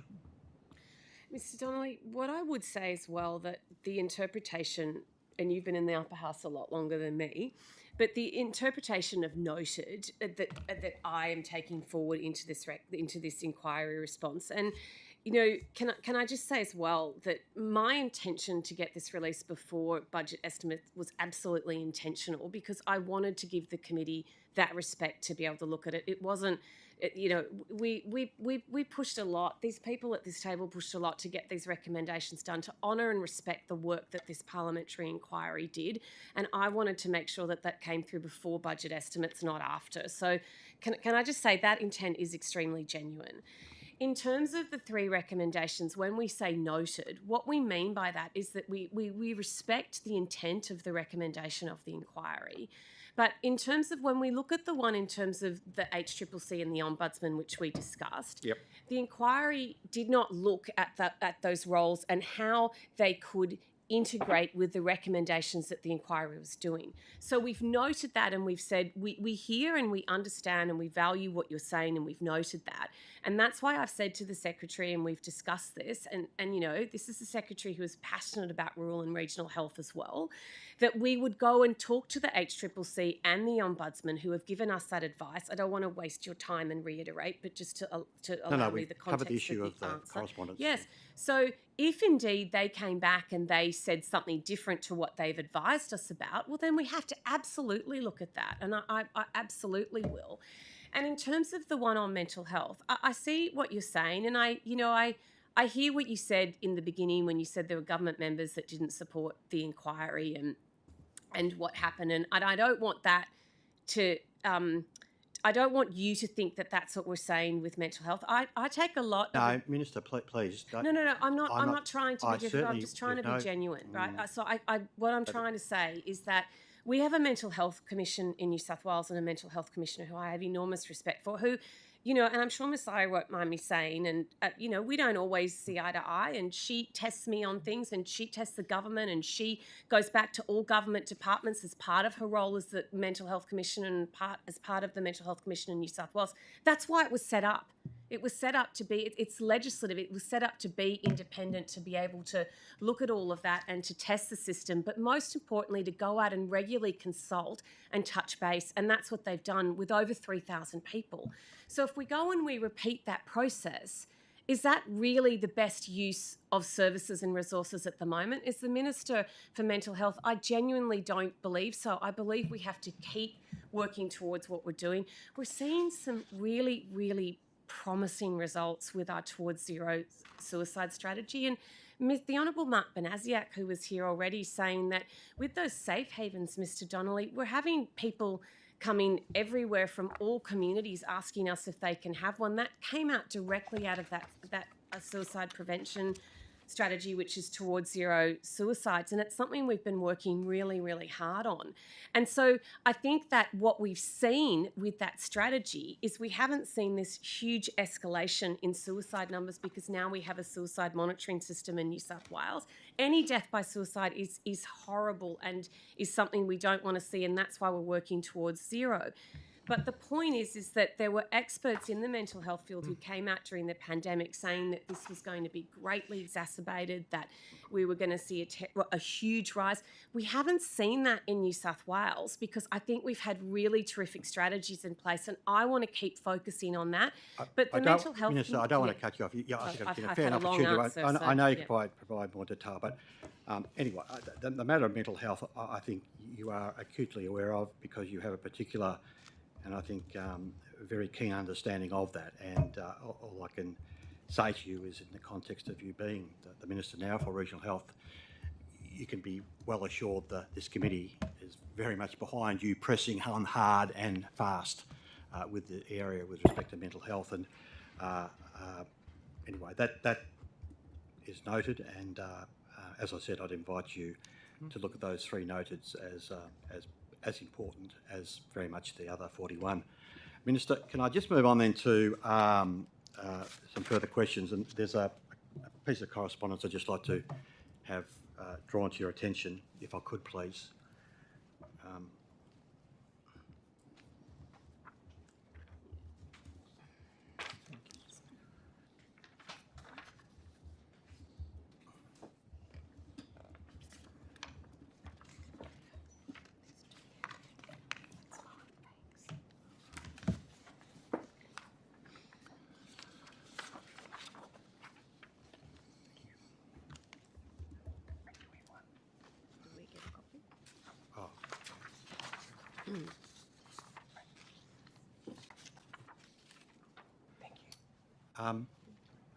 So, Minister, I just want to follow this up, if I could, please. I don't know whether you've seen this piece of correspondence. I'm sure you get fair bits of correspondence across your desk. I guess that's an underestimation of what happens to you. Lots of correspondence. Yeah, there is a fair bit, Mr. Donnelly. So often I won't be able to recall exact pieces of correspondence. This is, Minister, this is not a gotcha question, okay? If it was a gotcha question, I'd be giving it to you. I never said it was. I don't know. I'm trying to get to the bottom of something here. A significant matter. A significant matter. Now, you were written to on the 15th of June. Mm-hmm. Okay. Now, there has been no, to the best of my knowledge, and it's been checked most recently, there has not been a response back on this matter. Now, I'm trying to understand that we now have a Minister for Regional Health and a senior bureaucrat, the person we'll be asking a number of questions to this afternoon, who specifically have regional health in their bailiwick. That's what they're charged with. Now, I'm trying to work out how a matter like this can not be attended to when it's sent to you in that form, very clearly outlining a position. Now, if you need to take it on notice, so be it. I mean, but you know, this is very clear, outlines a position. It's a deteriorating matter, as I understand, the issue of the apron surface out there at the Broken Hill Airport. The member of Parliament raised it, and I've tried to follow it through as best I can. But perhaps I'll leave it there. If there's nothing more to say, and could you please take that on notice, and if you can, through your officers, provide responses as soon as practicable, because I want to try and advance this issue, and if we can, give assistance. Yep. Mr. Donnelly, this may be that it involves multiple agencies and jurisdictions, but I will take that on notice in terms of your response. The member for Barwon does write, indeed, a lot of correspondence, which is terrific. And I will say, actually, that I actually went out with the Royal Flying Doctor Service last week or the week before and did 2 clinics with them out at Tilpa, and went to see Whitecliffs, and went in one of their planes. And well, that's all very good, Minister, but can I tell you, the apron out at Broken Hill Airport is breaking up. Please don't. Yeah. It's breaking up and falling apart and having a direct and immediate impact, potentially, on the ability of aircraft operating out of that airstrip.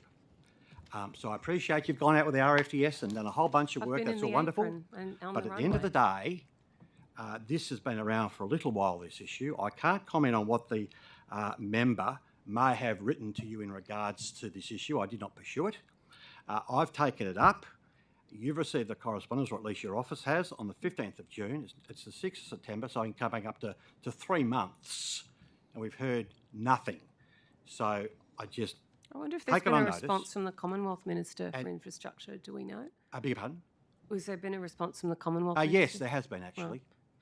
Okay. And the only reason I mentioned that I was there, Mr. Donnelly, was I was there, and I was in the hangar, and I was on the plane, and I was on the runway, and it wasn't raised with me. But I will absolutely follow this up. Minister, are you contesting now? No, I'm not. I'm just saying that perhaps, there has been a resolution. I don't know. I'll take it on notice, and I'll get back to you.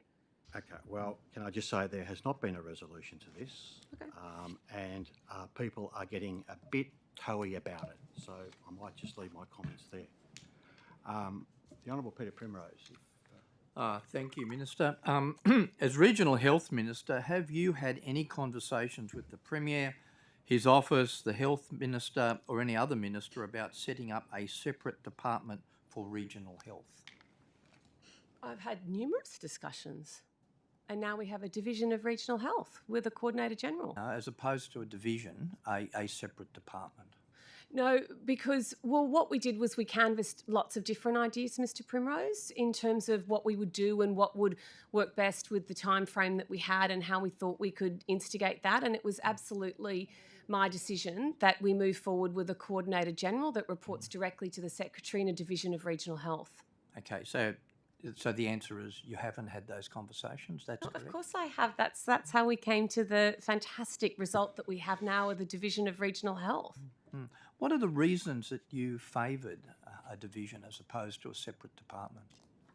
Well, I think that because there are so many things that happen across New South Wales Health that are system-wide in terms of the way we deal with things, the way that we operate. I mean, New South Wales Health has been seen to be quite an exemplary performer in terms of the recent COVID-19 pandemic. And a lot of that was put down to the fact that our local health districts were connected very well on the ground, but also that we had the central ministry that was able to coordinate things like vaccination clinics, which, really were the responsibility of the feds that, New South Wales Health just stepped up and did so well and so, had amazing results when you look at Western New South Wales. So for us to actually break up a system in terms of making it just for regional health or just for New South Wales Health was something that I felt at the time the better result would be a division of regional health. And I must say, Mr. Primrose, that It has been so far a really great success, and I think it's working really well. The feedback from the ground from people where Mr. Sloan has been overwhelmingly positive in terms of this new focus that we have. And also what I think was a really big thing for me was the fact that we could have the Coordinator General position that then reported directly into the Secretary. So there was that constant line of communication as well. But to actually, you know, embody and to take across all of the different sections of New South Wales Health that already are working, but have the Coordinator General that sits there to just make sure that that focus and that regional health decisions were considered in all of the decisions that get made every day. Thank you. Are you aware of the petition started by your Nationals colleague calling on you to split Hunter, New England, local health district? I'm very well aware, Mr. Primrose. Thank you. Have you met with Mr. Marshall about his concern? I have, and actually, I think it was the week before last, myself, the Secretary and my Coordinator General went up to the Northern Tablelands and held 3 public meetings with the member for Northern Tablelands to look at different issues that were being presented and to see about possible solutions that we could do. So you'd agree with him this is a burning issue and needs some changes? Oh, look, I'm always happy to hear about issues that are confronting our health services on the ground. That's why we went up. We had really productive meetings. We heard about a really wonderful trial that was being run in the emergency department of the Armidale Hospital that included a team leader overseeing that emergency department and being supernumerary, which allowed different things to happen. Thank you, Minister. Can I just ask at your meetings? Finish, Mr. Please, Primrose. but just in terms of my time, Minister, can I just ask you, since you've had these meetings, do you think the community supports the split? Mr. Primrose, I'm pretty sure I know where you're going with this. So there's been, I think, a quite a vigorous response to Mr. Marshall's petition that he's done. He's a great local member. He has every right to canvass and to bring forward the ideas of his community. But when I went down and I spoke to him, we had 3 really successful meetings. And as I was trying to explain to you previously, one of the issues that they had said in the emergency department was that they had trialled this model that was only, I think, 3 days a week, that now we are moving forward to 7. So that was an immediate response that we've got out of that as well. We've also been able to recruit further nurse practitioners as well, which is something that the community wanted. So we absolutely addressed those issues when we were down there. And I think we've got some really positive results. And I think Mr. Marshall's pretty pleased with those visits and those results as well. Thank you. Does I note that there's been a unanimous vote from New England mayors to investigate breaking up the Hunter New England local health From district. New England. Mayors. Mayors, right. What discussions have you had with them? I've had discussions with, I met with the mayors when I was up there. They attended the public meetings. Yeah, so I'm trying to get an understanding, and you've met with the Minister. Do people generally support the breakup? I think that people are looking for some solutions to some issues that they have within the health service delivery up in that New England area. So what I'm focusing on is the issues and how we solve those. But they're focusing on the split. Well, you know, Mr. Primrose, which way is I the was community? actually up there, so I can tell you exactly what happened at those meetings. Yep. And yes, definitely the idea of splitting the Hunter New England came up. But when I actually started to address the issues that were concerning them, I think we've been able to find solutions to that. So Okay. I think, and I've been really clear that my focus is on workforce. My focus is on fixing these solutions and getting really workable solutions to make sure that we are continue to deliver the high quality healthcare that we do. So the split is no longer a big issue up there. No, I didn't say that, Mr. Primrose. I didn't say that at all. Well, I'm asking you the question, Minister. Well, and I've responded to you. I've said that it is something that people are talking about and concerned about. But when I'm able to talk to people and present to those meetings and say some of the solutions that I think the main things that were raised at those meetings were not splitting Hunter New England.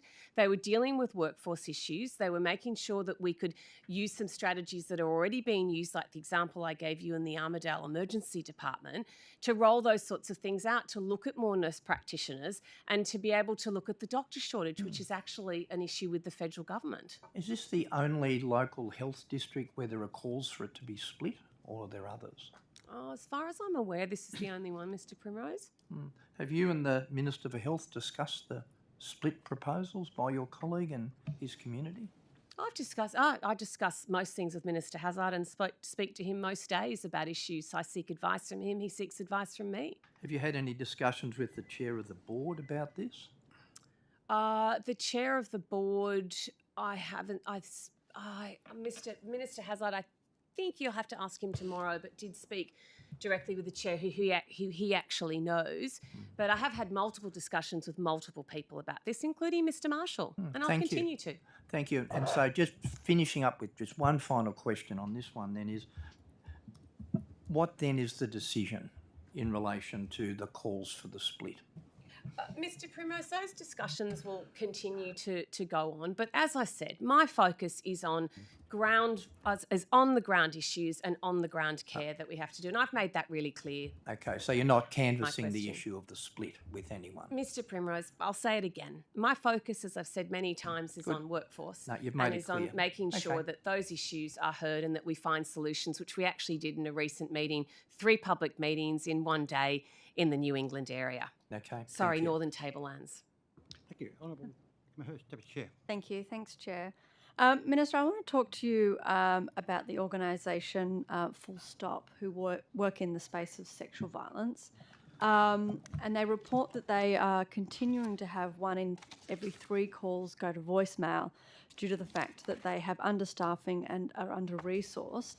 Given that sexual violence primarily affects women, do you have concerns about women and women's safety and their support after sexual violence, given those statistics that are coming out from Full Stop?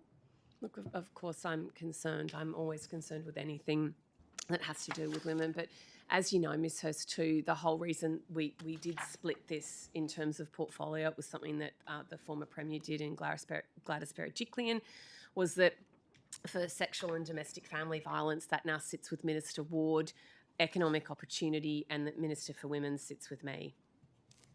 And I understand that, and I understand obviously it sort of somewhat crosses over. Yeah. But, you know, given this is such a significant issue, and they have requested funding, and I believe they've spoken to all ministers that would potentially fall under, including your office, is it an issue that you'd be willing to look at and advocate on behalf of women as well? Oh, look, I'm always happy to advocate on behalf of women, and I do that. And I've been to, I work closely with Minister Ward, as Minister McLaren-Jones, who are, doing an amazing job rolling out a lot of these, these services that are existing. But Dr. Lyons, would you like to elaborate on that at all, if that's okay, Ms Hurst? Because my question's kind of more about you advocating as Minister, and I'm sure Dr. Lyons and I can talk further about the issue this afternoon.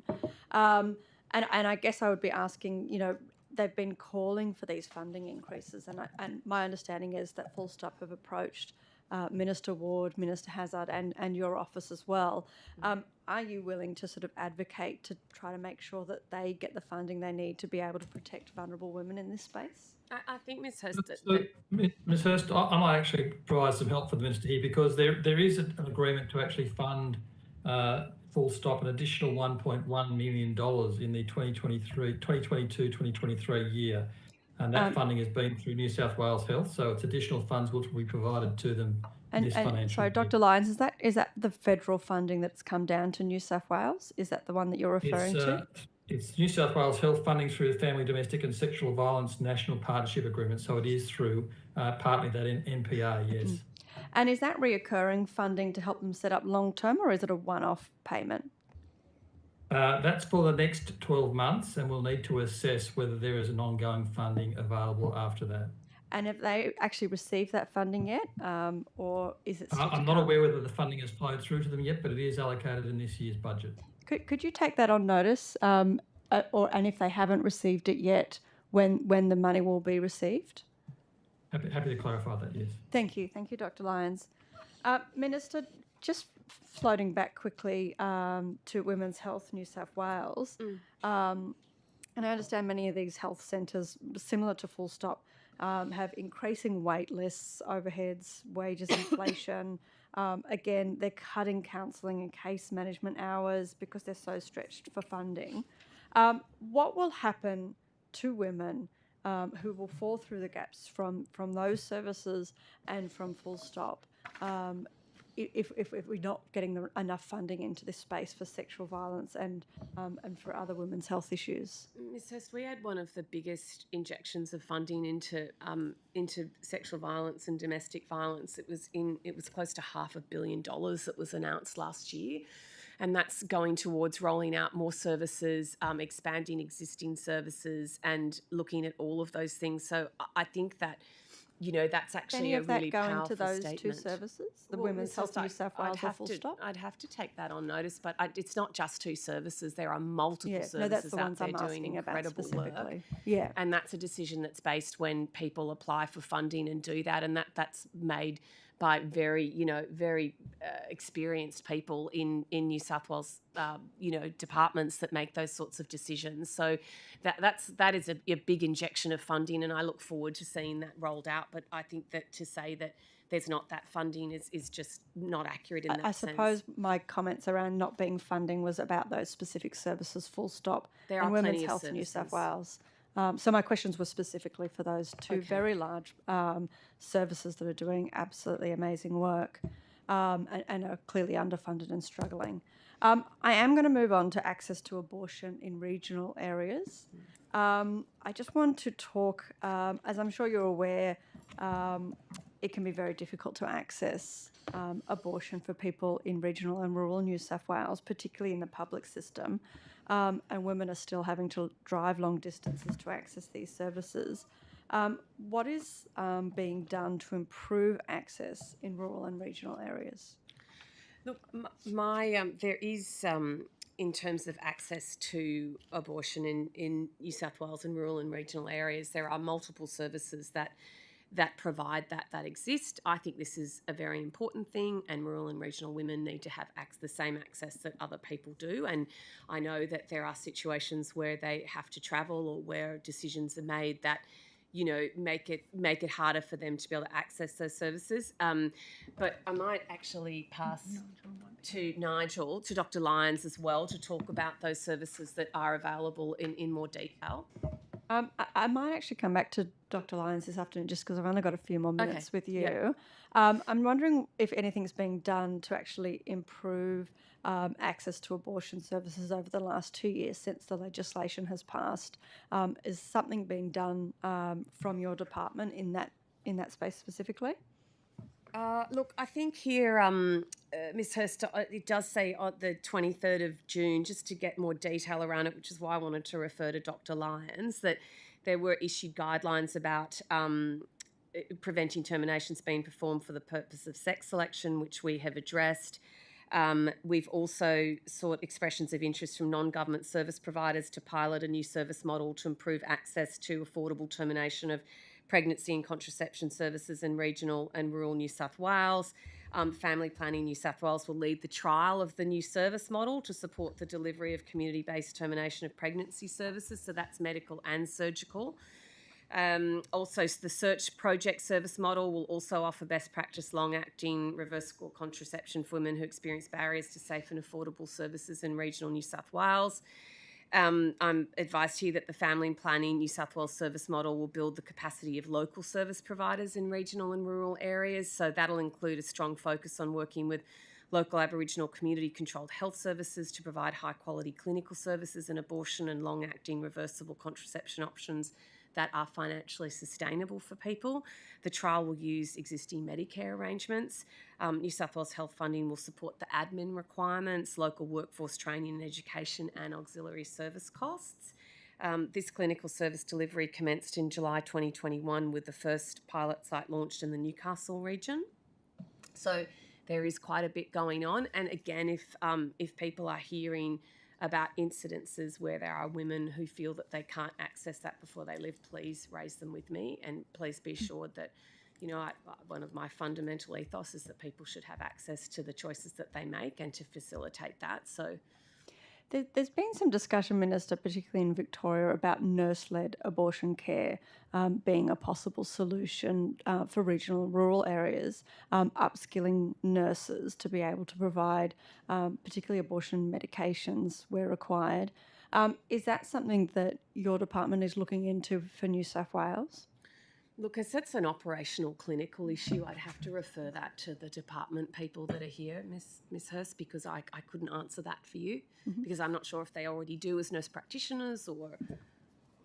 Well, unless, Nigel, if you've got any comments on that one. We're not actively looking at that sort of model at the moment. Our first focus is about working with the non-government organisations in this space. So with family planning and other organisations that we are partnering with already to expand the service offerings that they have available. So that's our first. The only other thing I was just going to mention is that we also support the Pregnancy Choices Helpline, which is actually a helpline that's available right across the state to give people advice about where they could access termination services if they're not available in their local area. Thank you. Minister, I just want to talk to you about urgent care centres as well. Last week, the Premier announced that New South Wales would be establishing 25 urgent care services in partnerships with GPs to relieve pressure on emergency rooms that are struggling. And I was just wondering if any of these will be located in rural and regional areas. Look, thanks very much for the question about the announcement with the urgent care centres.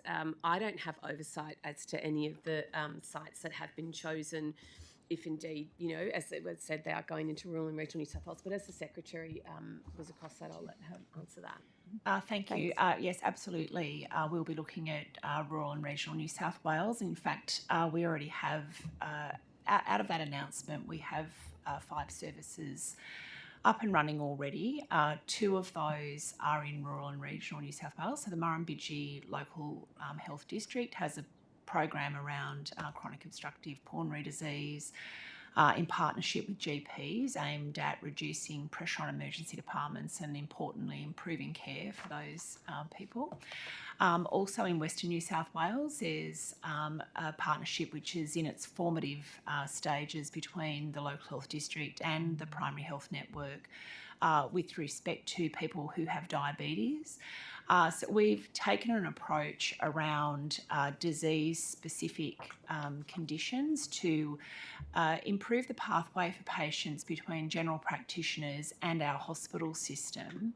I think it's really important to note that avoiding emergency departments is sometimes absolutely the goal, but really the other side of that coin is sometimes coming to hospital is exactly the place people need to be, or seeing their general practitioner. So we're really pleased to be continuing to work on that model because the aim, as I said, fundamentally is about improving the care of people in the community around those diseases. The further 20 urgent care services that we'll be working on, absolutely we'll be focusing on right across New South Wales. We're currently working with the primary health networks to drill down and understand which parts of our states will be best suited to those, noting that there are also 13 urgent care centres that were announced by the Commonwealth Government in addition to that. So we've got quite a bit of work to do in that regard, but absolutely we'll be focusing on that. Thank you. And this might be a question back to the Minister, but I'm happy for Ms. Piss to help as well. Obviously, at the Rural Health Inquiry, we heard about the shortage of GPs and the difficulty in attracting GPs and other healthcare staff to many of these regions. So I'm wondering how we're going to overcome that with the urgent care centres and how we're going to make sure that they're staffed rather than taking healthcare professionals away from their existing work and regular GP appointments and those sorts of spaces that are already lacking. Look, it's a really good question, and it's one that, if there was a simple answer for, someone would have found it, because we do have a real shortage of general practitioners in rural and regional New South Wales. And that's why we're really excited about the Murrumbidgee model in terms of a training pathway for GPs, but also the 4Ts model, which then goes further to that, and that's that single employer model in terms of working in rural and regional areas. So I think that those 2 models are really exciting, and I think that, we had a great story that the ABC ran the other night about someone who was actually in that Murrumbidgee program that's been really successful. So that's one part of it. The second part of it is one thing we know is about growing your own in terms of training GPs in rural and regional areas, because evidence clearly demonstrates that they're more likely to stay. And I think that's a really exciting development with the new medical school at Charles Sturt University. And I know that there's a local nurse from Bombala who's actually doing medicine and really wants to go back to Bombala and practice. So it's those sorts of stories that we really want to see going forward. But we need that cooperation with the federal government. And can I say the new federal government has been really keen to work with us and really positive and really wanting to look for those sorts of solutions. But we have to make sure that they want to partner with us in terms of that Section 19 exemption, which then allows a Medicare to also help pay for that salary as well. And then obviously with the 4 Ts as well. So that's Tottenham, Trundle, Tullamore, and Tullamore. Yeah. So that model, as well as having those doctors be able to work in the private practice, but also be able to work in the hospital and then bill Medicare through that. But at a recent meeting I was at National Health Ministers, the Murrumbidgee model was actually raised as something that was really positive and could be rolled out right across Australia. So I think we should be really proud of that. It was also mentioned and highlighted in the inquiry. So it will be all of these different things that come to fruition. But, you know, we have got a serious issue with GPs that has been a long time in the making, and we have to make sure that we can do that. In the meantime, too, what we're doing is rolling out more nurse practitioners. So nurse practitioners are like what some people like to call super nurses. They are able to prescribe some medications to do different things. We've actually got, for the first time ever, a nurse doing scopes in Dubbo that we've said as well, which is pretty incredible and really groundbreaking and very exciting. So looking at those extension of practice for registered nurses that may be able to take some of that load off in the interim. Also, things like My Emergency Doctor, which we're rolling out and which we've done quite successfully in the New England, because the issue for GPs, it's not just about finding, and this is workforce right across New South Wales, it's not just about finding the people, it's about retention. And one of the things that people will tell us, it's not like the days when I started over 20 years ago and the Cooma doctors were happy to work really long shifts and to do on-call overnight. People just aren't prepared to do that now. They're looking for more balance. So when we can provide something like My Emergency Doctor and we can say to someone, Dr. Hurst, we really want you to go and work in Trangie, but, you know, we're not going to ask you to do 7 nights on call in a row, but we're going to implement My Emergency Doctor, which is a virtual doctor service that we can do on Friday and Saturday night, so that every week you've got some time off that you can do the things that you want to do, has actually been used as well as a successful retention tool. So I wish I could say it was one thing, but it isn't. It's about trying lots of things. And actually, Phil Minns is the absolute god of workforce and everything else. So he actually has a heap more answers than I probably do and suggestions. And I might go to Mr. Minns later. I've just got a couple more questions for you, Minister, around going back to the menopause funding. You said that you're going to establish 16 holistic menopause services. I was just wondering if these are going to be brand new centres, or will existing women's health services be able to actually apply for some of that funding that's been put into this? I think it will probably end up, and I don't want to preempt that, but it will probably end up being a mixture of both. Where is the allocation of that funding up to, or has that process not started yet? Oh, we are neck deep into it with consulting and getting out. And as I said, the feedback has been phenomenal. So we're looking at lots of different options. And Ms. Smythe will be able to give more detail of that because she leads on that so well. So for the menopause hubs, there's 2 groups being set up, a clinical group for advisory group and a community group.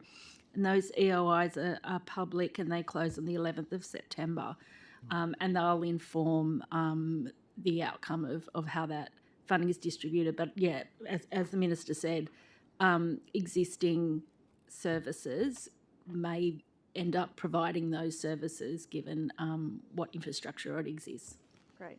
And when do we expect the services to be up and running? Is there a timeline put forward on this? There's no timeline at the moment, Ms. Hurst, but as soon as we do get more detail around that and when we'll be able to do that, I'm really happy to inform the committee. But please be assured that, you know, my department is working on this with New South Wales Health. This is something that we really want to see out there that a lot of people are calling for. So we're working really, really hard to make sure that we get that right, that we honour those women that are looking for this service where menopause has had such a huge impact on them and they haven't been able to easily access services. And we'll continue to do that, but we'll do it in a really diligent way and a right way, because this is an opportunity we've never had before, and I want to make sure that we get it right. Thank you. Last week, nurses and midwives went on strike for the third time this year to highlight their serious concerns about staffing levels in New South Wales hospitals. And obviously, we heard at the inquiry as well about staffing problems in regional and rural areas as well. And you obviously have a background in nursing yourself, so I'm sure you have a lot of sympathy for their concerns and the desire to ensure the best care and safety for patients. Why has the New South Wales government not committed to staffing ratios at this point in regards to nurses and midwife ratios? Well, Ms Hurst, as you would be acutely aware, it's not just the government, it's also the opposition, because I think you and Kate Fairman were the only ones that voted for it in terms of the inquiry I'm only asking response. though for your position. No, I'm just saying it's not just. In New South Wales, we have nursing hours per patient day, and that is what we use in terms of how we allocate staff in each of our services. What that allows us to do is it allows us the flexibility to flex up and flex down. So if you're working at a rural and regional hospital and you're having a really busy time in the emergency department, but your surgical ward, for some reason, you've been able to discharge everyone earlier than expected and things have gone really well, then you're actually able to move staff around in that situation because you're not bound by the rigidity of nurse to patient ratios that is legislated and is there. So I think that, we actually have nursing hours per patient day where people have put an enormous amount of work into doing that to make sure that works. I've always been really open, really transparent about this. I've worked on wards where things are there. There are some really tough days at the moment, really tough weeks, really tough months, and that's because we have had, as we've been really transparent and open about, we've had very big workforce challenges for a number of reasons.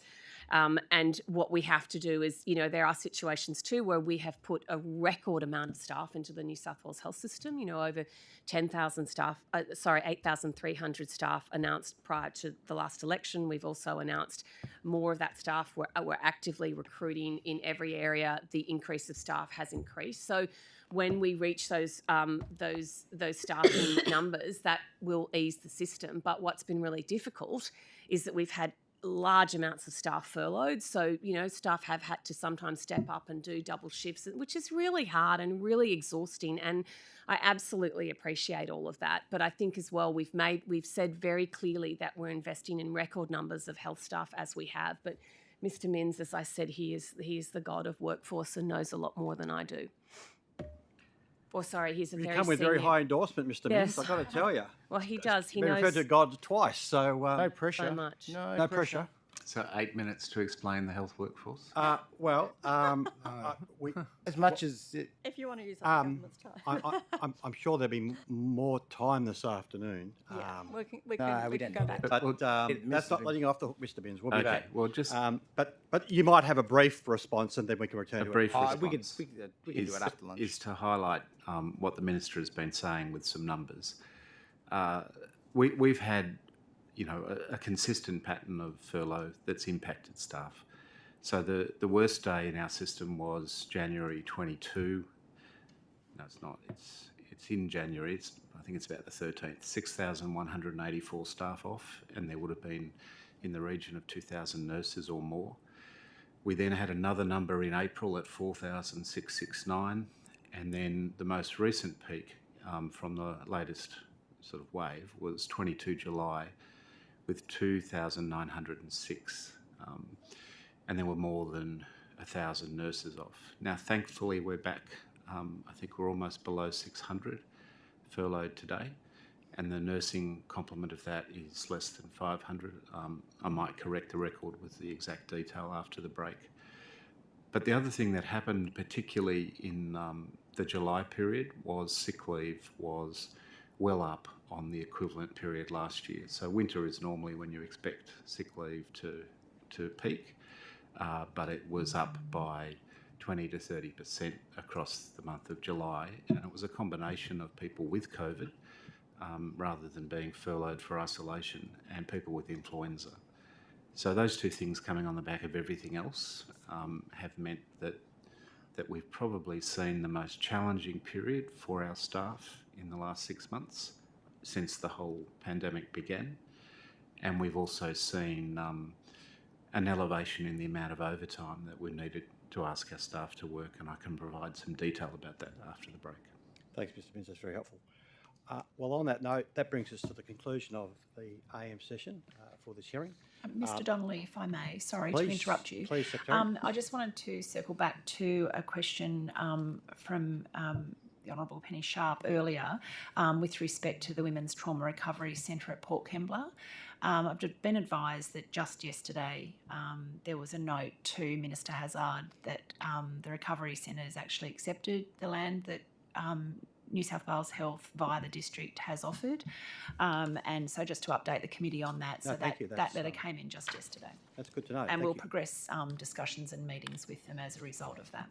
That's good. Thank you, Secretary. That's helpful. Now moves to government members if they would like the opportunity to ask some questions. Look, Chair, given the comprehensive and thorough answers that the Minister has provided to the committee today, I think she's covered all the points that I would have raised, but only to say thank you to her and the staff for attending today, and excellent job. Thank you, Minister. Thank you, Honourable Covers the Appreciate government time. Well, thank you, Minister. Know that you're, what did they say, flat out like a lizard drinking in your role across the three important portfolio areas. So to give this amount of time is much appreciated. So thank you very much. And we look forward to the afternoon session to be able to sort of expand on some of the questions we've raised with you, with your Secretary and the other officers. So thank you very much. And we break now and return at 2 p.m. Thank you. I'll make it 3. Be a rebel. Do something different. Thank you.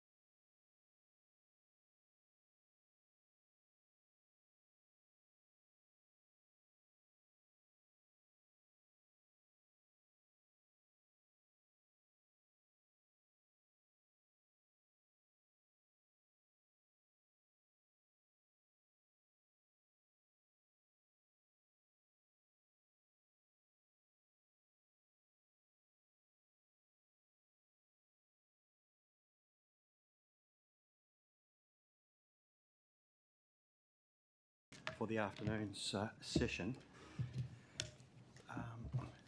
And once again, thank the Minister for her availability this morning and Phenomenal she was. getting Absolutely through. phenomenal. Sorry? She was phenomenal.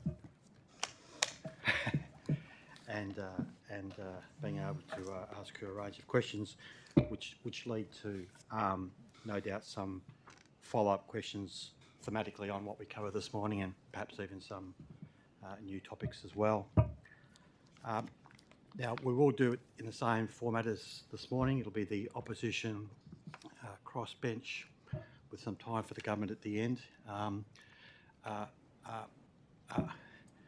I don't know who's coming for the crossbench, in what order, so we'll just have to work with that, okay? So the crossbench have 20 minutes, as the opposition does, and they have to split it either one-way, two-way or three-way, okay? So depending on how many of them are here at any one point in time, so if that makes sense. So just a bit of flexibility would be appreciated.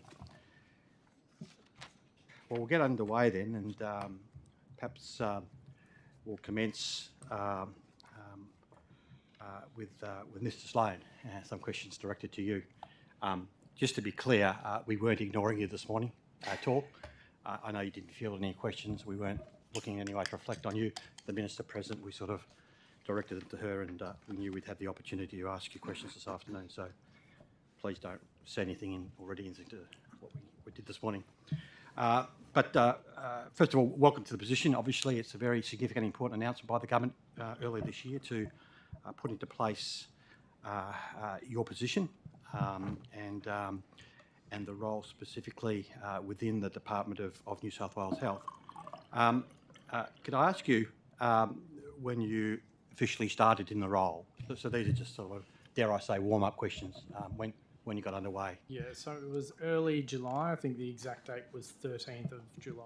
13th of July. So that's when you commenced. Now, as we understand, we have obviously Minister Hazzard, Minister Taylor, and then obviously yourself with respect to within the Department of New South Wales Health in the particular role. Just trying to get some clarification of reporting and reportage by yourself on a presumably regular ongoing basis of the priorities that are set for you and the work that you do in terms of your direct report. If you could please explain who's your direct report. Yeah, my direct report is the Secretary for Health, Ms. Susan Pearce. And so thank you for that. And do you meet, and when I say meet, that perhaps involves also remote meeting, with the Secretary on a regular basis? Yes, we have regular meetings to catch up. Yep. So once a fortnight, once a month, once a week? I think at the moment the frequency is once a month formally in the diary, but we talk mostly every day. Yeah, on bits and pieces, yeah. Now, with respect to the ministers themselves, Hazzard and Taylor, do you have within your remit a task or requirement or obligation to speak to them on issues that may arise, or is it essentially through the Secretary that the communication to the ministers takes place? My remit is on the permission of the Secretary to escalate to the ministers when it's things that are pertaining to regional, rural and remote health. Right. So are you only dealing with matters to do with regional, rural and remote health? That's my remit, but there is things that fall in between, I guess, the local health districts and specialty health networks that have some rurality or regionality that I also cover, and between myself and my colleagues we make sure that we're well versed and across that business for each other. But it would be true to say that all matters one way or the other are touched, that you get yourself involved in, are touched by a dimension or an element of matters regional, rural and remote health services and health outcomes. That's correct. With respect to the priorities that have been presented to you in your new role, either by the ministers or perhaps through the secretary, or a combination of meeting of the ministers and the secretary to yourself. Has there been a laying out of, dare I say, a set of priorities or markers that are being looked forward to be achieved in the period ahead? And whatever that period ahead is, if you could identify what it is, that would be helpful.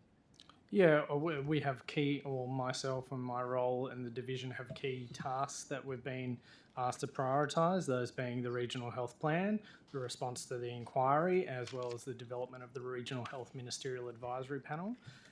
They're quite operational things that we have to deliver on, but including that, I have a sense of, I guess, strategic priorities to provide the advocacy for rural, regional and remote health in New South Wales, and to make sure that there's strong advocacy in those spaces for not only the communities in those areas, but then to create the single point of contact for regional health districts, the Minister's office into the ministry, and anyone else providing healthcare in those regions. So could you just run through that? You, in the first part of your answer, I think you listed about four items that there's.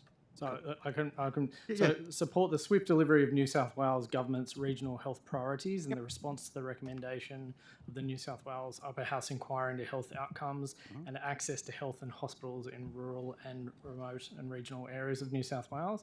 Support and coordinate the development and implementation of the regional health plan. Can I just interrupt you there, just to pause for a moment? With respect to the development of that, specifically, what is the instruction, if you could sort of use that word, that you've been given with respect to the timetable to be met to achieve that? That is the next plan ahead. Yeah. So the approved timeline for us is to work towards a release date of the end of the year. Okay. I'll have to come back to you with the exact date that we've had approved, but it would be late November, early December. Okay. And the proposition is for, can I ask, is it for a 5-year or a 10-year plan? The length of time that you're preparing for? 10-year plan. A 10-year plan. Okay. And you're receiving satisfactory cooperation from within New South Wales Health that, in terms of all the information and data you need to, I guess, sift through to help work that plan up? Yes, absolutely. Yeah, from New South Wales Health and beyond, external stakeholders, the communities themselves, local government, the consultation list is very wide and well spread. Okay. And can I ask, who is being consulted externally? Is there a list of, I mean, I know it's a hackney phrase used all the time, stakeholders, but let's use it because it is used all the time. Parties, interested parties, NGOs, whoever they might be. Is there a broad suite of organisations being consulted? Yes, the list is very long. I can go through that list if you want. No. It might take some time. But yes, we do have a very wide, we have done 3 pointed areas of consultation. The first one being general, run by some colleagues from Ben Delta to do a broad overarching piece of consultation New South Wales wide. We've had a focused piece of consultation from 33 Creative for Aboriginal community members all around, and then further to that we've done quite pointed engagement with Aboriginal medical services and several other Aboriginal groups, and then we've also done a qualitative piece of consultation to make sure that we build on those themes that we very much acknowledge that came out through the inquiry, through the evidence attended, and make sure that that's interwoven into the plan taking it forward. Just out of interest, was a consideration given to consult with the Shadow Health Minister, the Honourable Ryan Park? Who's he? To provide some input into the development of the plan? Where's he? I don't think so at the moment, but there's something we can very much take it on do. notice? Yeah, take it on I'm notice. sure. There will be a period of 3 weeks in September where it's completely open to the Oh, public. good, okay. I'm sure he will have a worthwhile contribution to make. With respect to the local health districts in the state of New South Wales, obviously you're well familiar with the network of them. Excuse me. And the ones that are identified as covering rural and regional New South Wales are listed as 7 of them. Excuse me. But with respect to the others, there's at least, well, if I say least, there's in the Nepean Blue Mountains, there's Illawarra, Shoalhaven, excuse me, and southwestern Sydney. In all three cases, I think it can be reasonably put, parts of their region are, if not rural in the complete sense, certainly at least semi-rural, and I think, quite frankly, parts of them are rural on an understanding and ordinary definition of what rural is. Do you have any remit into the health facilities in those parts of those three, what are non-regional, strictly speaking, local health districts, not the 7, to deal with any matters because of the rurality associated with parts of those LHDs? Do they wear country clothes? I'm sorry. Yes, the 7 core regional LHDs make up. We also include the 2, so Central Coast and Illawarra Shoalhaven. Central Coast as well, yep. Okay, but again, with all in partners that we've engaged with, and when we've had these discussions at New South Wales Health, we do also cover off those areas like Lithgow Hospital, like the Barrels of the Well, where there's levels of rurality. And I guess just to reinforce that we're doing so as one group or one system to be able to tackle those problems and issues that arise and cross over, whether those are in formal rural LHDs or not. So just as a practical day-to-day operational perspective, there aren't issues that come about whereby there is the Health Minister and the Minister for Rural Health, and there's this sort of intersection crossover, and there's a question of, well, who should be dealing with this? That doesn't arise. It's a pretty clear demarcation. No, I think that not so much of a demarcation, rather than we leverage the collaboration that happens across all of those sites. Okay. Can I ask you, have you met, and I appreciate the date you've provided to us in terms of your commencement date, formal in the role, have you had an opportunity yet to meet all the chief executives from the rural and regional LHD, so at least those 7 I've referred to? Have you had the opportunity to meet with them? Yes, absolutely. And can I ask what was the in general terms, the points of discussion and dialogue you had with them? What was the priority for you anyway as a newly appointed coordinator? I think the priority for me since, and I might just clarify as well that I have been acting in the role since April as well. So yes, I appreciate that. I think I've had over 220 meetings in 90 business days, and that includes with the chief executives, some of them more than once, and we meet regularly with the chief executives at the Senior Executive Forum in the Ministry of Health. It was really to garner and contextualise what their challenges were in each one of their respective local health districts, to make sure that I was across any issues that were arising or the things that they needed to help work through and solve and address, as well as the exemplars of care that were being delivered or different innovative models that we could look at possibly scaling and or rolling out across the state. So can I ask you, behind closed doors, were there any, and I don't need to know the details, although happy to volunteer them if you wish, some very frank points of discussion, led by yourself about particular concerns where there needed to be a pulling up of the socks, so to speak? I mean, I appreciate that the meeting would have been a meet and greet, a cup of coffee and a biscuit, but beyond that, when you got down to tin tacks, the actual inquiry report's got some pretty sharp edges to it. I gather, at least in parts of the discussion, there was some clear-sighted commentary around, well, listen, there are some areas we need to focus on. Look, I think every conversation I've had has been extremely frank and candid and authentic with every single one of the chief executives and all the staff that we've met and talked to, with or without the chief executive there in the districts. We have a performance framework through New South Wales Health that actually is used to provide those performance outlines and have those conversations on a quarterly basis with all of the districts, whether they're metro or rural.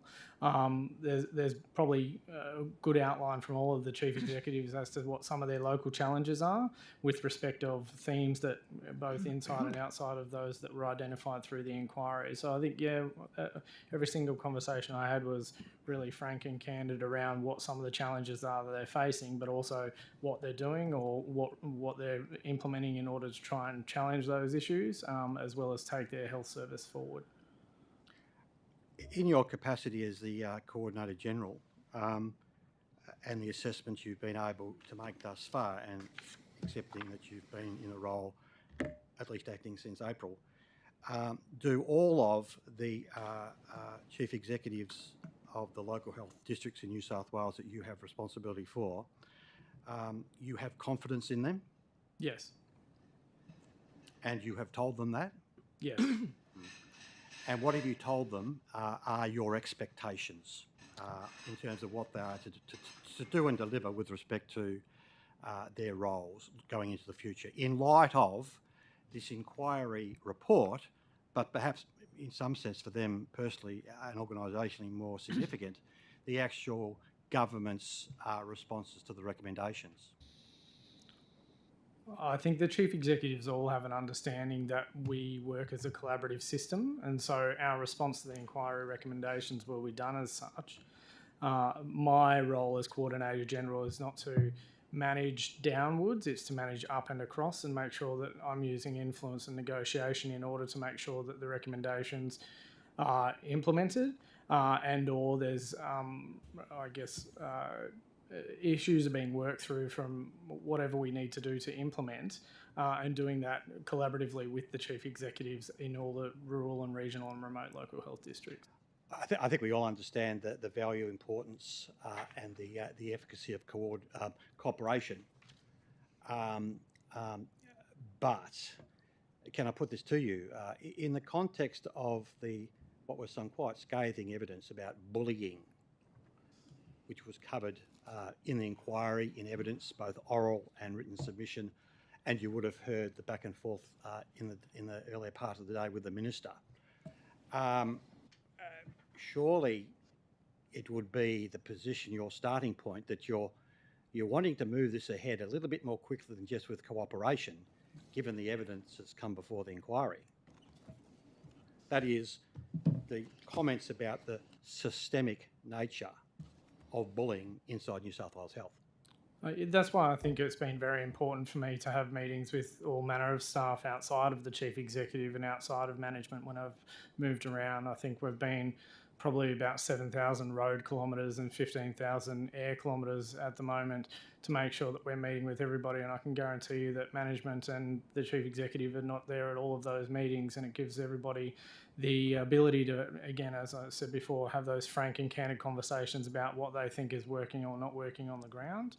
I'm talking specifically, Coordinator General, about bullying. I mean, what have you been saying to employees of New South Wales Health in your toolbox meetings, if you could sort of use that phrase, or staff room meetings, if you could sort of use that phrase, about thematically what's going to be done to deal with this in light of the inquiry report and its recommendation?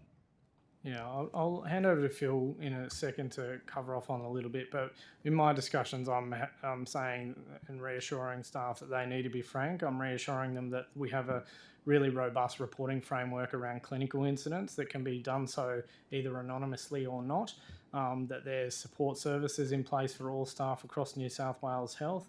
We do have independent bodies, and I have reiterated this at several forums that I've been to whilst I've had visits or meetings with people across the state, to make sure that they understand that those options are there and in place, and to be able to advocate for them if they think that something's not right. I've given my phone number to countless number of people to be able to escalate to me directly if they need to, but also to make sure that they feel supported to raise those issues should they need to with their local chief executive, management or otherwise, so that we can work through whatever the issue is that arises. Reinforcing that safe culture. We do have an amazing, strong culture of reporting within New South Wales Health with regards to clinical incidents, but we want to also make sure there's a culture of safety in the workforce that they can also respond and feel heard when they have an issue.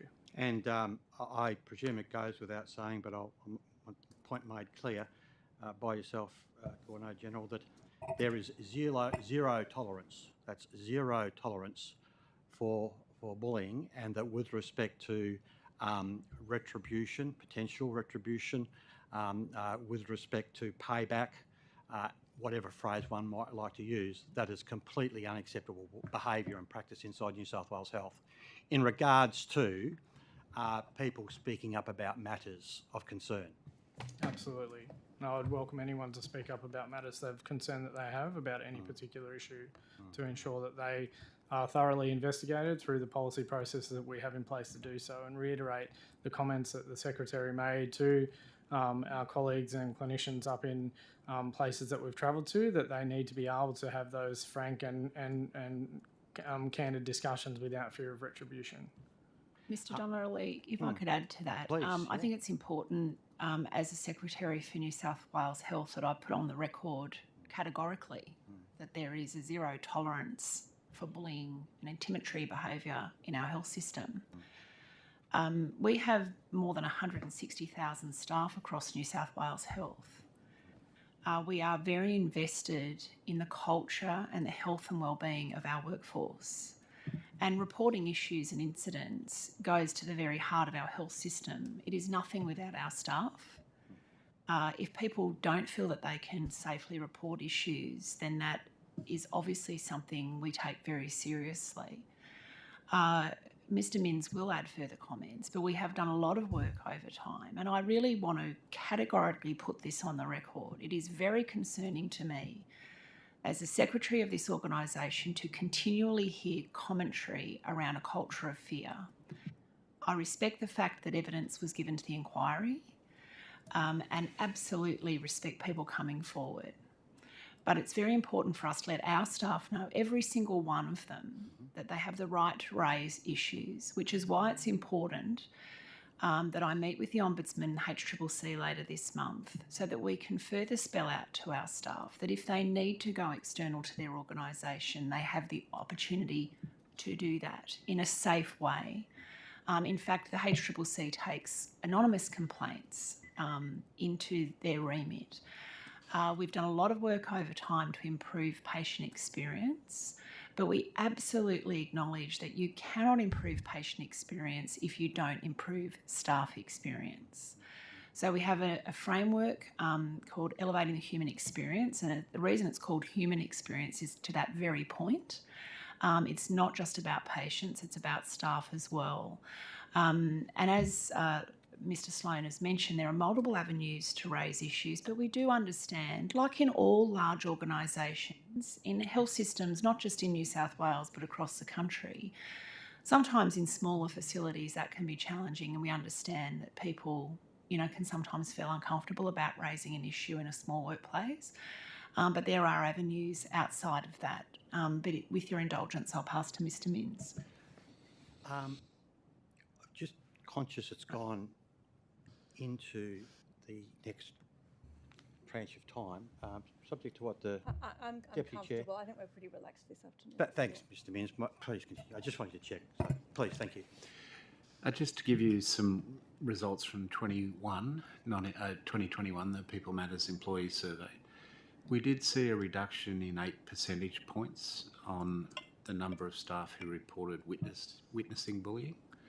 And we saw a reduction in 1 percentage point of staff indicating they felt they'd been subjected to bullying. And so there's been some improvement. I would make two other points about this whole area of the consistency of health culture.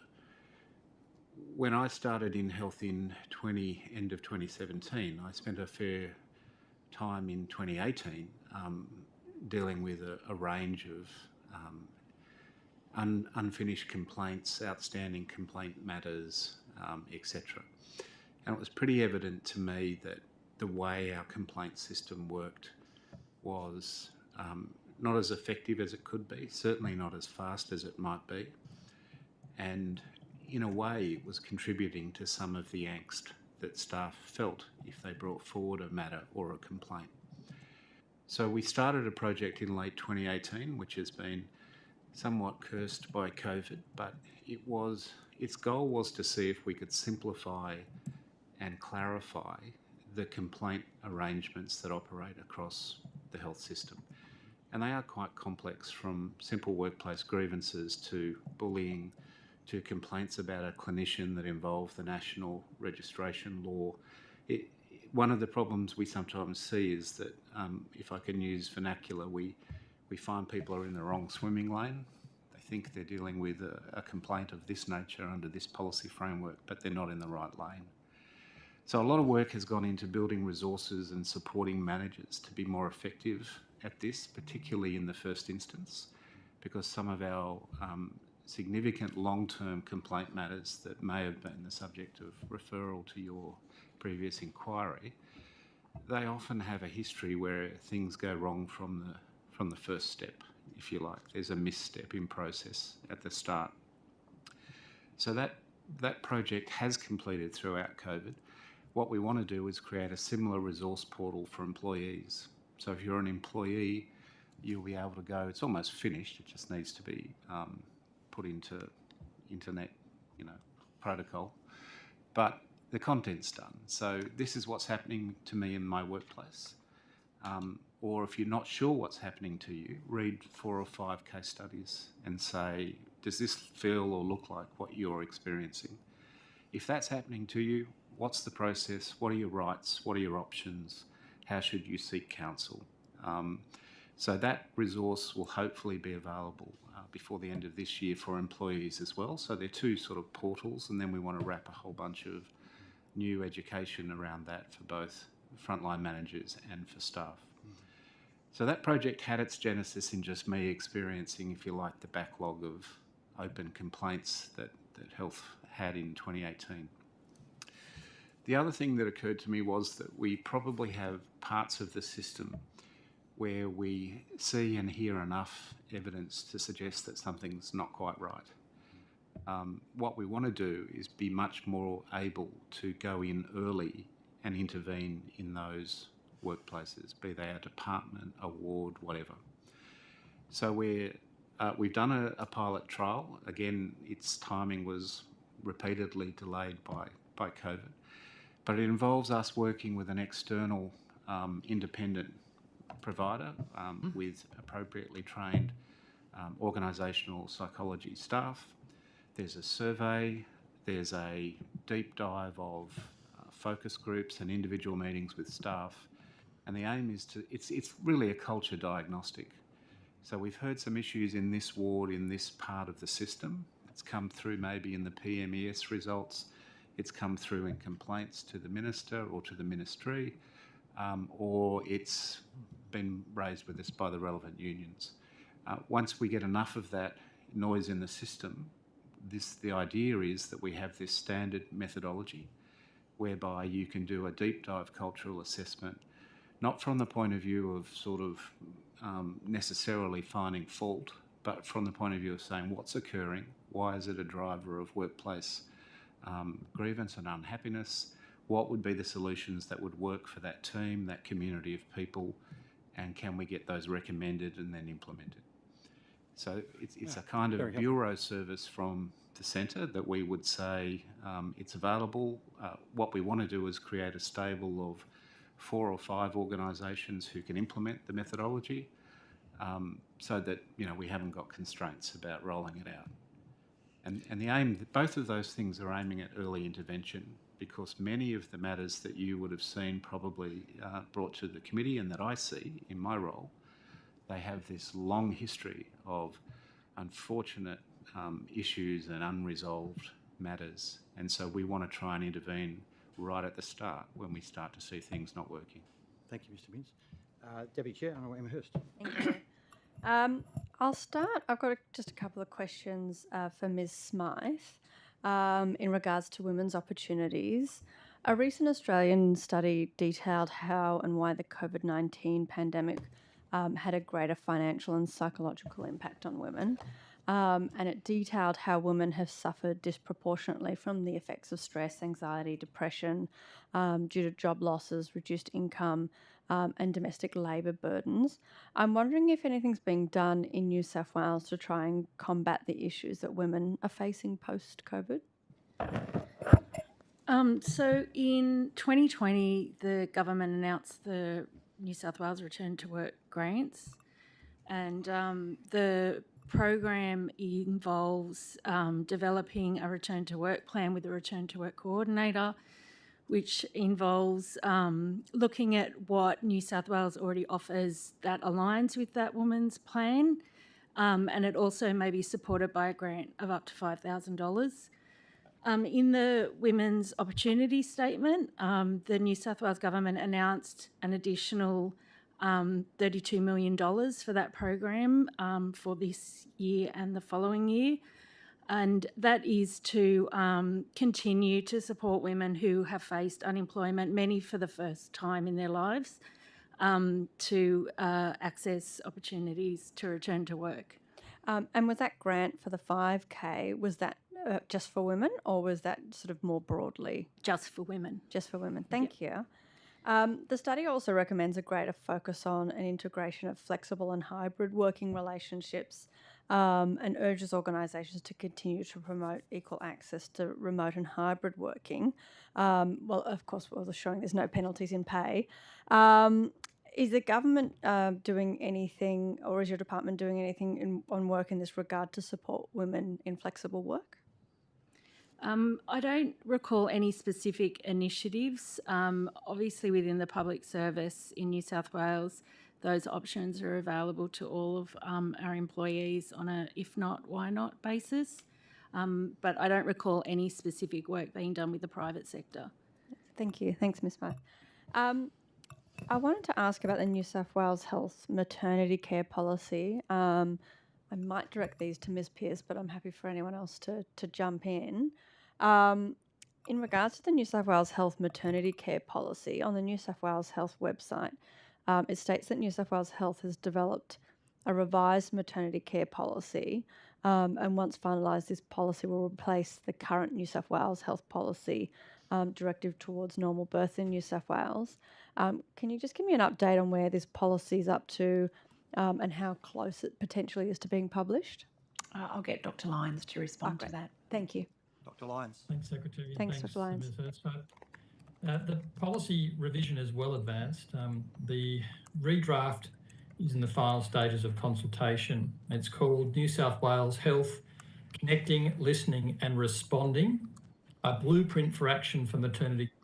I think it addresses many of the issues I think you were raising this morning in your questions to the Minister, in particular around issues in relation to the involvement of women in the birthing process itself, and about having respect for the decisions that they might want around what happens during their care. So there's been a lot of focus on changing some of the approach that we've had in the past, and a lot of the new components of the policy will be highlighting the importance of having socially and culturally respectful care being delivered by the treating team, making sure women are connected to information and care early in their pregnancy so they can have lots of information around what options are available to them and what they would like to receive as they progress through their care journey. We're very keen to maintain continuity of care through antenatal and through the delivery process and postnatal, and it's a high focus of the new policy, whether that's through a GP, through a midwife. We're really keen to make sure there's continuity of care so that people can have consistency in the person they're dealing with and establish a relationship with them. I think that addresses a lot of the issues where people are concerned that they may not be being heard when they're expressing their views about what they would like to have happen. There's more focus on women being supported to make informed decisions about the care and the choices and the preferences that they'd like to see, and that those preferences are respected in the care that's delivered.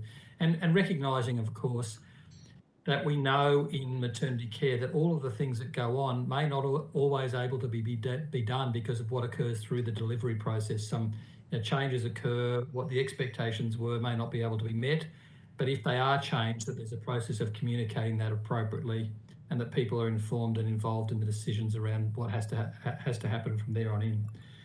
In particular, there's a keen desire to have professionals maintaining that supportive care partnership, especially when women may choose to decline a recommended care path. So we are really highlighting the importance of women being involved and having the options to choose. But women need to be informed about the outcomes of those decisions so that they are fully aware of the choices they're making and the potential consequences of those. Now, all of this takes time to do, and so that continuity of care and the relationship building is so key, that there is a trusting relationship between the different parties. So I think those things are very much highlighted in the policy. There have been lots of discussions with our key stakeholder groups, the peak organisations like Maternity Choices, the consumer groups that are advocating for the need for this. and we're in the final stages of consultation now. And that, following that last round of consultation, that policy directive, the new policy directive, should be available around October of this year, so only in a matter of a week's time. Okay, and will the policy come into effect in October, or it will just become public? It'll be through its whole process. It needs to go through an approval process through the Secretary. We're aiming to have that completed by the end of October. Okay, thank you. And then will it come straight into effect? It'll be implemented across the whole system. Great. And in regards to, you're talking about the continuity of care model, and I know we've spoken quite a bit about that in previous budget estimates as well, and I'm glad to hear that that's being included in the policy. Will the policy also sort of look at and recognise some of the barriers to achieving that, particularly in certain regional and rural areas? I think the policy highlights that overarching direction of what we need to achieve, how it's actually delivered and the care that's delivered in different settings, and the models of care that are utilised to deliver that will vary depending on the context. And I think we all recognise that the way care is delivered in a small rural community versus in a large, highly specialised complex hospital delivering high-risk maternity services are very different models. So the overarching principles apply to all services. How it's actually operationalised and delivered will very much vary depending on the context of those services. Thank you. And you've sort of alluded to the policy sort of touching on some of the OV issues that we discussed before. Was obstetric violence something that was included specifically in the consultation, and will it be addressed specifically in the policy? Or do you feel that parts of the policy that are going to come through will just reflect some of the solutions of OV? So this issue around obstetric violence, I did check with the team in the break about the level of evidence that's available in the literature. There's not a high level of evidence around this. There's some observational studies that have been reported up from overseas. The work that's being done in New South Wales, we couldn't see where that had been published at this point in time. It may be research that's being undertaken at the moment. But we're very confident that the issues that are being raised in this space are very much directed to this issue around having people respected in their choices, having good information available to them, having a respectful and ongoing continuity of care arrangement. All of those things will help address the concerns that people might have around things happening to them that they don't believe they thought would happen to them, or they haven't had any involvement in the decisions around those. So we believe very much that the sort of direction we're going in with this new policy will very much address those concerns that you were highlighting this morning. Thanks, Dr. Lyons. And just as an FYI, the research with the 8,000 women, it hasn't been published yet, so apologies, that's why you wouldn't have found it yet. I was lucky enough to get a private briefing on the research, but my understanding is that it will be published at sometime over the next few weeks, so very, very soon. Is my understanding, and I'll make sure we So we're very happy to make connection with the researchers and ensure that our policy team are aware of what's in that research and make sure that we feel our new revised policy is addressing those issues. Fantastic. Thank you. Thanks for that. Does the new policy look to address the issue of the midwife shortages in New South Wales? I know that this has been raised often as a serious issue, and I'm just wondering, is there a strategy in this policy or elsewhere to deal with that? But this policy highlights how we would like care to be delivered. It doesn't talk to who or what addresses the workforce shortages that we're facing. That's part of other work that's being undertaken, and it's, as you know, a real highlight of the New South Wales health system, the concerns around shortages of the workforce, particularly in rural regional settings and certain areas of expertise, including midwifery. So there are a range of workforce strategies that are being put in place separate to this policy, which are around how we increase recruitment and retention and ensure we've got environments that are supportive for people to be able to exercise the skills they need in providing their care in different settings. So that's a separate part to the policy. Thank you. And just my last question on the new policy. I know you've talked a little bit about the continuity of care model and a few of the other aspects, but are there other sort of key changes that will be made in this maternity care policy compared to the previous one? Look, I think this whole focus and the the heading of the new policy, I think, highlights what we're proposing to do, which is different, which is much more a focus. If I just read it out again, connecting, listening and responding. So it's really much more around the fact that in the past we've intended to talk about what we believe should happen in the care, but we very much see the need for much more responsiveness from our teams around the individual and their family having much more to say around how care should be delivered and what they would like to see through the care we're offering. So it's much more of a partnership arrangement, and that's reflected all the way through the document. It's very much about evidence-based care and making sure care is safe and appropriate, but also very much more around listening to the needs of women who are delivering babies and their families, and making sure we're responding to those appropriately. Thank you. I wanted to talk about the eating disorders clinic, the residential eating disorders clinic treatment centre that's proposed for Newcastle. I'm wondering, is it Ms Pearce? Would you be the best person to direct questions to? Dr. Lyons, maybe. Dr. Lyons, I would again. assist with that one as well. Okay, great, Yep. thank you. So Dr. Lyons, in April this year, it was announced that Newcastle will be home to a new $13 million residential eating disorders treatment centre, which I believe is the first publicly funded service of its kind in New South Wales. Can you give us any kind of indication on where that project is up to? Has the construction started? And if there's a timeline for when we could see it open to the public? So I'll talk a little bit about eating disorders and that clinic, and I know my colleague Ms Walk might have some more detail about the construction timeline, because that's part of the delivery of capital works. Mm-hmm. But we certainly have, it is the first of the public available inpatient or in residential settings for eating disorders in New South Wales, and is on the back of a significant investment in eating disorders right across the state. We've had a detailed plan with investment in coordinators at a local level across all of the local health districts, a real focus on establishing our specialist services, both psychiatric, psychological, and also people who deal with the metabolic effects of eating disorders, and having them working in partnership at a local level. The real focus is about how we can have access to care early and intervene as early as we possibly can, recognising this is an area of increased incidence of disorders, particularly in young people. And it's both men and women, young females and males now that we're seeing these disorders in. So the focus is very much working in partnership with general practitioners, our specialist teams at the local level, trying to intervene early so we can change the trajectory of this illness. Where we need that highly specialised residential care, we haven't had that available in the past.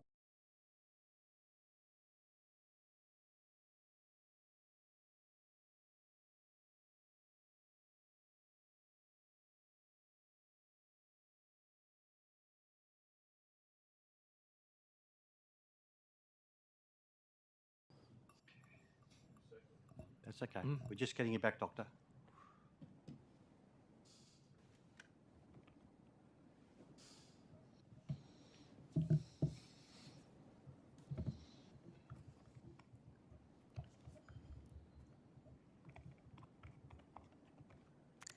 I might throw to Ms Wark about some of those questions about the construction of the centre, when that will be commenced and when it will be open to the public. Thanks. My understanding is that the tenders for that have recently closed. It's actually being managed by Hunter New England Local Health District, because it was deemed in collaboration with them that they would be able to deliver it more swiftly given the deemed urgency of the facility. And I'm advised that tender has now closed and will be awarded shortly. Fantastic. And do we have a timeline as to when we're hoping to actually open the centre? I'd have to take that on notice. Thank you. Thank you, if you don't mind. Dr. Lyons, do we have you back? No. Not yet. Oh.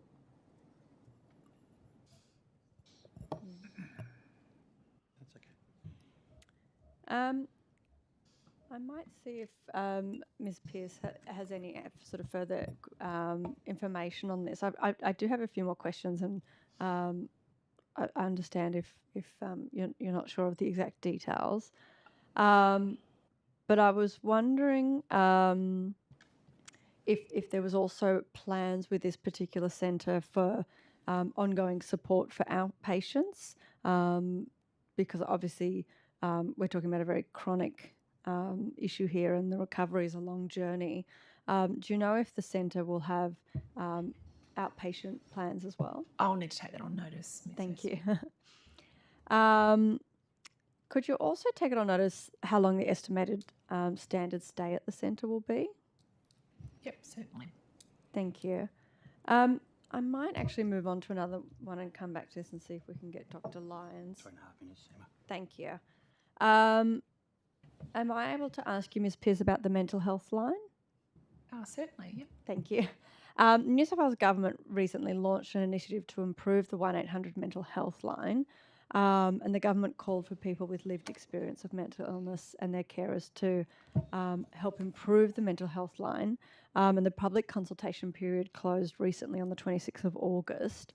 I'm just wondering what kind of a response you've had from that consultation period, whether you've had a significant number of submissions, and if there's a timeline around when the community can expect a final report.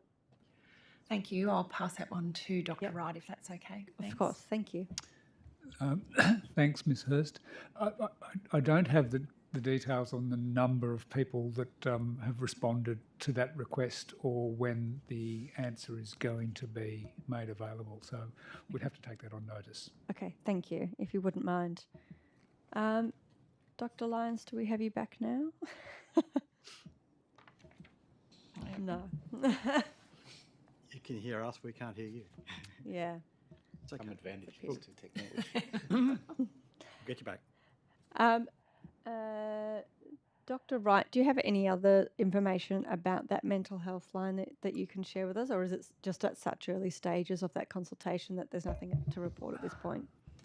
Look, I think that there's a few things I can say about it. I think that there was a substantial enhancement to the mental health line as part of the COVID packages, which occurred, and there has been quite an improvement to the responsiveness of the line against some of the industry standards over the last 12 months. I also know that there's some work being done by Service New South Wales to look at, improving the sort of the customer-facing part of that capability. I mean, it's a service which was first conceived in the mid-90s, and it is a telephone-based service, and communication technology has moved on since that time, and I think everyone is looking forward to opportunities to see whether it can be made, I guess, more customer-friendly and more flexible in how it delivers services. So we think it's a really good opportunity for us to have a re-look at how we can improve what's an absolutely critical part of enabling access to services for people in crisis. Thank you. Thanks so much for that. I could add, Ms. Hurst, just to perhaps round out a little more, given Dr. Lyons, we can't hear him because I'm sure he would have more to say on this topic, but there has been an investment of over $50 million starting from 21-22 to expand virtual mental health services. Again, never suggested to replace face-to-face, but they do form an important function and certainly assisting some of our rural and regional colleagues. So that is work that's also underway as part of our virtual care strategy as to how we can reach more people across the state. Thank you. I have got some information in relation to your previous question. Please. So I'm informed that there have been 724 surveys completed and 33 consultations, and the draft report is in its final stages. Thank you. Thank you. Back to you, Mr. Slade. Just returning to a couple of themes that I had before I passed over to my colleague. You explained, I think, quite clearly the reportage and the regularity, which is firm and also ad hoc according to what might arise with the Secretary in terms of issues that that within your remit. I'm just a little bit unclear about what is, if it does exist, a tripwire of a matter or a type of matter that may lead to you having to go or would have to go directly to Minister Taylor. I got the impression that there may be occasions where that could happen or may happen, where you have to go to the Minister directly, but could you just explain, what might be an example where you would have to go to the Minister without going through the Secretary? Yeah, I would think that I'd probably do them both hand in hand, but I would, if there was a serious or contentious issue that needed to be raised, I would do it at the same time, where I would raise it to the Minister as well as raising it to the Secretary. You'll appreciate, Mr Donnelly, that it's my expectation, which I don't think is unreasonable, that if there's a matter that is serious enough to raise with one of our ministers, that I ought to know about it. Oh, absolutely. And the team, I think, are very capable at determining those types of issues. Of course, on a day-to-day basis, if Mr Sloan needed to speak directly to either Minister Taylor or Minister Hazzard, that is no issue. And certainly that goes to all of the officers here. They have quite direct engagements with ministers and ministers' officers. You can't grind the place down with bureaucracy in terms of those day-to-day, believe it or not, in terms of those conversations. So I think it is important to note, but, we do obviously try to keep the communication up with both officers in a timely fashion. Yes. Thank you. With respect to the engagement, Mr Sloan, you had with the chief executives of the rural and regional local health districts, which at least for some of them might have been maybe the first or second opportunity to have met you, perhaps. So in other words, getting to know them and they you. Did you outline to them either in those engagements with them or foreshadowing at a later time that there would be the presentation of performance indicators or KPIs that would be presented to them that would be the expectation that they would be met by yourself in your new role?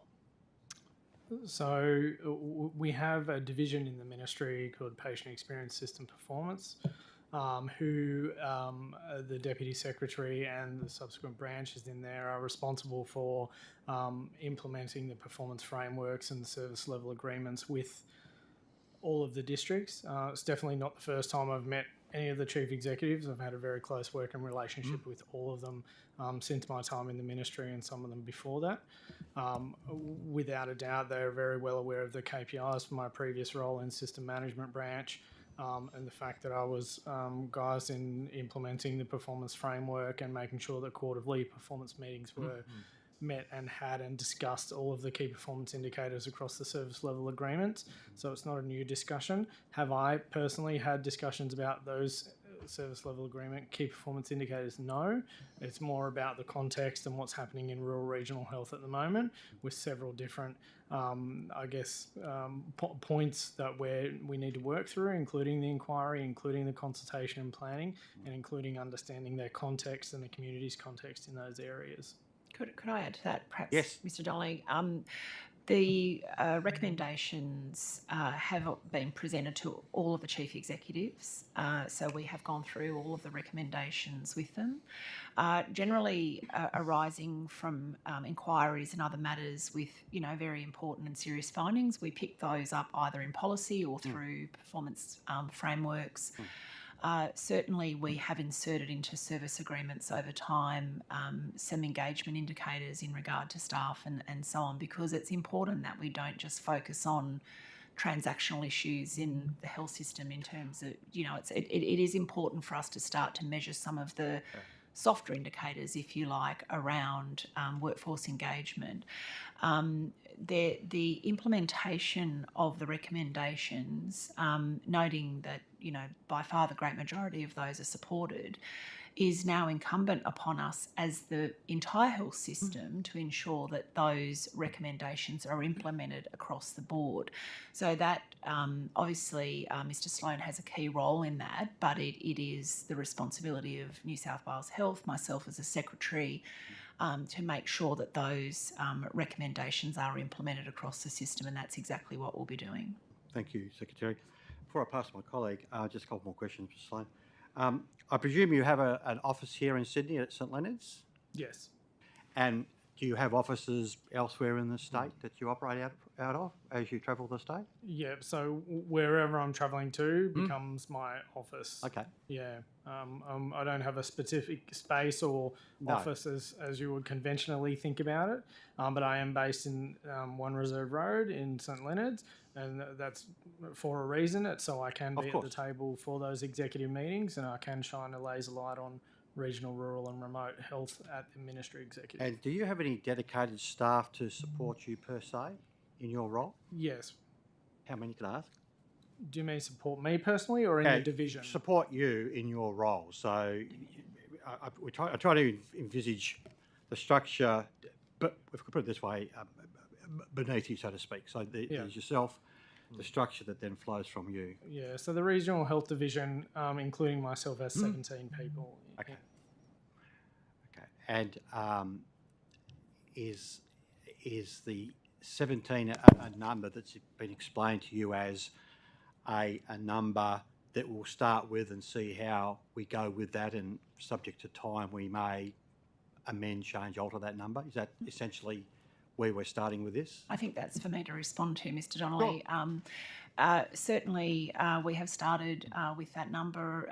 As Mr. Sloan's mentioned, he was acting from April, appointed in early July.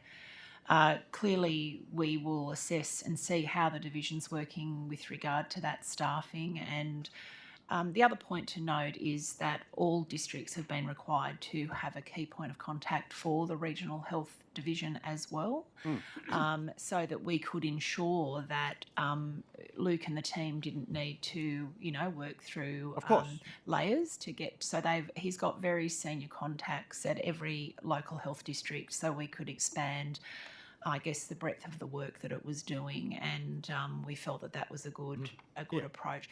The issues that you raised earlier with regard to the interaction between other parts of the system that have rurality is really one of the key reasons that we felt that a division within New South Wales Health was the best option, I suppose, if I can put it that way, because the integration that's necessary to get the job done is really important, and being at the table. So, not to just create more bureaucracy, but rather to be able to come together on these issues, which are genuinely important to all of us. And we're very pleased to be doing this work.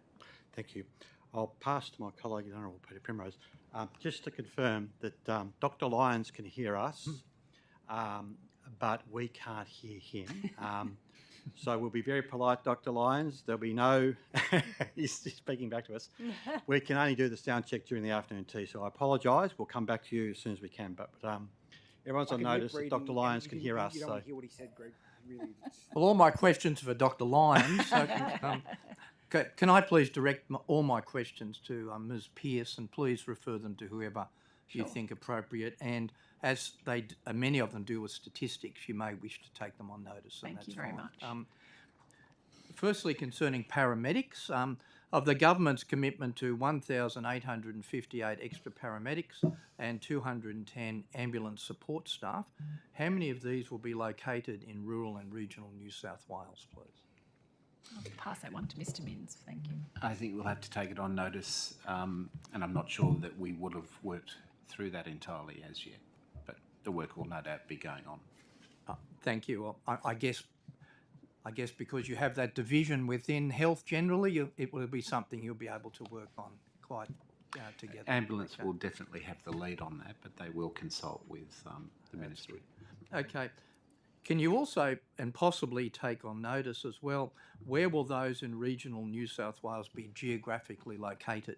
I'm not talking about each individual, but if you can give us an idea where where there be significant cohorts of those. Thank you.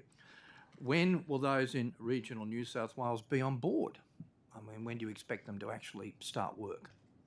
So I can give you a little bit of a guide to that in the sense that Ambulance advised me yesterday that they have started 116 new paramedics since 1 July. So in terms of the 4-year commitment, the government announced in the budget 619 were targeted for year one. And so they're so far at 116 with 103 already on the road. The balance are finishing their induction.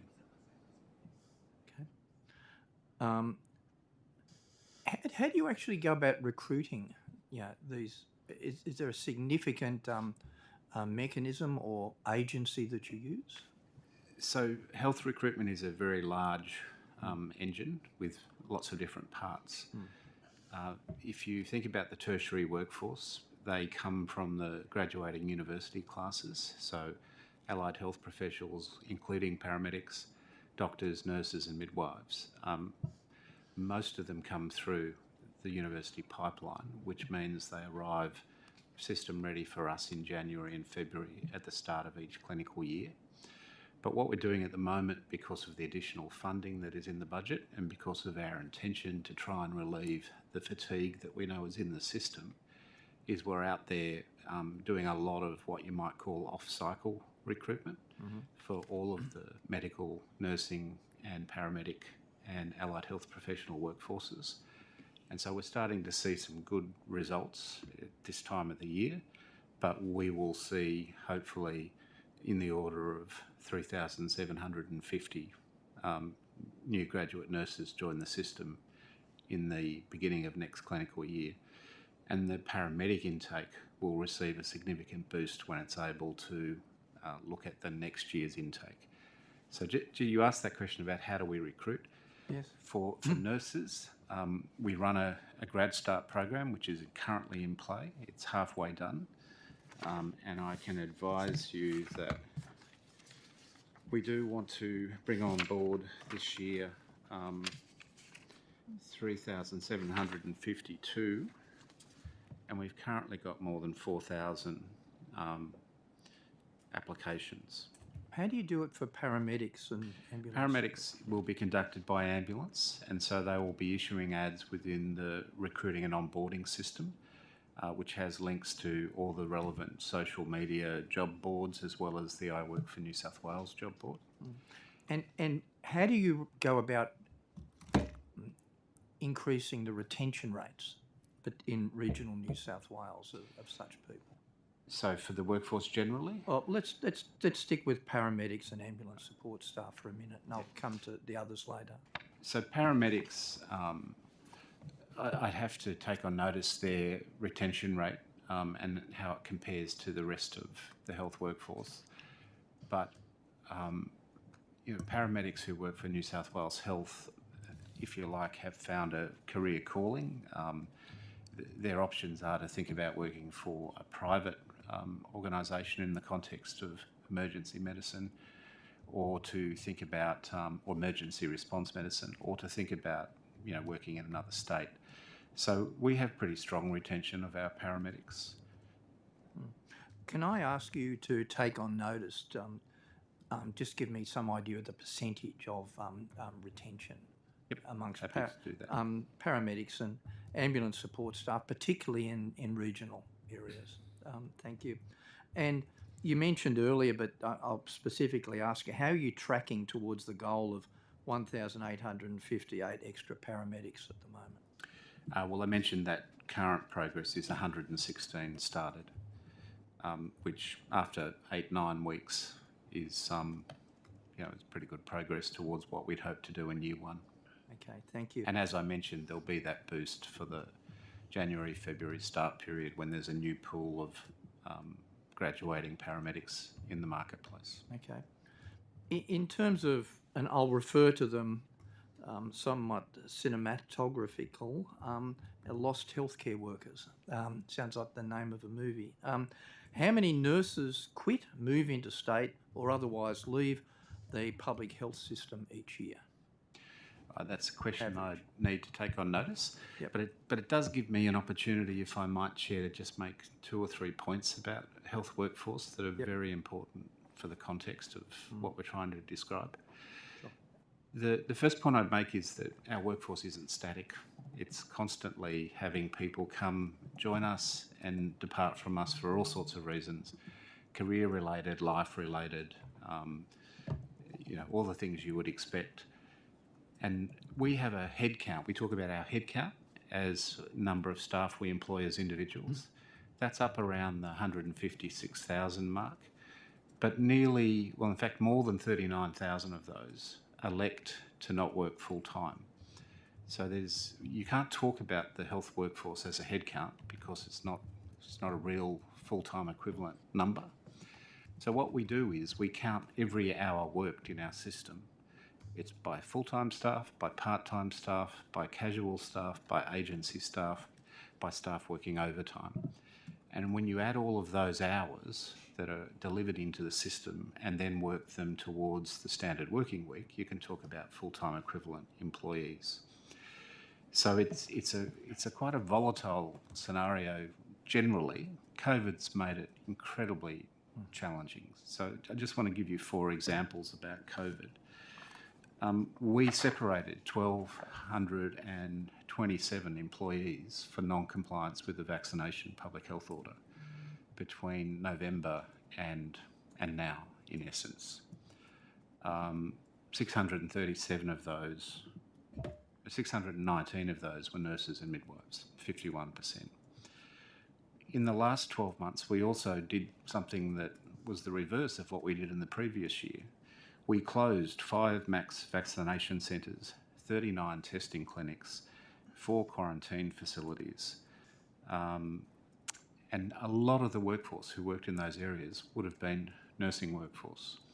Now, we offered all of those people re-employment in our system, but not everyone sought that re-employment. They came to work in the vac centre and then they went back to their previous form of employment.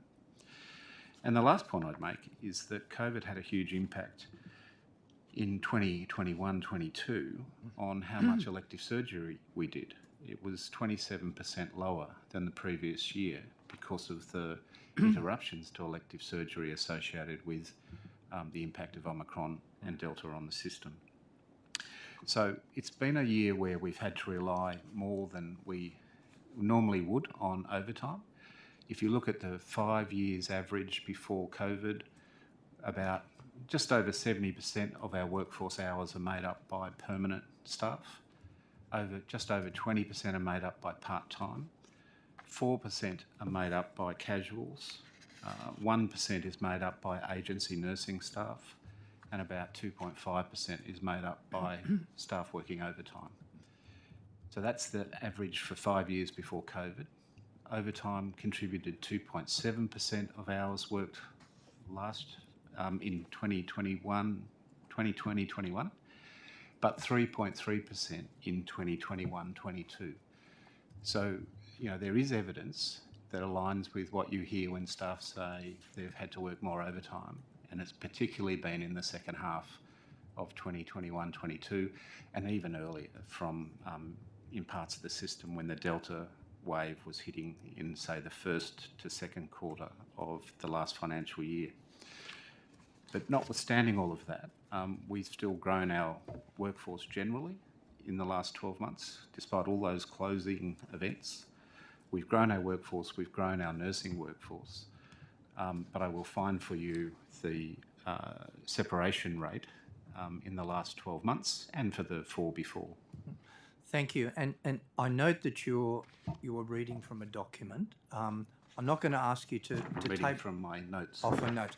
Is there a document which would help disaggregate the information? That was very valuable information, and I'm sure there's more. It would be useful when we're talking about such a complex issue. Rather than me write and send you a whole pile of questions on notice, it might be useful if I could just examine a document which would help me prepare any questions that I may still have. Yeah, well, the other option too is for you to approach the Minister and see if he's amenable to us providing you with a briefing. The issue that I was trying to make about the workforce not being static is that you can look at our workforce numbers at, say, the end of January in any year and say, gee, that's what's going on there. Well, it reflects the fact that the health system goes through a quiet period in December, January every year, particularly around elective surgery. So the number you will see at the end of January is not the important number. What you need to look at is what is our workforce scale and size by headcount and FTE when we're back up and running as a full system, and that typically is what we track at the end of June every financial year. And finally, if I can just ask before I hand over to colleagues again, is there a document that's prepared by the department that actually would include all of this information that you've just We enunciated? report in the annual report a whole series of measures, and it reflects the reporting that we're asked to provide by the Public Service Commission, which is it's referred to as a workforce census. Yep. And they request that of all sectors, and they want data as at the end of June of each financial year. So if I ask for that document, that's a publicly available document? I don't know. I'd have to check. We provide a submission to the Public Service Commission. I don't know how they then treat it. Okay, well, I would ask you to please take that on notice, and if it's not publicly available, we might have to use other means. But thank you very much, and I'll come back and continue. Well-versed means. Thank you. Deputy Chair Diana Hurst. Thank you. I have a few questions. I think Dr. Wright might be the best person to answer them. At the last budget estimate hearing, we discussed the government's announcement that it was recruiting for 25 child and adolescent mental health response teams, known as safeguards. And I was told at the time there was 2 teams that were operational out of the first tranche of 11, and that the rest of the 11 teams would be operational by May, June this year. I was just wondering if we could get an update on those teams and if that time frame was met, and if the 11 teams are now operational. Thank you for that. While I'm looking for the note in relation to that, I can also just going back to the Eating Disorders Centre. Absolutely. The construction is expected to be completed by mid-2023. You'll appreciate it's a statewide service, so it's not anticipated to have locally based outpatient service. I'm assuming that people will be integrated back into their local health district clinical services, because there are eating disordered clinicians being recruited across all LHDs, and the estimated length of stay will be between 3 and 6 months. And that's as per the draft model of care. Thank you. Now to the question you just asked me. 7 of the local health districts have their safeguards teams operational. You'll appreciate that the segue from Mr. Minns's commentary on the workforce, it's been a particularly challenging time to recruit workforce. I think that the fact that they've been able to get 7 up and running during this period, I think indicates how valued those services are. And 50 out of 90 of the actual positions have been recruited. Great. Do we have any kind of a new timeline for the remaining safeguards? Obviously, I appreciate the workplace. Well, I think the recruitment's underway, and it's just a matter of identifying the appropriate individuals and getting them on board. And has there been any feedback from the programs that are running? Is there any sort of information or updates you can give us on the ones that are fully operational? I can't give you any hard data, but anecdotally I can say they're very highly valued, and they're making a very significant difference. It fits in really importantly with some of the things that we were seeing, particularly during the middle of last year. I'm sure you'll remember that there were reports of increasing numbers of adolescents and young people presenting to our emergency departments with mental health crises. And the Safeguards initiative was really born out of that. to try and improve our community-based services and to provide people with an opportunity to access services before they got to a crisis. And so it's addressing a need which I think everyone agrees is there, and I think it's been very well received. Thank you. I also wanted to ask for an update on the Safe Haven program that's designed to reduce suicide rates. I believe the program was in a pilot phase in 20 towns across regional New South Wales. And in the last estimates, I was told that funding for the current program would finish in June this year, but the government would like to continue it into the future. Do we know what the status of that safeguard program is now? Those are the safe havens that are, which are part of the Towards Zero Suicides initiatives. The funding for all of those has been renewed. Oh, great. So they're continuing. Yeah. Again, I think that I think you heard the minister talking about them this morning. That they really and the member here raised the issue of a safe haven for Bathurst. I think it resonates with the community. People understand that there are times when someone is considering accessing a service for some support, but they don't necessarily feel like they need to be in an emergency department or in a state of crisis, and it's a less intimidating environment for people to get support and care. And I think that's how it's seen by the community. We think it addresses a need which has been identified in the research literature on reducing suicide.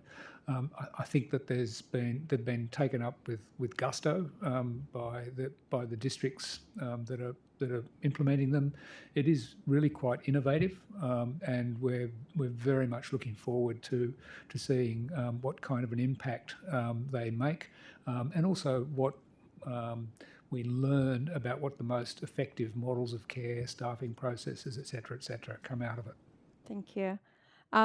In July, the government announced 4 regional flood-impacted communities will see safe haven centres open in their community to support people in their most vulnerable and allow people in the community experiencing mental health distress to actually seek support. And I believe the centres are now operating and open from 12 to 6 p.m. each day. I wanted to know if there's any information on how these centres are going and if they've been able to expand their operating hours or if that's anything plans for the future. Okay. I know all 4 are open and running.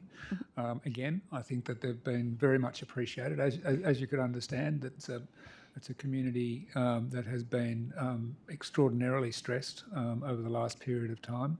And any kind of additional support is welcome. I think I would have to take on notice the question of the current hours of operation. Okay, thank you. I can confirm their locations if you needed Yeah, that. that'd be great. Lismore, Murwillumbah, Woodburn and Mullumbimby. Thank you. Do we know if there's any more safe haven centres planned for other rural or regional areas? Look, my understanding is of the 17 that are currently in operation, which may or may not include those 4, 10 of those are in rural and regional areas across the state. So there has been that focus, but we would have to take that on notice, I think, Murray, wouldn't we? Thank you. I have some questions about the mother and baby mental health units. In the first statewide mother and baby mental health unit opened at RPA in May this year. Are there any early reports on how the service is going or what the uptake has been like? I can perhaps open with a couple of comments. I was fortunate enough to attend the opening of that unit and meet some of the mothers and families who had used the services there, and I think it's been met very positively. And certainly in one case, one of the mothers that was there spoke very openly about the challenges that she had experienced postnatally. And it was, I felt, incredibly brave of her to speak so publicly about the experience that she'd had. And as you know, we are planning for a further unit at Westmead of that nature. But certainly it has been very well received and serves the community well in Sydney Local Health District and beyond. Thank you. Do we know if the facility in Westmead's on track still to open in November of the same? I would need to, Rebecca, you might have a comment. I'm not quite sure of the actual opening date, but I understand that construction and the delivery of that is on track. Thank you. Do we know with in regards to the RPA unit if there's been any barriers to people being able to access or use it in the initial months?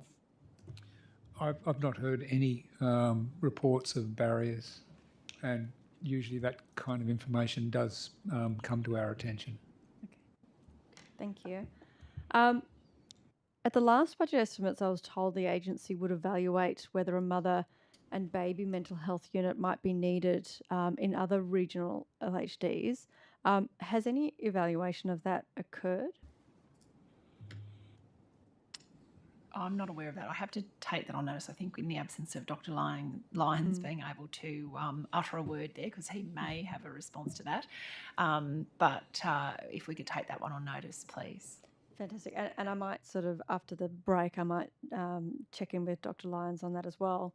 Because I've got a follow-up question on that one as well. Ms Hurst, I could go back to one of your earlier questions. Yes, Sorry to please. interrupt. That I'm advised that the operational date for the Westmead Mothers and Babies is early in 2023.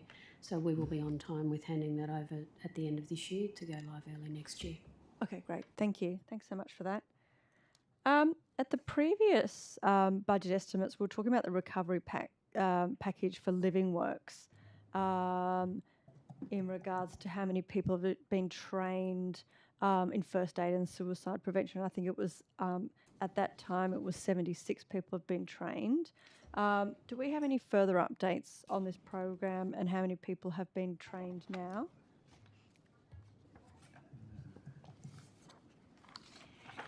I have seen, if you could give us, if we could come back to that perhaps, Ms Hurst, because I have seen a number attached to that. I just can't put my hand on it at the moment. That's all right. We can come back to it. I think that's actually it for me, other than I've got probably a few more questions for Dr. Lyons this afternoon, which I'll come back to. What we might do, so we can get Dr. Lyons back in, so to speak, to participate. If we have a break now, I know the tea hasn't arrived, but Dr. Lyons is being denied opportunities. I think that he'd like to. Yes, we wouldn't want him to be denied an opportunity. We wouldn't want to deny Dr. Lyons. We could call it the Dr. Lyons session, Chair. We could Yes, have yes, we're all happy with that. So let's break now for 15 minutes, and in the meantime, we hope to get Dr. Lyons back online. So Thank you very much. Okay, good idea.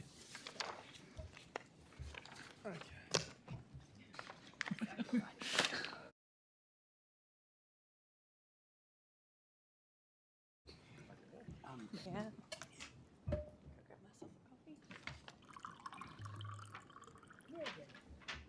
Can't hear Catherine on. Can't hear Catherine on. They can obviously hear each other. No. Are we going to broadcast? We are.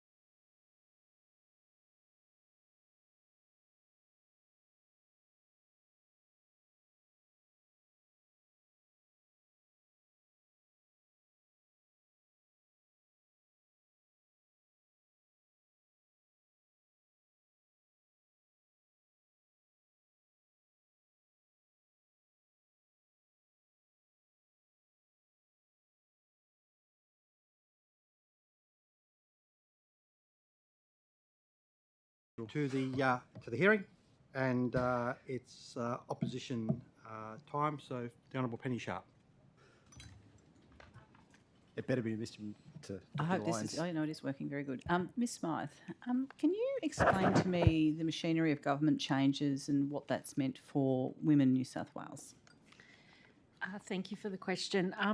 So I think it was December last year, advice was received that Women New South Wales would be transferring to the Department of Premier and Cabinet from the Department of Communities and Justice, and that from the date of 1st of April this year. And that transfer, I assume, is complete? Correct. And when you were transferred, have you kept the same amount of staff? Yes. So Women New South Wales had multiple components. So we had domestic and family violence and sexual violence as well as women at one point. What transferred was the portfolio related to Minister Taylor's women's portfolio. So the team that worked on that portfolio. Sorry, can I just clarify that with you? So domestic violence and sexual assault was within Women New South Wales, within DCJ, but it was not Minister Taylor's. Correct. Yep. So it would have been with Minister Ward. Is that correct? Correct. Yep. Great. Thank you. Sorry, I had not quite realised that. And so, sorry, how many? So, taking out the domestic violence and sexual assault staff, how many staff did you have in DCJ, and how many staff do you have now in Premiers? So what we transferred with were 6 policy. I'll take it on notice just to check it, but I believe it was 6 staff plus 2 that sat within our comms and events team. So 8 people came across. But in the most recent budget, we received additional funding for more roles.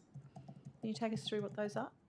Yes, so we moved from, so that would have been 8 to we now have funding for 26 roles, which we're recruiting to at the moment. 26? Correct. So another 18 staff? Yes. Right, and what are they going to do? So predominantly the team were working on policy issues. Some of the initiatives funded through the budget will sit with Women New South Wales, so those additional staff will work on implementing those new projects. We'll also have a team that will work on evidence and evaluation, and that will help evaluate some of those programs, but also track and monitor implementation of the new New South Wales Women's Strategy.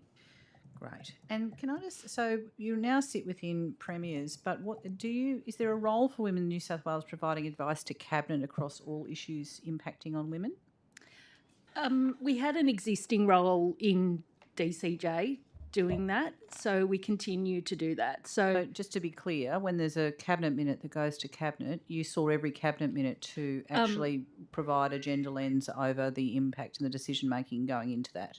So we didn't see every single Cabinet minute, but what would happen is there was a decision made by the Cabinet team in DCJ about what they thought we should look at.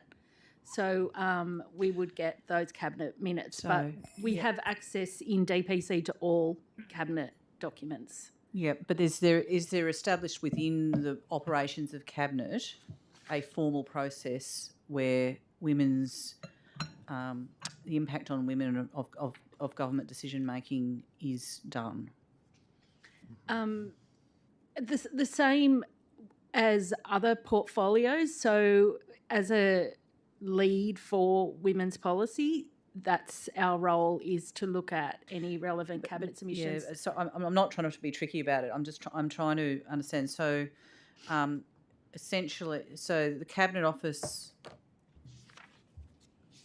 goes, clearly there are Cabinet minutes that come forward that would obviously be about and for women, but I'm trying to understand the sort of the broader input that you have in other areas. I think part of the moving to the Department of Premier and Cabinet will provide us with more ability to do that, plus an increase in roles within Women New South Wales. So we do have access to review all Cabinet submissions in the Department of Premier and Cabinet. But you're not formally required to do so. It's optional in terms of use. Like, what's the system? Obviously, there's the ones that are given to you, which clearly you need in to have your own DCJ, minutes. and in then- DCJ, they were given to us. In DPC, they're all available to us. Okay, and so, and that's been since April? Correct. I'm obviously not asking you about the deliberations of Cabinet, but I am interested in the number of Cabinet minutes that Women New South Wales has provided specific advice on. You can take that on notice if you like. Yeah, I'll take that on notice. Great, Thank you. And so obviously there's a whole bunch of projects that came out of the budget, and you've been given 18 additional staff. Would you be able to take on notice the breakdown of what those staff will be doing? Sure. Yep, thank you.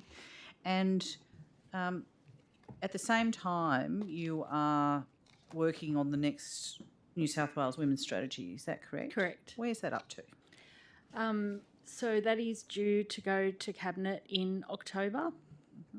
So we have a draft that we have circulated across our interdepartmental committee. And how, given that the government's announced a bunch of projects and you were, it seems to me that there's sort of a slightly, two things happening at the same time, well, actually sort of in the wrong order, which is the government's announced a whole lot of funding, 18 new staff, very welcome, but you haven't finalised the women's strategy. How, can you take me through the process that led to that order of events? I think through the Women's Economic Opportunity Review, it was identified that Women New South Wales could play a more pivotal role across government.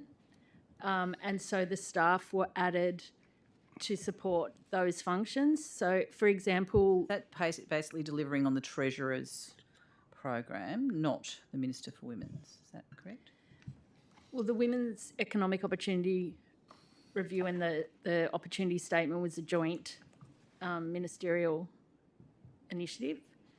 But yes, so that what was in the Women's Opportunity Statement, some of those projects were directly allocated to Women New South Wales, including the requirement for all New South Wales government agencies to develop a Women's Action Plan.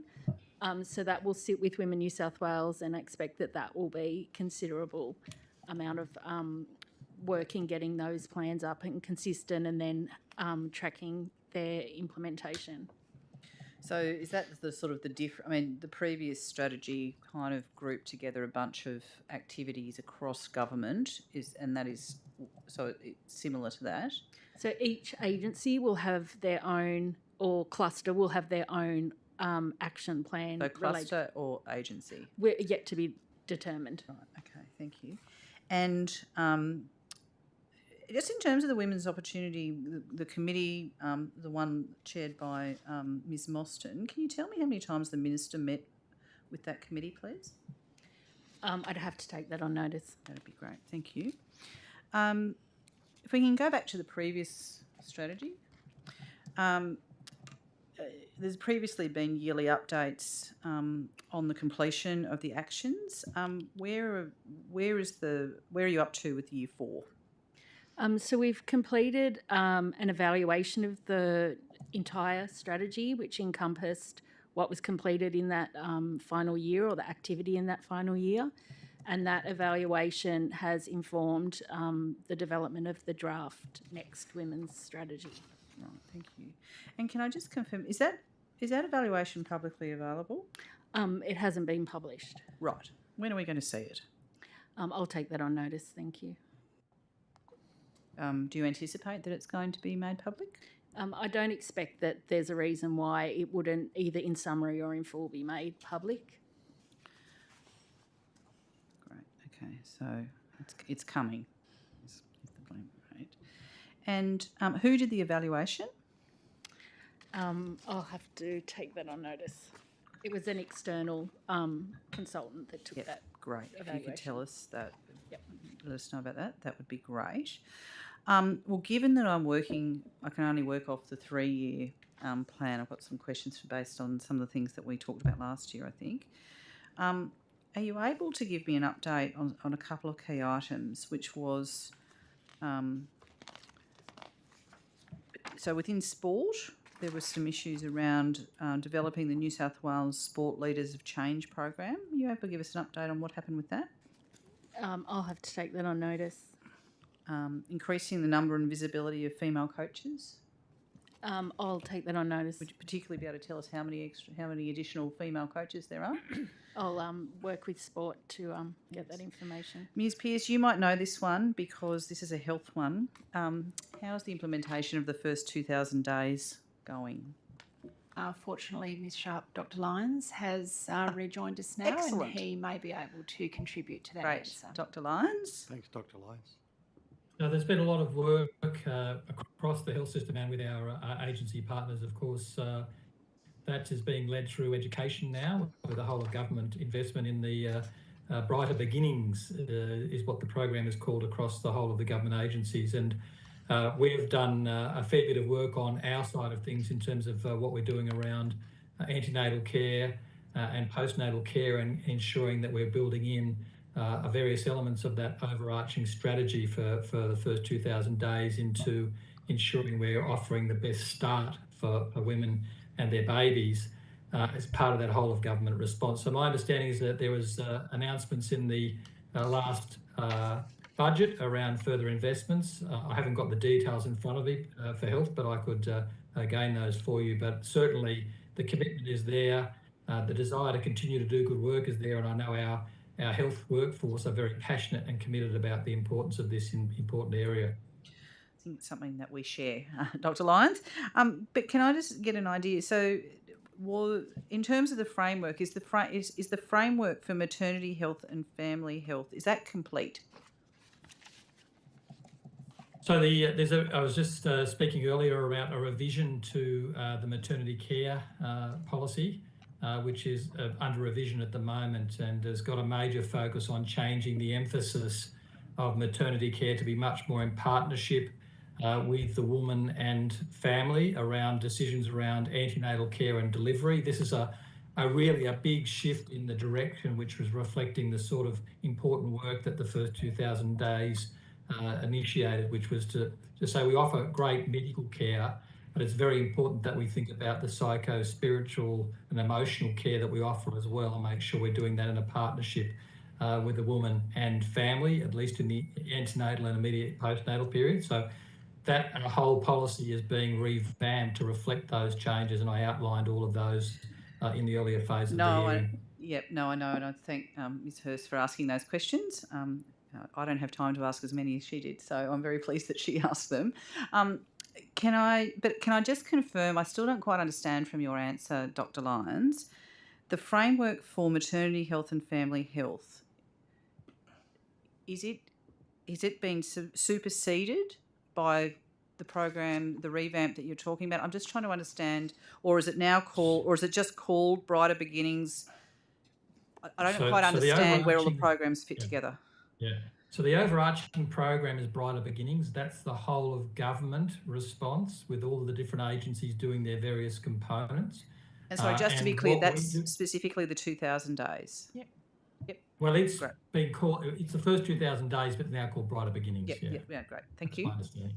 Sometimes it's hard to keep them. Within health, we then translate the overarching principles of that Brighter Beginnings strategy into what we need to do in the health space to work from our end, and how we work with our partners in DCJ, Department of Communities and Justice, and how we work with our partners in education to ensure that we're all providing the appropriate supports to see that successfully implemented over time.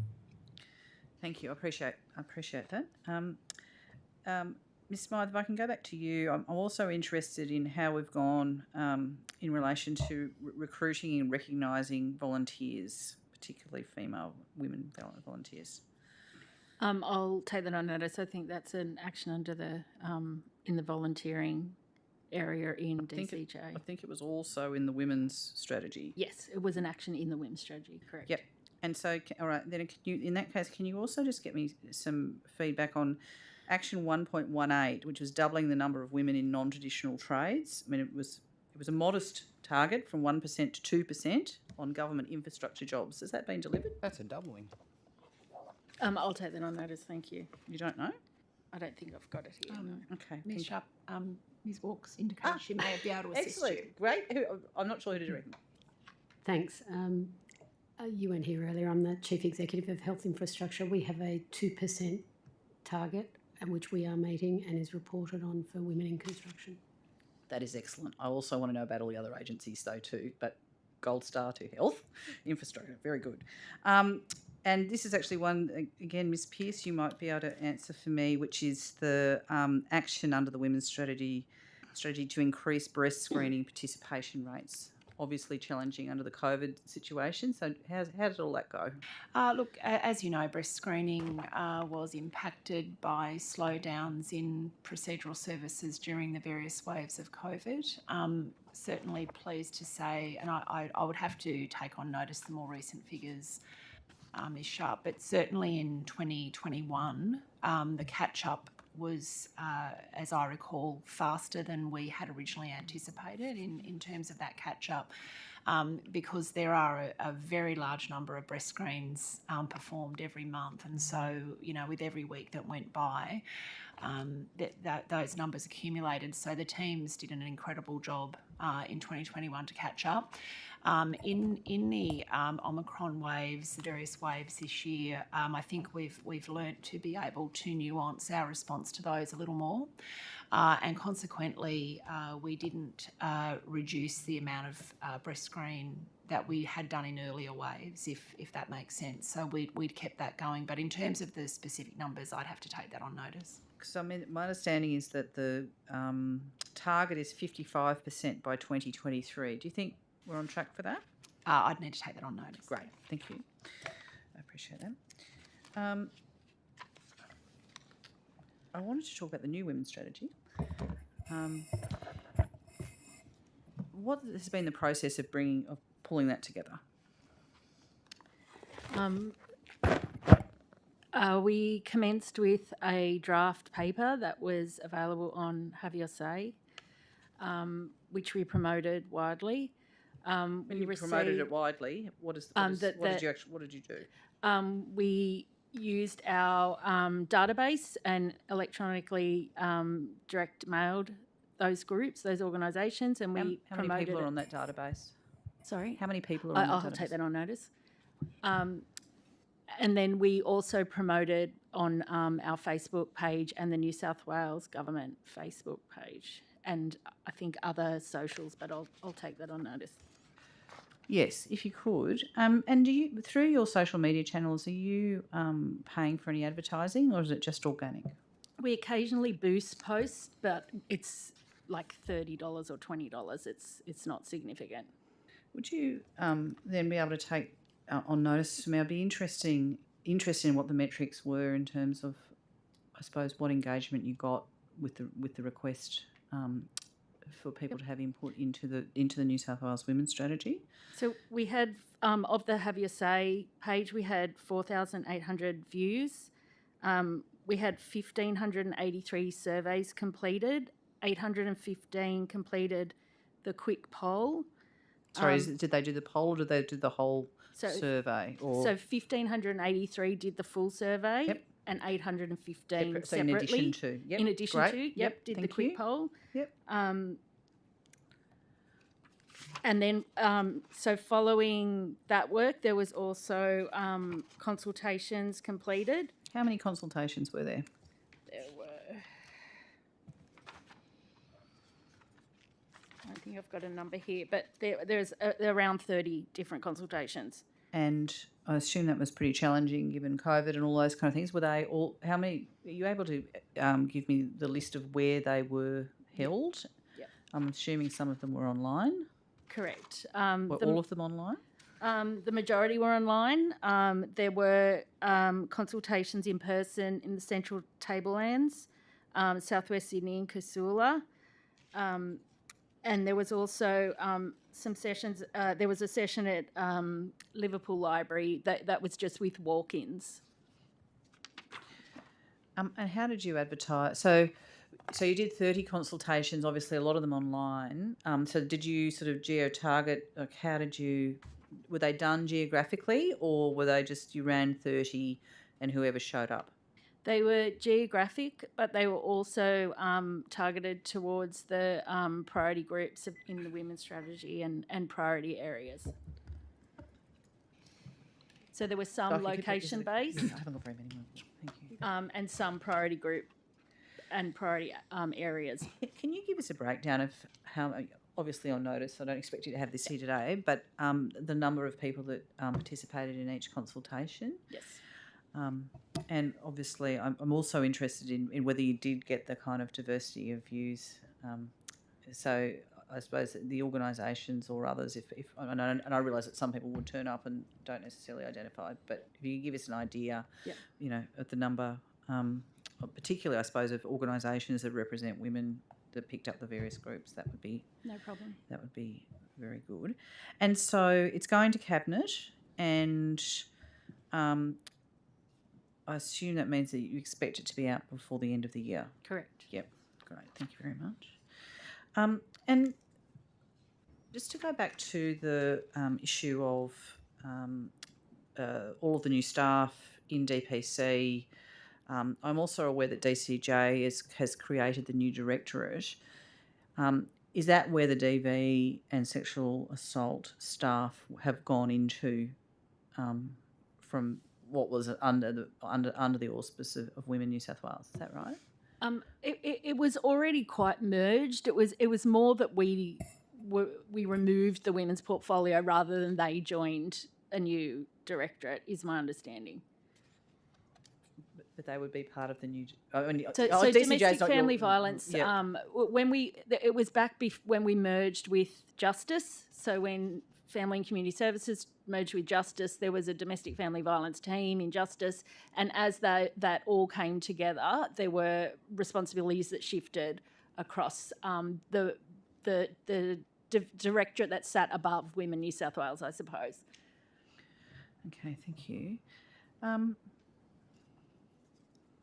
So the Women's Safety Commissioner position. Do you have any oversight of that, or is that just wholly within DCJ? Wholly within DCJ. Right. And how do you anticipate that the Women's Safety Commission is going to work with Women New South Wales?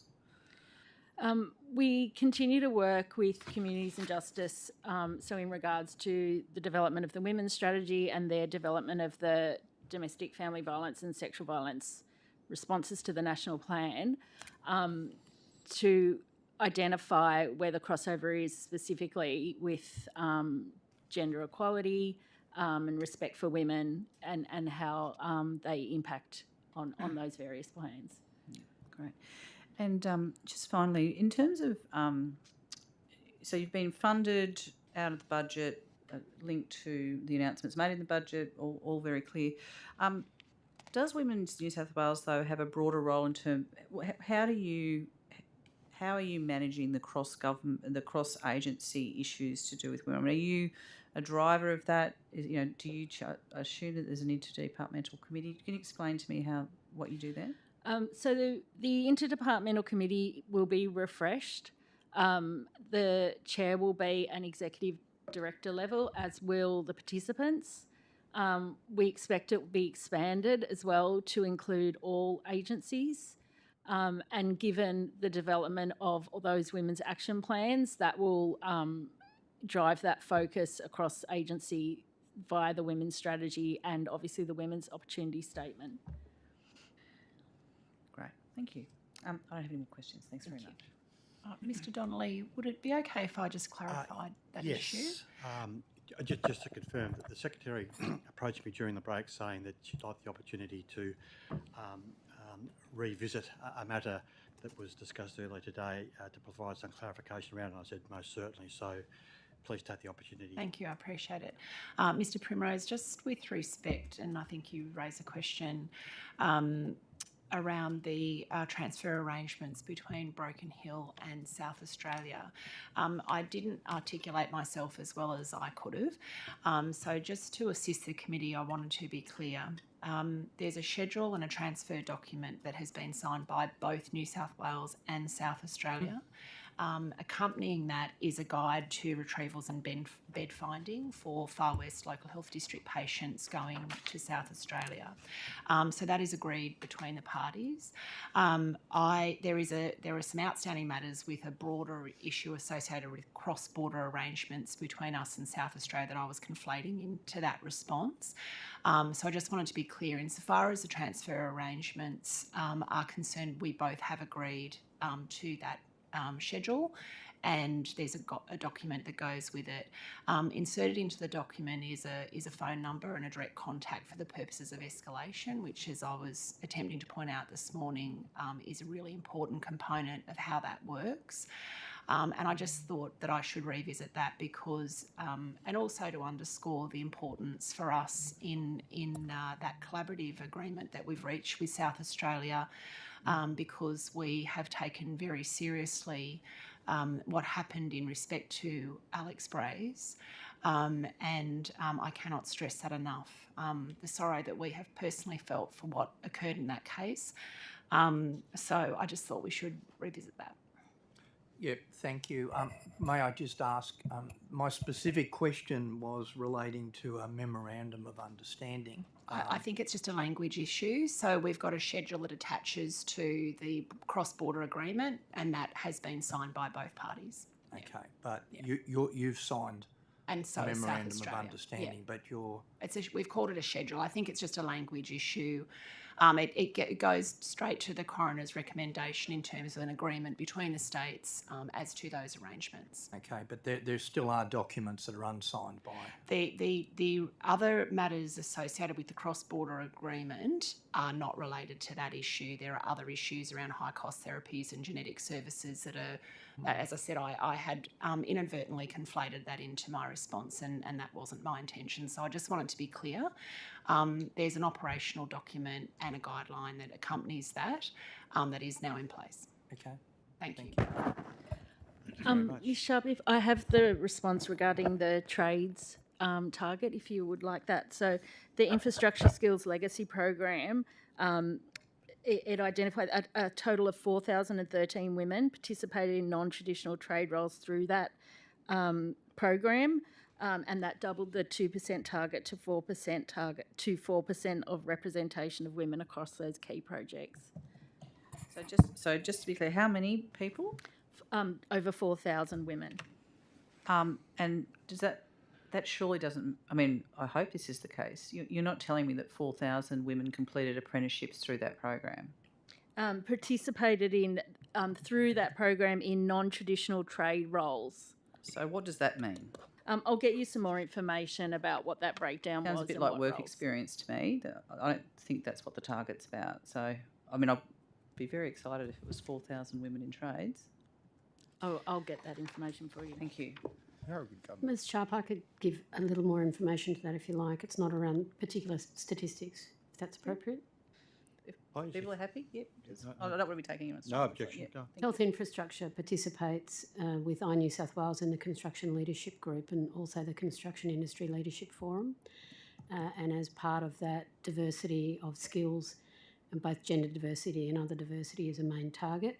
And that also includes traineeships, graduates in that system. We can get you some specific statistics, but we're working with education, so schools infrastructure and ourselves and New South Wales about different pilots that we're doing on jobs, on projects to increase particularly young women and women who may be returning from bringing up children, returning to the workforce and having different opportunities. We've also worked very successfully on our recent Concord Hospital project, on a joint project with Roberts Co, the contractor there, on a 5-day working week, and we did a research project with University of New South Wales around the effects that had on... So just to be clear, people came and worked for 5 days, is that...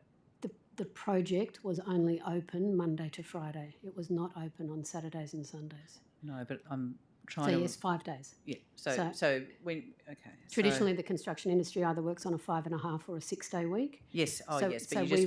we ran a research project to say what would the impact be on both individuals' wellbeing and family wellbeing if that were reduced to a 5 day week. And whilst COVID mucked around with that a little bit, the initial findings are very positive, and we're now going to continue that research on a number of other projects. And we're actually working with the Construction Industry Culture Task Force, headed up by Gabriel Traynor, around different things that we can do in that space, and it's just really exciting. And we have a number of very large recent projects where our tenderers are offering no time or cost impediments for running a 5 day week rather than a 6 day week, whereas we were finding that there was a cost impediment for a 5 day week. So I think there's some very pleasing results, and we're in a number of different working groups with the Construction Leadership Group and New South Wales, led by Simon Draper. So just to then clarify, I mean, I'm just looking specifically at... Sorry, we've reopened this issue again, but I appreciate Ms. Smythe providing the information. I mean, to double the number of women in non-traditional trades, I mean, I read that, and on New South Wales infrastructure jobs, I mean, I read that as being the number of women completing apprenticeships, I don't possibly know about those traineeships. specific details, but I do know that we are working on a number of different school leaver programs as well. And so do you know, for example, I'm happy for you to take it on notice, I suspect you weren't anticipating this question today, but I mean, within health infrastructure and the work that you're doing, which sounds pretty extensive, I mean, are you able to tell the committee how many women are currently employed on those jobs as apprentices? Yes, but I would also note that it is more than just in apprenticeships. There's different traineeships, different work experience, different work styles, and also university degrees. So it's across a range of different educational experiences. Well, I suppose that's good.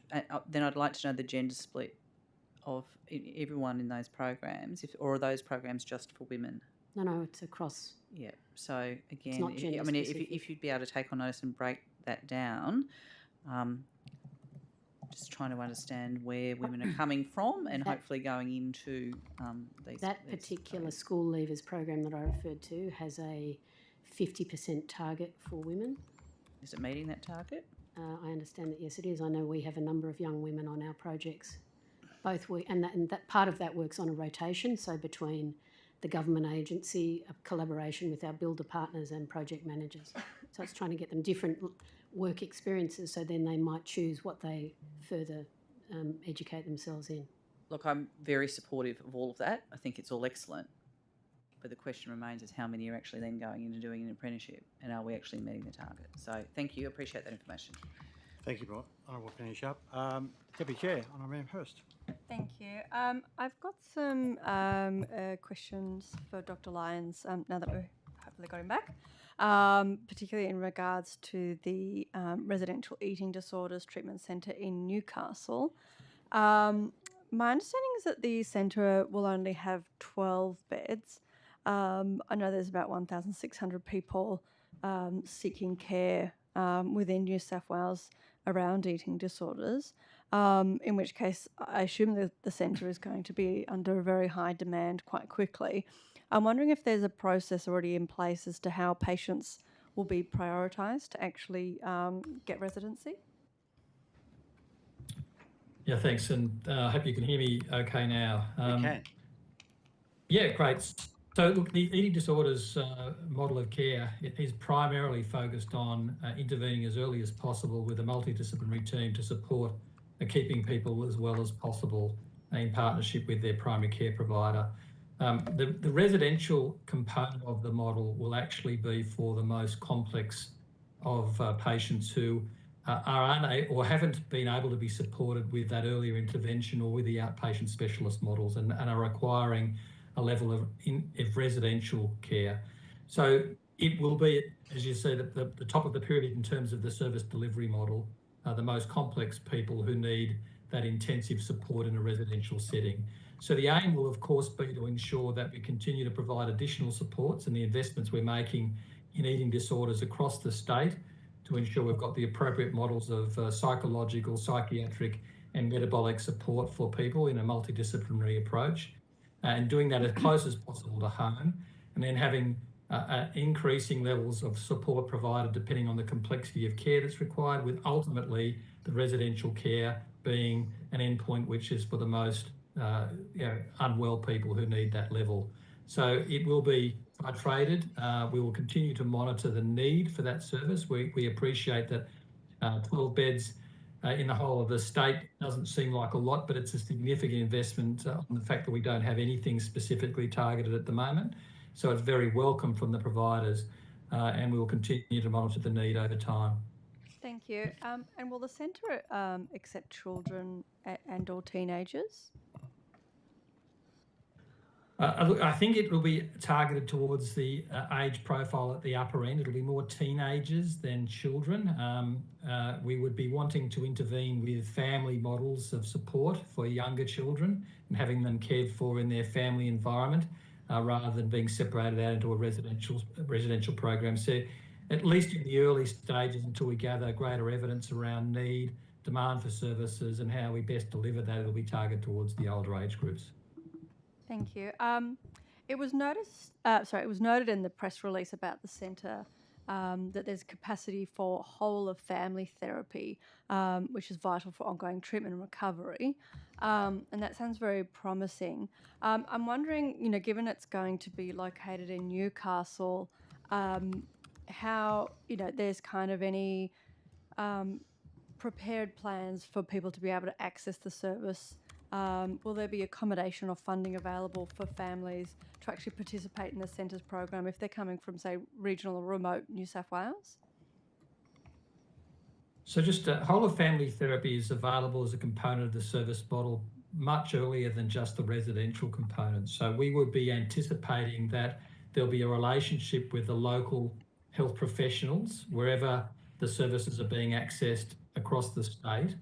And we would want to see that continuity and relationships of providers and families and patients is really important.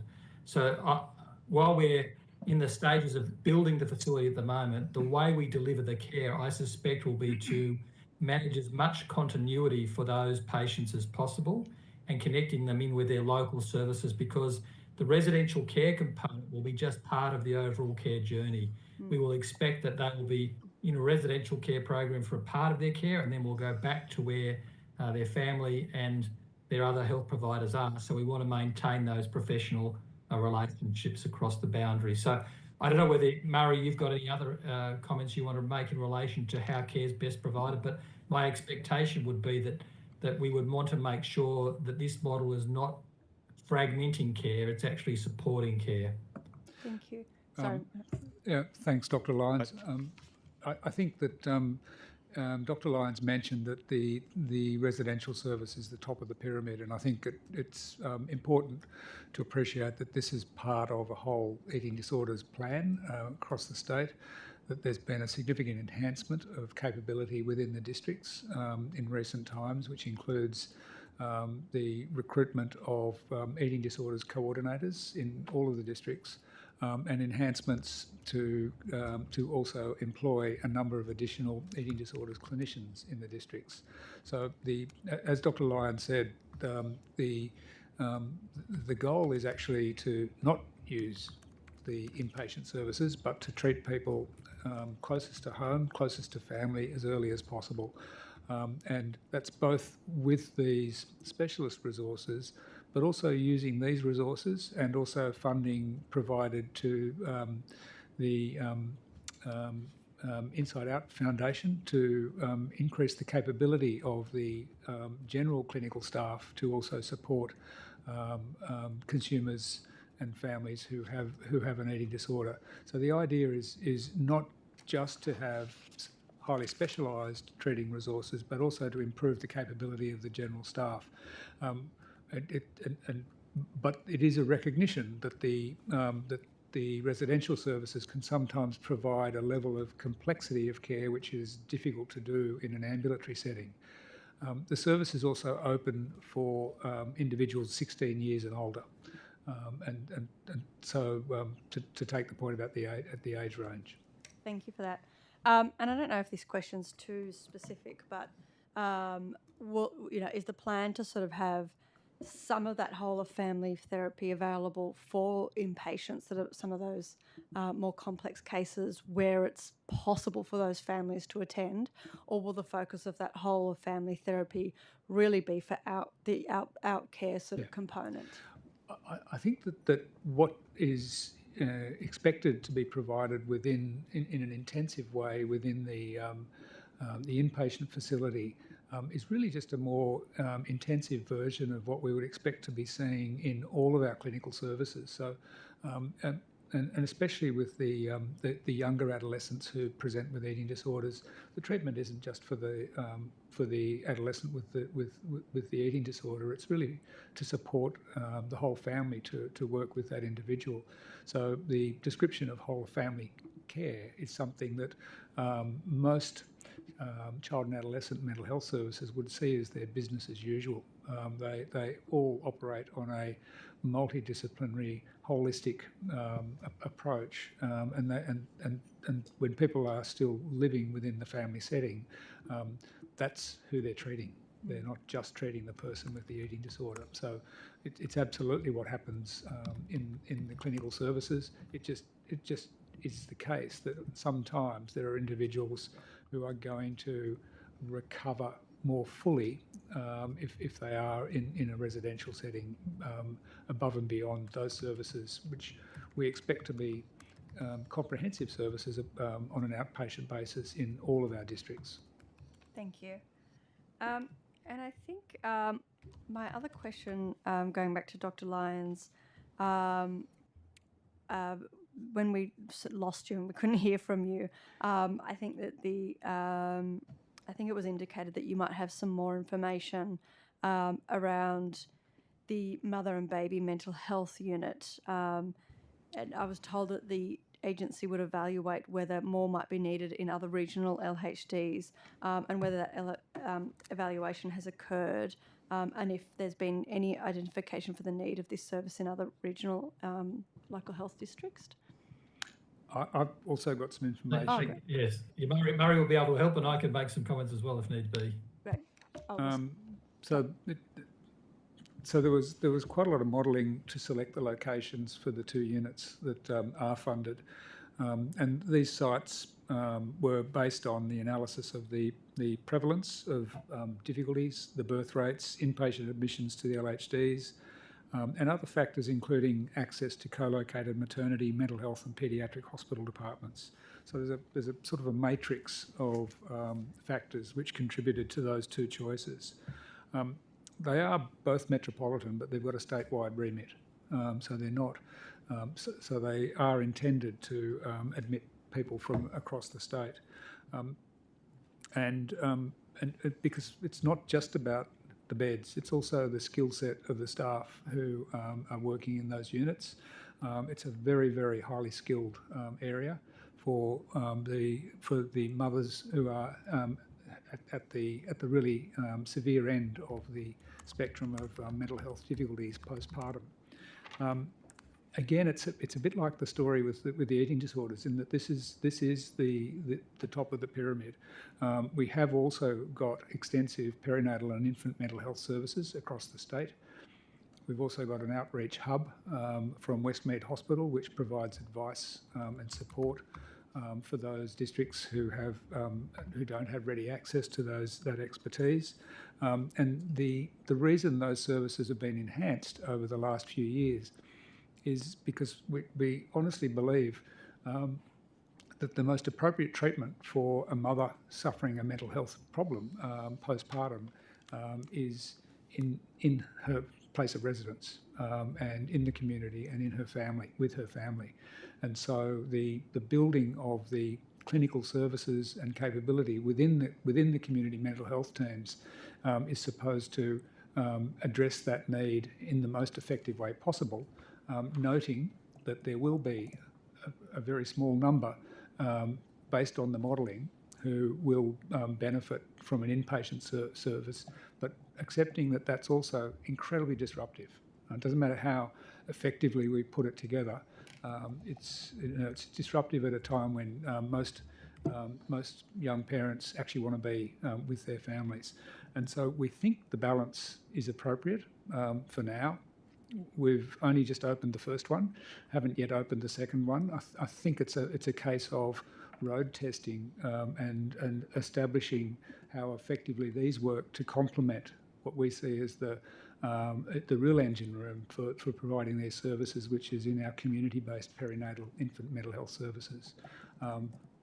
Based on the modelling, and modelling is not always right, but based on the modelling, we are optimistic that it will address the need. And that we won't need to be establishing others, but we'll be evaluating that as it goes. Thank you. If there's nothing else to add to that, I think I'm done. Yeah. Thank you, Deputy Chair. General Peter Primrose, I think, might have some. Sorry, Ms Hurst, I do have another answer to your question in relation to Living Works from before the break. The number of individuals trained in suicide prevention. The number that we have trained by Living Works is, and you will appreciate that there are different modules of training. The more intensive one is the 2-day program, and that's the one that's mostly being rolled out at the moment. There's been 2,119 people trained as of the 24th of August. There's also been 7,300 people trained under the Community Gatekeeper Training Initiative since 2019-2020. As I said, this is the 2-day program. There is also a 4-hour in-person training, which will be rolled out in the near future, and a 90-minute online session. You can appreciate that the second and third modules are less resource intensive, and the numbers we expect to increase as those are rolled out. Thank you. Thank you. Honourable Peter Primrose. Okay, Ms Pearce, just following on just a couple of these statistical, and just to finish up on them. One issue that's been raised recently is that the Victorian government's announcement about free university nursing qualifications. Is there an assessment at the moment from the department about the likely impact of that, if any, on our ability to recruit and retain nurses in New South Wales? I'll ask Mr Minns to respond to that, if that's okay. Thank you, Mr Primrose. Look, 2 observations to make about this scheme, and there has been some commentary in relation to the first comment I'll make by some of the relevant professional bodies. The impact has raised concerns for some in the private health sector in Victoria and also in the aged care sector, in the sense that it's not necessarily clear that the measure will grow the number of nurse graduates, but it is relatively clear that it will have the effect of encouraging the graduates who are going to be in the pipeline to head towards the public sector for a period of 2 years after they graduate. And so we have received, or the Minister for Health has received, a letter of concern from a relevant association about that fact.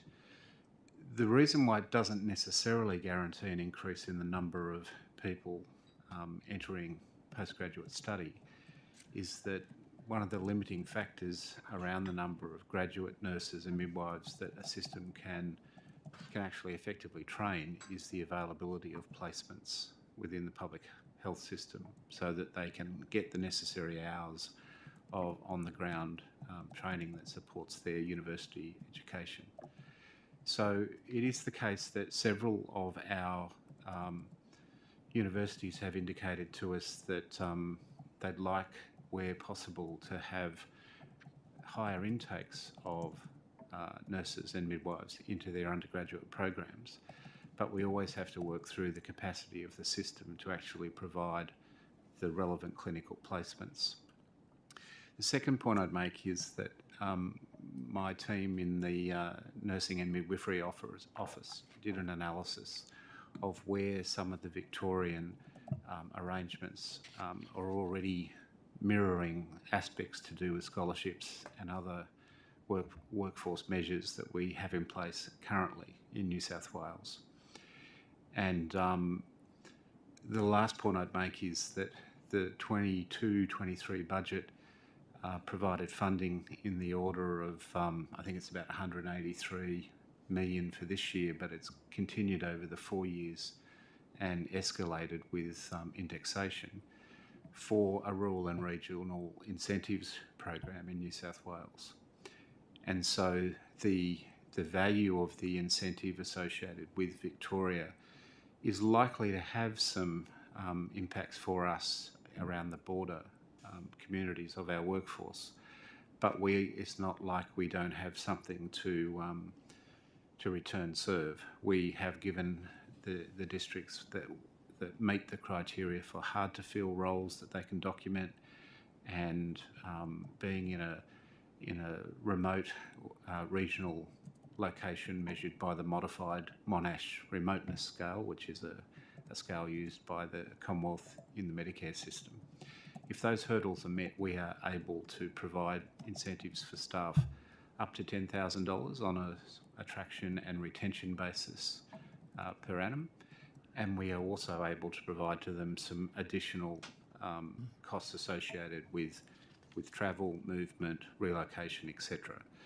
So at this stage, we're probably going to talk to some of those industry organisations that have had comment about the Victorian scheme and get their sense and perspective directly, rather than simply through correspondence in the media. And after we've done that, if we've got a position for government, we'll put it before them. Okay. But it would be reasonable to say, from what you've indicated, that you don't expect there to be a significant disadvantage to New South Wales from the actions of the Victorian government. Oh, look, I think it'll play into the mix. All of these things have an impact. What I can say is that we're starting to see both the results in terms of the new incentives framework delivering recruitment in some of our hard-to-fill sites across regional and rural New South Wales. We've sought that information as soon as LHDs can provide it to us, and some have been able to give us positive results in the last week. So I think our current framework, or our new framework that is rolling out, is proving effective, as we would have hoped, and we'll keep monitoring the situation as it relates to the Victorian framework, and particularly how it might impact our border local health districts. Okay, thank you. Now, my last lot of questions relate to the Rural Healthcare Workforce Incentive Program. Now, I understand the government recently announced a $5,000 and a $10,000 incentive program for rural healthcare workers, which Mr. Minns just alluded to. For the $5,000 payment for hard-to-fill roles, can you tell us what's the total budgeted number of roles or people expected to take up this program? And please feel free to take it on notice. Yeah, I'd take it on notice, but to give you an indication of what's currently happening, there is one local health district, regional local health district, who's indicated to us that they've identified 242 staff across 15 sites who they'll be looking to offer the incentive program to. So it's a delicate balance between focusing on the sites where you have that demonstrated hard to fill criteria met. You have the remoteness assessment under modified Monash scale, but you're not saying that every single person in rural and regional New South Wales qualifies. So it's got to be worked through, but that's the status of one of the districts that's reported their position to us in the last week. And I think we can probably work backwards and give you an answer on notice as to how many roles are modelled in the amount of funding. Thank you. But I'd like to do that accurately. Please, thank you. If you could do that for both the $5,000 and $10,000 payment for critical roles. Yeah, well, I'll see what I can do there, Mr. Primrose. In a sense, I don't know that we've, in our position of the business case to government, I don't think we actually made that specification because we wanted to see what happened when the LHDs did their local analysis. Okay, So, I mean, if whatever information you could give us with the caveats, yep, that's happy fine. to do that, Mr. Primrose. And for both programs, when did they commence, and how many payments have been successfully made for roles filled thus far? Well, it started to operate from the 1st of July. 1st July, but yep. I think we signed off the policy framework associated with how it would work with all of the relevant chief execs in the local health districts in that first week of July. And they've been working on how they will analyse their context and how they'll use the framework ever since. And so the numbers that I could give you in time for, I think it's the 14 days that we answer on notice, they'll be preliminary. Not all districts are as far advanced as the one that I've referenced today, but we'll be able to tell you what we can. Whatever information you can, that'd be great. Okay, thank you. Chair. Thank you, Honourable Peter Primrose. Returning to some further questions for Mr. Sloan, in answer to earlier questions, or questions earlier this afternoon, I should say, forgive me, you explained that part of the work that you've been doing, particularly after the formal appointment, is travelling around the state, speaking to many people in all sorts of forums and meetings and what have you, about a range of matters, which include, as I understand from your answer, some discussion around the government's response to the recommendations to the health inquiry, the inquiry into regional rural health reports recommendations. Is that correct? These matters of the recommendations have been discussed with people at your meetings? I would say that some of the subjects or the topics are interlinked, but not with the specific point of talking about those inquiry recommendations or findings. We would have covered it off in presentations to executive groups and boards of local health districts with regards to what the findings were and what the specific recommendations were, and had discussions around that. So at that leadership level within the LHD, so correct. there was some specificity that was gone into in terms of explaining that there is the government response. There are 44 recommendations, and you may not have gone through every last one, but there would have been a discussion, presumably, about some of them. Is that? That's right. Yeah. Can I ask you, Mr. Slane, in regards to recommendations that have a position within them supported in principle, what did you explain, or how did you explain the meaning of that to the people you met with in terms of what it actually means, a supported in principle recommendation? I don't think we would have had the discussion at the point of time in travelling around with regards to what would be supported or supported in principle. I think that's been an ongoing discussion with all consultation. When we've actually sent it out and got the evidence to provide the response back through Cabinet. So, with that in mind, what did you say to people when you said that there's recommendation X and it says supported in principle? What did you explain that to mean? With regards to supported in principle, that we would support the premise of the recommendation, but it might also need collaboration from an alternative organisation or another level of government or some other, I think, important aspect for us to be able to then continue to deliver it. So, or not in silo as New South Wales Health. So with respect to recommendations that say supported, how do you explain the meaning of that to the people you met with? What does supported mean?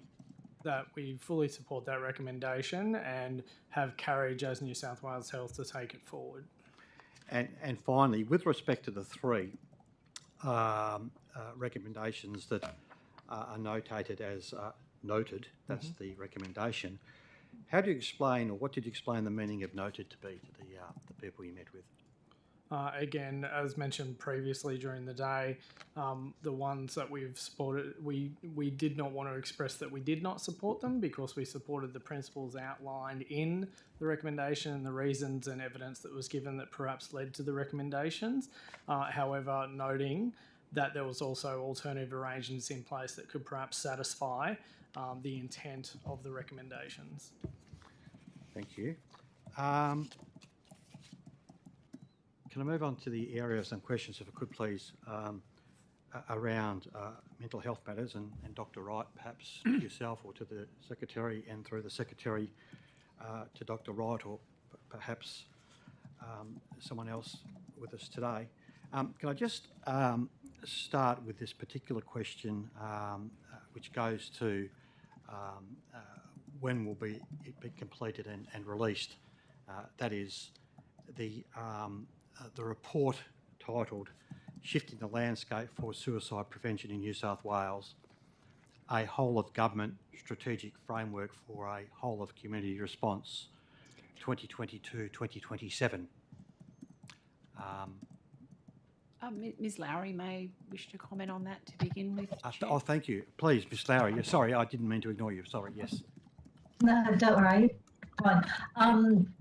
That report has been completed and has been submitted to and has gone through Cabinet, and so now it's up to the government to release that. So it's completed. As far as New South Wales Health is concerned, it's been handed to the Minister or Ministers. It's gone to Cabinet, and your understanding is that Cabinet have considered the report and it's passed through Cabinet, as you understand. It's gone through the Cabinet process. It's been endorsed by Cabinet. So we're now just needing to wait. I know you can't discuss, if you're even aware of, matters to do with Cabinet deliberation, but is there any word on the street, Ms Lowry, about when this might be released? There's always some word on the street, isn't there? I don't know whether there's a word on the street, but I do know that that it's a timely report that the Commission's undertaken, and we've did again, like we always do, did extensive community consultation. So I think the community is looking forward to the release of that report. I think that. Thank you very much. I appreciate the subtlety to that answer. Thank you. Can I move specifically to some questions around the matter of suicide, and particularly some reflections, if I could please, on the matter of the Premier's priority, which is called, as we know, towards zero suicides, where New South Wales Health has been and continues to work towards reducing suicide rates by 20% by 2023. And of course, the New South Wales Suicide Data Monitoring System is used as the basis of obviously the collection of and analysis of data for the purposes of monitoring suicide or attempted suicide in the state of New South Wales. I'm wondering if we receive a progress report of how we're going with respect to the work being done with respect to that priority, and where we stand at this point in time, which is basically the commencement of September 2022. Yeah. So you've mentioned the suicide monitoring system, which is delivering quite a lot of detailed information on the suicides in New South Wales, and the Premier's priority obviously is connected to a very large investment in a number of initiatives to address the suicide rate, and we've touched on some of that already today. We have. But I think it does bear repeating that they are multifaceted. They include everything from we talked about the gatekeeper training and the suicide prevention training. We've talked about the safe havens There are also the suicide prevention outreach teams. There are aftercare initiatives for people who've made a suicide attempt. And so there are many moving parts to this. And how are we moving towards the reduction by 20%? Well, I think I think the minister made a brief reference to the advice that I usually give in answer to that, which is that my expectation is that the substantive changes that we are likely to see from the sorts of interventions that we've done in the last few years can take 5 to 10 years. You don't get a rapid turnaround on some of the initiatives.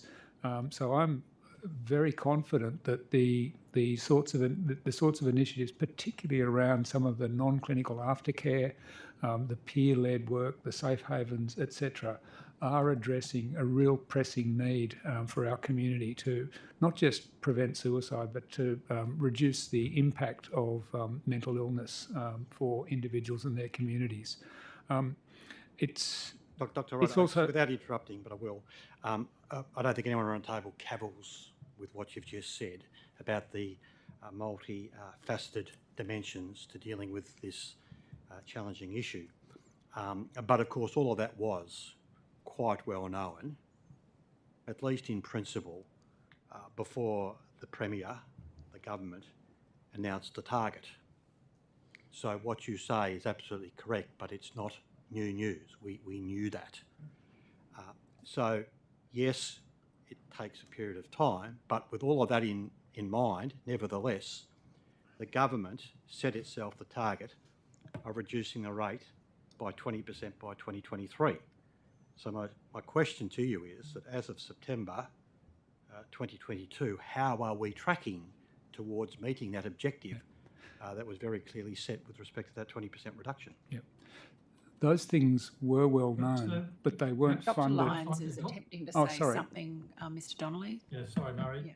Oh, Dr. I was Lyons. just going to say, Chair, that we've got figures for up to 2020, which is the last year where the comparative rate, looking at that reduction over time for 2023 target has been calculated, because it's a death rate from suicide, age standardised per 100,000 population. Our rate at 2017 was 11.6, and the target is for 9.3 for the year 2023. And for the last full year where it was calculated, which is for the 2020 year, the rate had reduced to 10.5. So we have had a reduction in the rate. And if you look at the tracking of that target towards the 2023 level, it would say that we are actually tracking in line with meeting that target over that time. But as everyone knows, and we've also heard a lot about COVID and its impacts, some of the other changes that are occurring with the social situation, economic situation, we need to be very cautious about predicting where we'll end up. I'm grateful for that, Doctor. With respect to those most recently collated and published figures, or figures which are at least available and known to yourself, when will we get to see or hear or find published the 2021 figure? Can I ask? So that needs to be finalised once. So the suicide monitoring system, as you know, is a preliminary assessment. Ultimately, it's a decision for the coroner around the interpretation of cause of death. And so we need to wait for those to be finalised, and then the calculation per 100,000 population needs to occur. So I'll take a notice the time frame for that to occur, but that's the process that needs to follow. And not wanting to overcomplicate it, but I think those figures are determined by the Australian Bureau of Statistics. So that's so we're locked into there's a lag. That's what you're saying in terms of the impact on the calculation. That particular figure, which is why we've only got till to 2020. Okay, no, it was not a criticism per se, but rather just trying to understand the lag. Tragically, we learned of a young child aged just 10 who took their own life at the Illawarra Primary School. And the child's death, as we understand, is not being treated as suspicious. I'm wondering, and as I said, I'm not quite sure whether it's the Secretary or the doctor would answer this, but are you able to explain, in that type of circumstance, the types of additional resources and services that are made available to the school community to deal with a tragedy like that? As a general statement, I'm not saying specifically necessarily it's replicated school by school, but there is obviously some response to assist, support the school community. Wondering what that would look like. Yeah. Look, it's a very, very delicate issue that you raise, and I think that what I can say, and I'm not going to comment on any individual cases. No. What I can say is that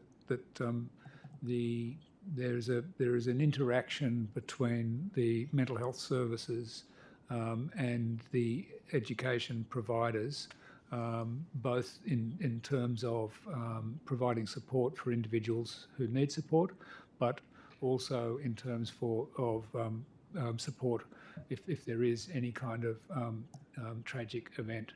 I also know the Department of Education mobilises staff to support both families and the other students and the staff in those facilities. As you can imagine, any kind of tragedy of that nature has an enormous effect on a wide range of individuals, and it's my observation that between them, the education providers, the education department and the mental health services work together to support the range of individuals that need it. And it's not a small operation, and it's not a short-term operation. Just to add, Mr. Donnelly, very briefly, in addition to what Dr. Wright has said, and again without going into detail, with respect to that the case that you've raised, I made direct contact with the Education Secretary to offer any support that was required from New South Wales Health as well. So we, again, at every level, do whatever we can to assist. Thank you. So, once again, we're talking in generalities here. We've got essentially education, health working with education. Are there other agencies or departments sometimes? Yes. And if so, just for our edification, what they might be? Headspace. Headspace has a specific function to provide support to the schools themselves after an event like this. Right. So and I know that the Headspace coordinators work very closely with our child and adolescent teams and with the education providers as well. Thank you, and thank you for the sensitivity in handling that one. Can I just move on to the issue of rates of increase of suicide for the age cohort 55 to 64 years of age? And I've just got some figures here that I will recite. They're a matter of fact, but then I'll ask my question. So if we look at the period in 2019, so we're looking for the period from the 1st of January to the 31st of May in each of these years. In 2019 there was 48 individuals, 2020 there was 47, 2021 52, 2021 I should say 52, and then 2022 a jump to 76. I'm just wondering, in terms of the obviously forensic work that's done in looking at these numbers and trying to understand what's going on, to hopefully develop some way of responding and hopefully mitigating these numbers. Yeah. Any comments about this particular cohort and the increase that's occurred? Observations or reflections? Yeah, it's relatively early days, Mr. Donnelly, before we fully understand. But you're identifying something which is obviously any kind of potential for an increase is something that causes a good deal of concern. We don't know whether this is something which is going to be sustained. We obviously hope that it's not. But the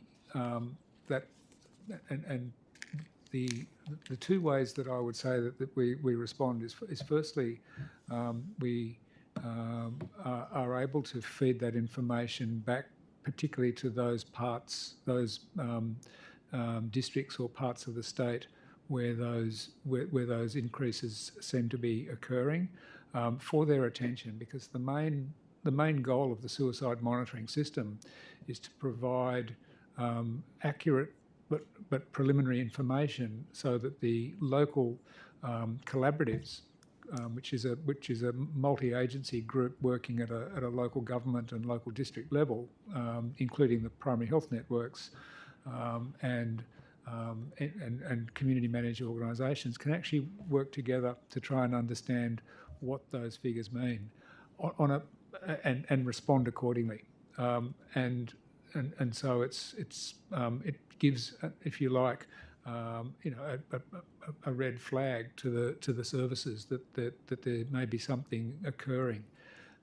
What I think Dr. Lyons touched on the concerns about the potential impact on the community at large of the drawn-out effects of the pandemic, any potential economic impacts on particular groups. I think it's fair to say that the impact of the pandemic economically and socially has not necessarily been uniform. There are some groups that may have been more affected.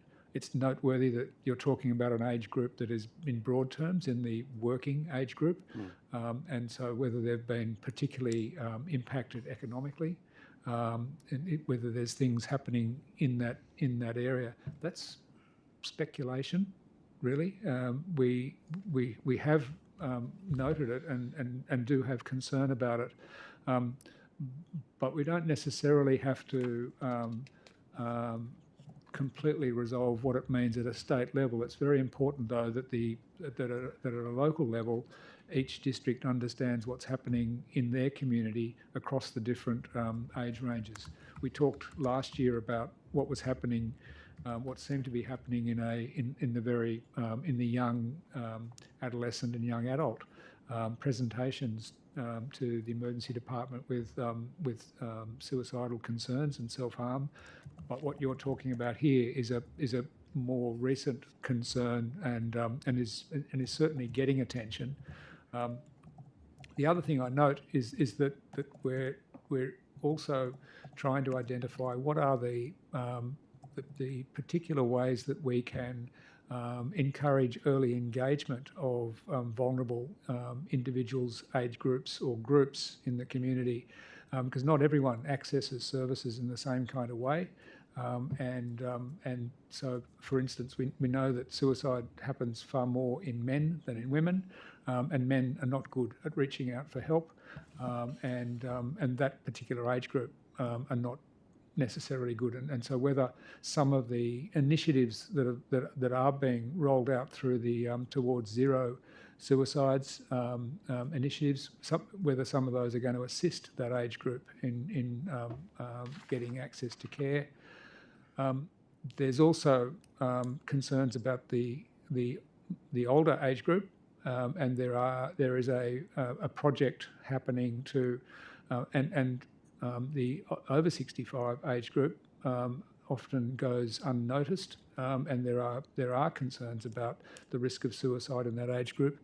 There are particular issues that occur in that age group which cause unique needs for them, and also the need to develop a more specific pathway to care to make sure that we identify people in those older age groups who may be at risk of suicide, so that we can intervene early. So that's a broad-ranging answer, but it is a matter of some concern.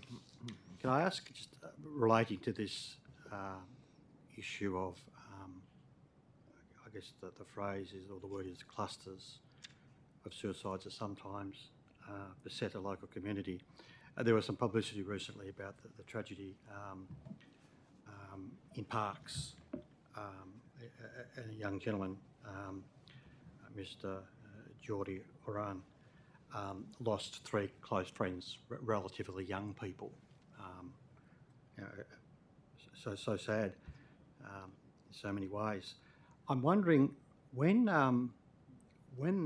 something like happens like that in a community, and I suppose I'm looking for some analogous response, like with respect to in a school, and the description of the work that's done to try and then go into that community to provide some comfort and support. Is that actually done? So in the case of Parks, and you may not have the specifics, you can take it on notice, but is it fair to assume that in that community there would have been some response by New South Wales Health and perhaps other departments or agencies to support that community? I mentioned before the specific initiative of the suicide prevention collaboratives, which are intended to be locally based consortia of multi-agencies, and that's part of their role is to bring together all the agencies and individuals who have a stake in the mental health of their community, so that they can pool their intelligence as to what are some of the contributing factors, what are some of the risk factors, and what are some of the opportunities to intervene. In my mind, that's a critical part of reducing suicide over the next generation, is switching to much more locally driven initiatives where health is not necessarily the lead, but is an active participant. In some, and so sorry to interrupt, there are some I examples. take your point, but if we look at Parks, and I haven't done any investigation myself, but reading the literature and the media, would I be reasonable in concluding that it's likely that there would have been some support go into that community from, in broad terms, the New South Wales government through one of its departments or agencies to provide some support for that community? Is that likely to have happened? Or just take it on notice, perhaps? It's probably better to take it on notice. That's okay. Can I? I know of some instances in the last several years in regional areas where there has been concern about a number of suicides in a short space of time, and both in the case of Lithgow a number of years ago, and the Clarence Valley, and the Clarence Valley. Those are actually models of what I'm describing, and that they got appropriate publicity and praise for what they did, and I think that the Institute of the collaboratives provides a mechanism for those sorts of initiatives. I can't speak to what's happened specifically in Parks. Take that on notice. I'm just conscious of the time that's left, so there's a couple of areas that I still wish to cover. And perhaps if I direct the question directly to Dr. Wright, who normally deals with this, and if others need to jump in, that's just fine. The line of questioning, Doc, that you're all familiar with about seclusion and restraint, and being as assiduous as you are, I'm sure you've done some preparation in terms of looking at the numbers. So I probably don't need to read through what are my notes to tell you the numbers, and particularly with respect to some particular sites. And some of this I perhaps could put on notice. But I mean, just a couple of lines of information. Statewide, the average duration of a seclusion event was 11 hours and 18 minutes in January to March 2022. And my understanding is that that's up 4 hours and 54 minutes for the same quarter the previous year. That's a statement of what I understand as fact. And then there's data with respect to individual hospitals where there appears to be instances of quite high numbers of hours. can I invite you to make a general comment about this, because it's something that you do and perhaps each year, and then perhaps the difference I can put on notice. Sure. So the most recent figures that we have are the April to June quarter, and the rate of seclusion in that quarter across New South Wales was 5.1 per 1,000 bed days,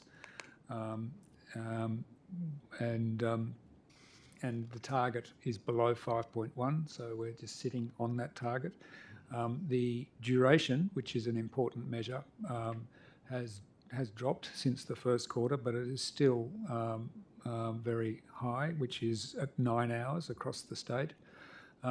I think, by way of explanation, I think that we've consulted widely with the districts and their leaders to try and understand, particularly the increase in the duration, and that there are some particular challenges that have occurred during the course of the pandemic. The acute inpatient mental health services have been working in personal protective equipment, which is very good at keeping you safe from getting a viral infection, but it really gets in the way of engaging sensitively with someone who's in distress, and it's actually makes it more difficult to identify someone whose condition might be deteriorating, so that it probably contributes to missing some of those early signs and potentially misunderstanding from the perspective of the consumer. We also know, so that's a factor. It's an incredibly challenging work environment. We have had considerable disruption, both in terms of the workforce that Mr. Minns talked about, reductions in numbers of staff, and in reductions in available facilities from time to time, which has put pressure on everyone. The other thing... Cumberland? To Cumberland? Whereby we understand there's an average wait of seclusion time of 22 hours and 20 minutes. Yeah. Is that on your radar? It's absolutely on our radar, and all of them are on the radar, because these matters get discussed at the quarterly performance review meetings, which Ms. Pearce and Mr. Sloan referred to earlier, and we seek an understanding not just of why these figures are where they are, but also what are the range of strategies that are being implemented to address them. And there are a number of strategies. Western Sydney has been hit particularly hard by the pandemic. It's been an extraordinarily difficult time for the mental health services on that campus, and I think that the way in which the staff and the leadership there have responded to the challenges has been, in my mind, very, very impressive. But I do think there's been a contribution from that to increasing challenges. The other information that I'm hearing more anecdotally is that you will recall that particularly during the waves of infection that have gone across the community, that people were reported to be staying away from emergency departments and staying away from general practices for a variety of reasons. We saw that in our mental health services, and we weren't pleased about that, because that meant that people who had ongoing need of medical attention and attention for their mental health conditions were probably staying away out of a concern that they might either put pressure on the system or they might be exposed to the virus. That meant that we were sometimes seeing people much later in the course of an illness, and that they were presenting in a more complicated and acute stage, which then could possibly translate to some of those what I'm going to call deteriorating figures in seclusion and restraint. Thank you. Can I move on to my last few questions, just to take us through to the end time? on the matter of palliative care, if I could please. And just having distributed to yourselves a copy of a media release dated the 9th of June 2022, and it's released by the Premier, Treasurer and the Minister for Health, announcing a significant announcement, namely $743 million to enhance end-of-life care in New South Wales. And if I just take you to the just the parts of the first and the second paragraph that I've highlighted. I'll read the full paragraph. New South Wales will have access to the highest quality care and pain management services at the end of their life, with palliative care and specialist health services to receive a record $473 million funding boost over the next 5 years.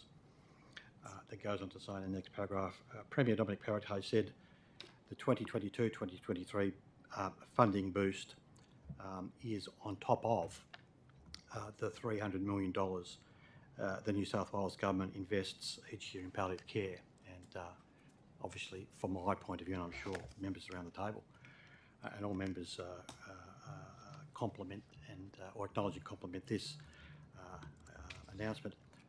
But my question is quite specific because this has become quite a live matter in other jurisdictions in Australia, namely Victoria and West Australia, which have operationalised their voluntary assisted dying legislation. And as you are aware, in both of those states, their respective acts have been fully operationalised and are providing for VAD, physician-assisted suicide euthanasia. In the other states, not been operationalised yet, but in New South Wales, on and from the 27th of November next year. My understanding is that's the commencement of the full operationalisation of the legislation. The issue with respect to voluntary assisted dying and with respect to palliative care are matters that we found through the inquiry that we undertook into the legislation conflated and overlapped. In other words, there is no real distinction in the minds of some people that with respect to end-of-life care, it is in fact specifically palliation and palliative care and not related in any way whatsoever with voluntary assisted dying, which is provided for quite separately under its own piece of legislation and with respect to what will be costs that New South Wales Health will need to bear and internalise for the operation of the scheme in the state on a ongoing basis, including obviously specific funding for the board that's set up in the legislation.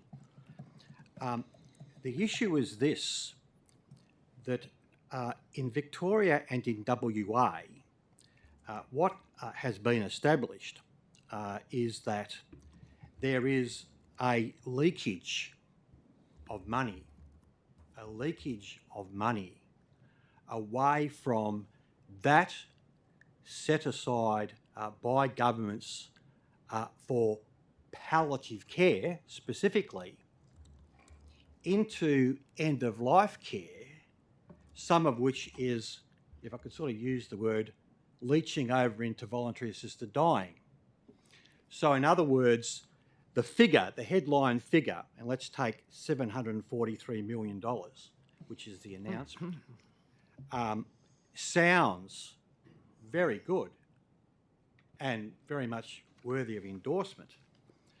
But is there absolute clarity, and I guess I direct my question to the Secretary and Dr. Lyons and others perhaps around the table, but the Secretary first, are we absolutely clear that with respect to the $743 million, that is for palliative care as understood and described in the media release, and there is not going to be, and there is no intention to have any of that money leached away or siphoned away into the voluntary assisted dying program, which will commence on the 27th of November next year.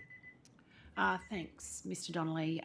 Look, we obviously take very seriously our responsibilities to, expend funds that have been committed by government to the programs to which they've announced. So I think we need to be clear about that up front. I will ask Dr. Lyons to comment, but one of the things that we have done so far to distinguish this work, noting the issues you've raised around palliative care and end of life, and then voluntary assisted dying, is to assign the responsibility. And sometimes the conflation. This is what I'm getting to, this issue of conflation, is to assign the responsibility for voluntary assisted dying to our Chief Health Officer, who is leading that piece of work quite separately in terms of the establishment of the committee and the like that will oversee it, how we will conduct those arrangements via one of our local health districts in the first instance, who will have carriage of various elements of that program. We are learning from other states, so thank you for pointing that issue out, because clearly for those who have already operationalised voluntary assisted dying, it's important for us to understand some of the pitfalls and some of the issues that they may have experienced along the way. And we've also, as I recall, been speaking to New Zealand because, they've also a little more advanced in that area. Dr. Lyons, through his portfolio, maintains carriage for palliative care and end of life. So I'm just pointing out that we recognise that there is the potential for conflation, and so we've assigned the two issues separately in an attempt to avoid that. But Dr. Lyons, if you wish to make any comment on that, please. Thanks, Secretary, and thanks, Chair. So, yeah, absolutely, we recognise the importance of keeping these completely separate from the point of view of the policy and planning side of things. So we were very pleased to hear of the announcement of the $743 million investment over the 5 years. We were involved in putting the package together with very much a focus around specialist palliative care services and also pain management, which is a very important area for people often with terminal conditions. And we're very keen to see issues around access for these specialist services extended beyond the traditional areas of cancer care and more recently end-stage renal disease into some of the other chronic conditions which our specialist services are challenged by, particularly chronic respiratory failure and congestive cardiac failure, which are very common conditions and where some of the learnings from the renal supportive care program could equally be applied, which would give much greater quality of life and symptom control and supportive care for people who are coming to the end of their life with those chronic conditions also. But we're very conscious of the need to separate the two, and we also advocated very strongly within the ministry, and the Secretary has supported a separation completely of the planning for the voluntary assisted dying implementation, completely separate to the team who are involved in supporting the implementation of the palliative care enhancements. And we welcome that decision because it will allow us to focus very importantly on both and ensure that we don't have any confusion or conflation created internally. Thank you very much. Thank you, Secretary. Thank you, Dr. Lyons. Well, that brings our hearing to a conclusion today. Well, I thank everyone. Perhaps to the government members, are there any questions you would like to ask to seek clarification over? No, thank you, Chair. I think the members acquitted themselves exactly as the Minister did very well, and they covered all bases. And so we've got no points to raise. Thank you very much for attending today. Thank you, the Honourable Weston. Well, on behalf of the committee, can I thank you all for putting in the hard yards, getting us through to just about 5:30. It's been a long day, but we do appreciate, in the first instance, you making yourself available, because we know you're all extremely busy in a normal time. So, Nigel, can you hear anything? And Yes, and we can oh hear no, you, Catherine. Dr. Lyon, we've lost you again. We'll see you again tomorrow, so don't worry. But once again, to express our gratitude and thanks to yourselves and all the people who work for New South Wales to do what's been outstanding work to keep us all safe over what's been a difficult time. That brings to a conclusion then our hearing today for the portfolio areas, and we'll be returning tomorrow for the budget estimates hearing for the health portfolio. Otherwise known as the popcorn.